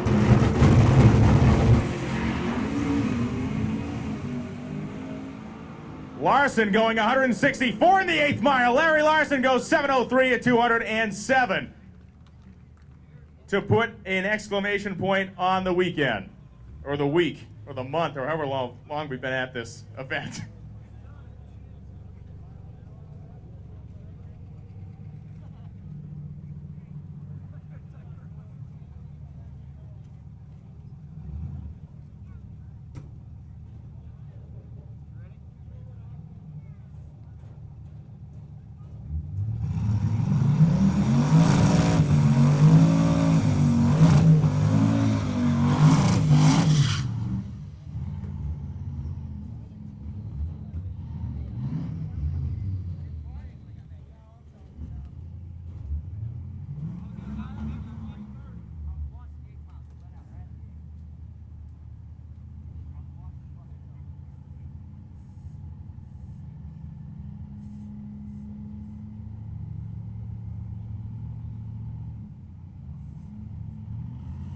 All right, Tanya Turk is in her inner sanctum compiling the 32-car field and daily driver right now. So once she gets the math done, we will have a sheet.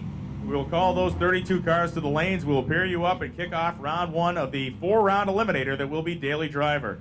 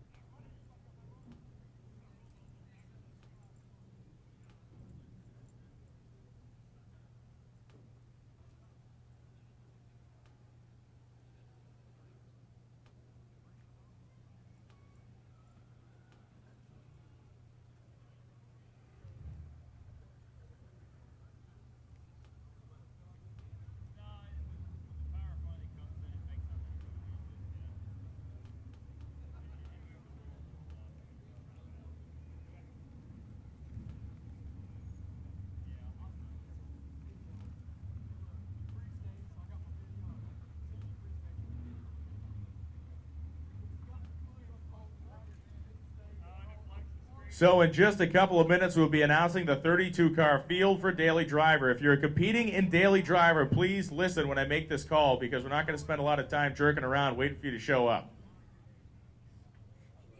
See that? See what I just did there? It's called putting on the daddy pants right there. Slipping into the man pants and the loafers up here, getting things done.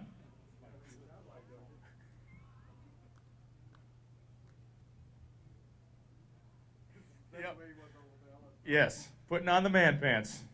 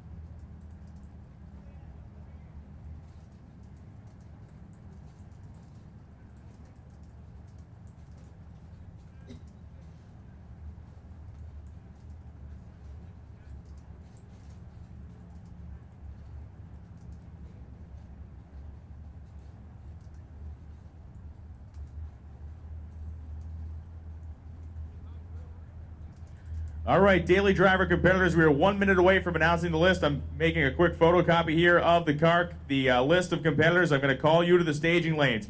When you come to the staging lanes, we want you to angle your car. You'll see a few cars parked on an angle. We want you to park in that fashion. You guys that are in the lanes already, please move your cars and angle them opposite the guys that are on the other side. If we get you all parked in there at an angle, we can pair you up very quickly and get you up into the lanes. So park on an angle when you come in. We'll have your pairing set up on the ladder. And leave 2 lanes open so there's enough room for people to pull through the center.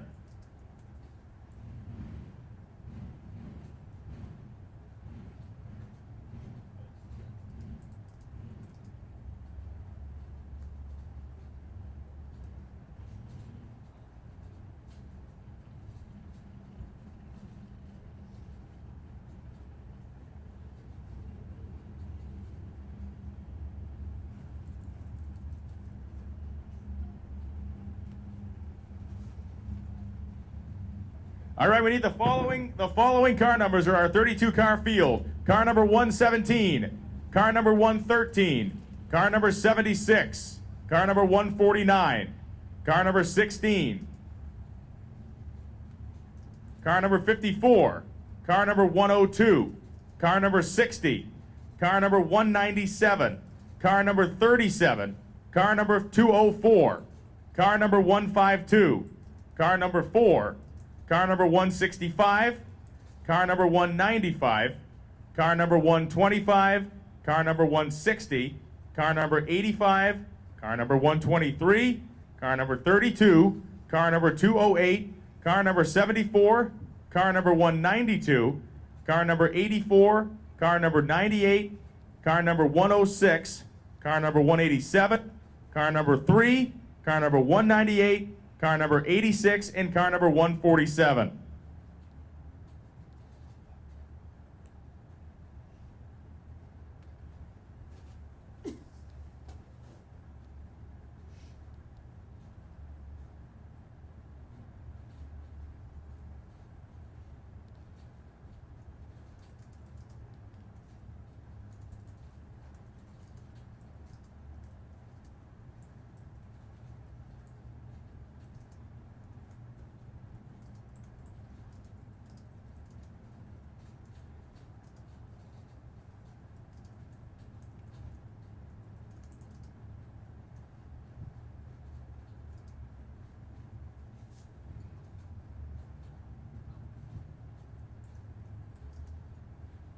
We also need car number 95. So that's 113, 117, 76, 149, 16, 95, 54, 108, 60, 197, 37, 204, 152, 4, 165, 195, 125, 160, 85, 123, 32, 208, 74, 192, 84, 98, 106, 187, 3, 198, 86, 147.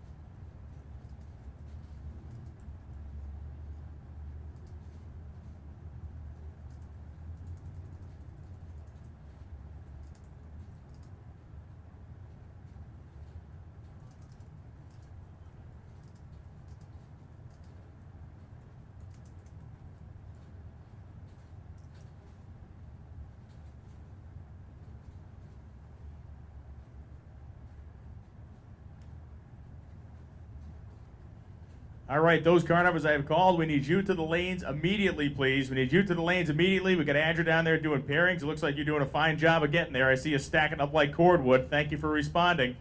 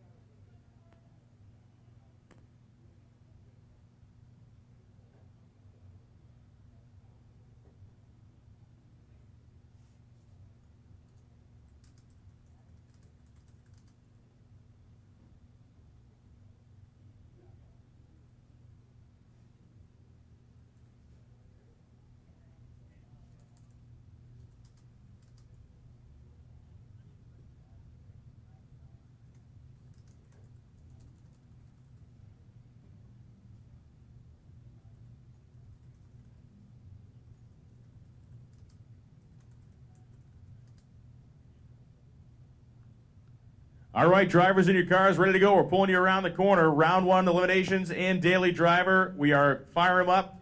Drivers get dressed. Put on your fire jackets and helmets. It's time to go. Round 1 eliminations and daily driver start right now. Round 1 winners. We need you to come directly back to the end of the staging lanes. When you win in round 1, splash some fuel in the car and get back in staging lanes. That's what we need. We got to get this thing turned around. You see the sky. It is not looking good. Round 1 winners and all round winners. As soon as you win, back into the staging lanes with you.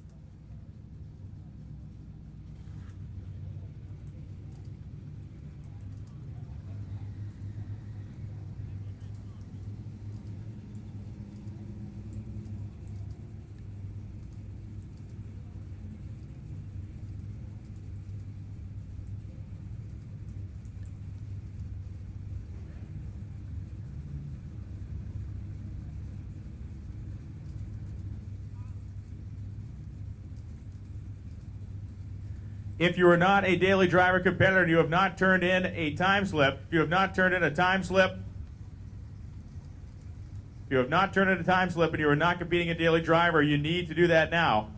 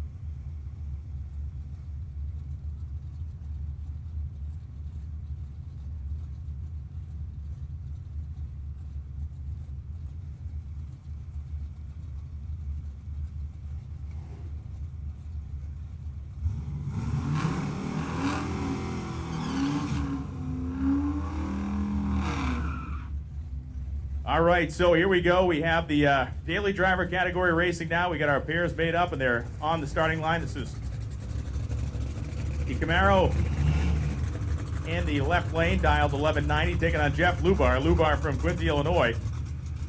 No, he isn't. We got the guy in the Camaro over there.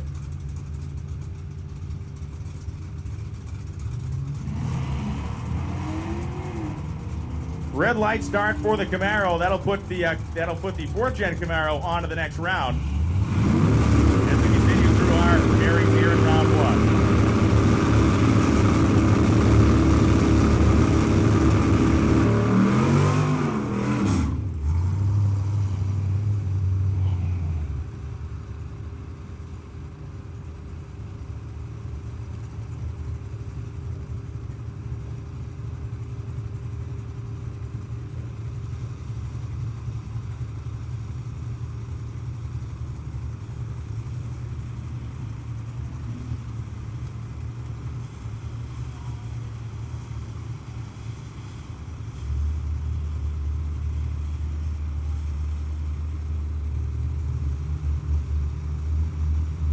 Jeff Dublitowski, the two-time defending champion at this race, takes off against Bob Perrin. Perrin in the 56 Chevrolet. Dublitowski, the man trying to make it a three-peat in the daily driver category now at the 8th mile in his Chevy Malibu. But here comes the shoebox of Bob Perrin, and it will be Bob Perrin getting the win, knocking out the defending champion. 11:59 at 1:15 on that 11:58 dial-in. Perrin gets the win.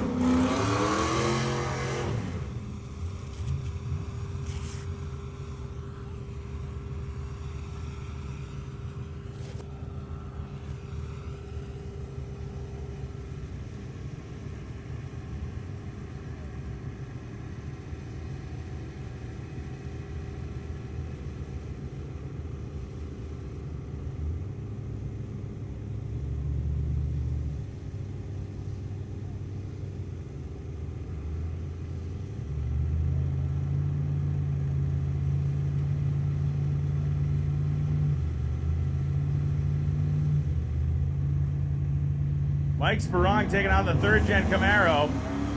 Camaro gets a solid launch. Spurong a little bit behind on the starting line. The big Chevy pickup truck with that Duttweiler engine in it, trying to run down the third-gen Camaro at the stripe. The third-gen dumps, and the third-gen gets the win. 12:23 at a 9 at 87 miles an hour. Spurong and the hairy pickup truck eliminated from competition.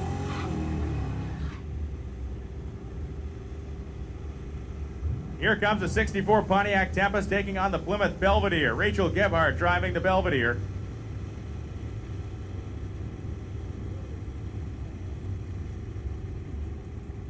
The Belvedere. Bit of steam coming out of the exhaust pipe there. I wonder if the head gasket went out. Gebhardt, oh yeah, that is a head gasket all day long. Looking like the Uncle Buck mobile headed down the racetrack. The 64 Pontiac Tempest will get the win as Rachel Gebhardt goes red by 1/1000th of a second.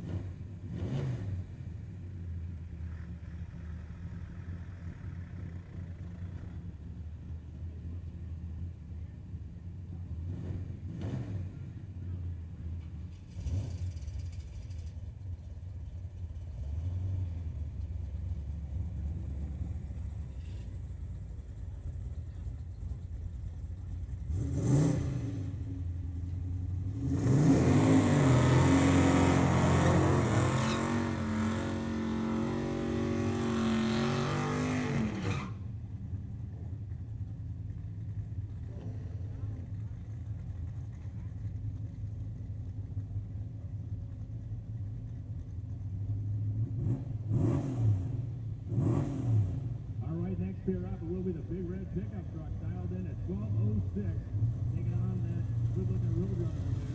Orange and purple, dialed in at 50.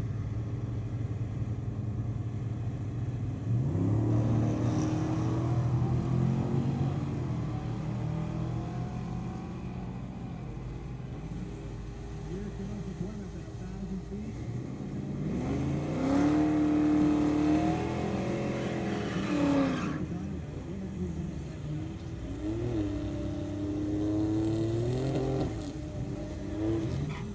Mercury Cougar lined up next to the Buick Grand National. The Grand National dialed in at 11:76. The Mercury dialed in at 12:26. So the jump will go to the Mercury and the Buick will change.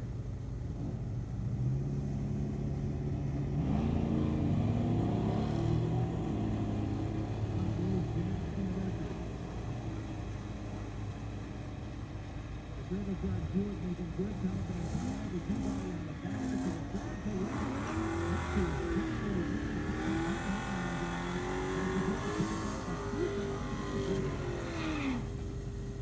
Paul Whalen comes up now. Whalen in the Mustang taking on the Buick. AAA power Buick with a 4-speed manual transmission. Once again, round winners, you need to come directly back into the staging lane. Round winners, you need to back into the lane. You're going to be running this thing tight. See we got everybody back in the staging lane. We got to run this thing tight. Buick leading Paul Whalen's Mustang down. The Buick hammered down the stripe and gets the win. 12:45 run at 90 miles an hour. As Reynolds runs off the pace by about a second or two.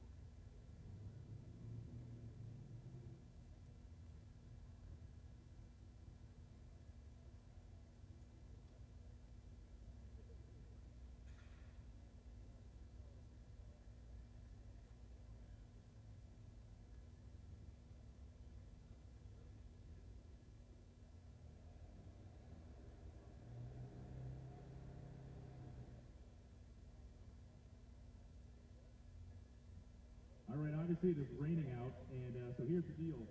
These guys need their racetrack back for their midnight race starting about 9 o'clock tonight, which means we need to be shuffling our way to the gate, and it will be a shuffle. So we're going to let this thing cook and see what happens over the next 10 minutes. If it does not let up in the next 10 minutes, we're going to be pulling the plug, and that'll be the end of drag week, mercifully.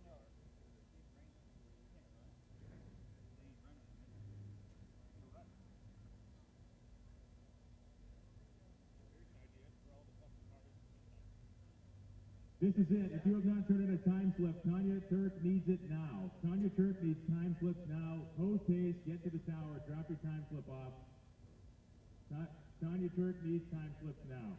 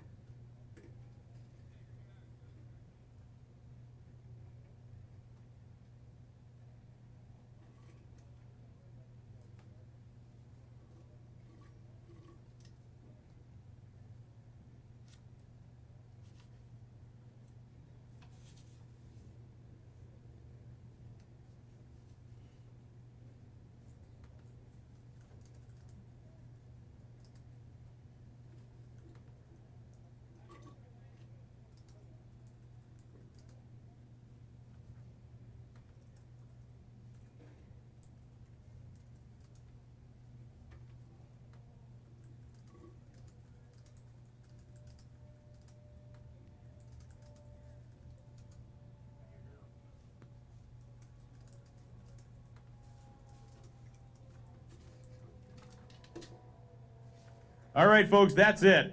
We are Dunzerino. The track is soaked. We're not going to have enough time to dry it. Drag week is officially closed. I am flying at 7:45 in the morning, and I will probably be drinking till roughly 7:44. There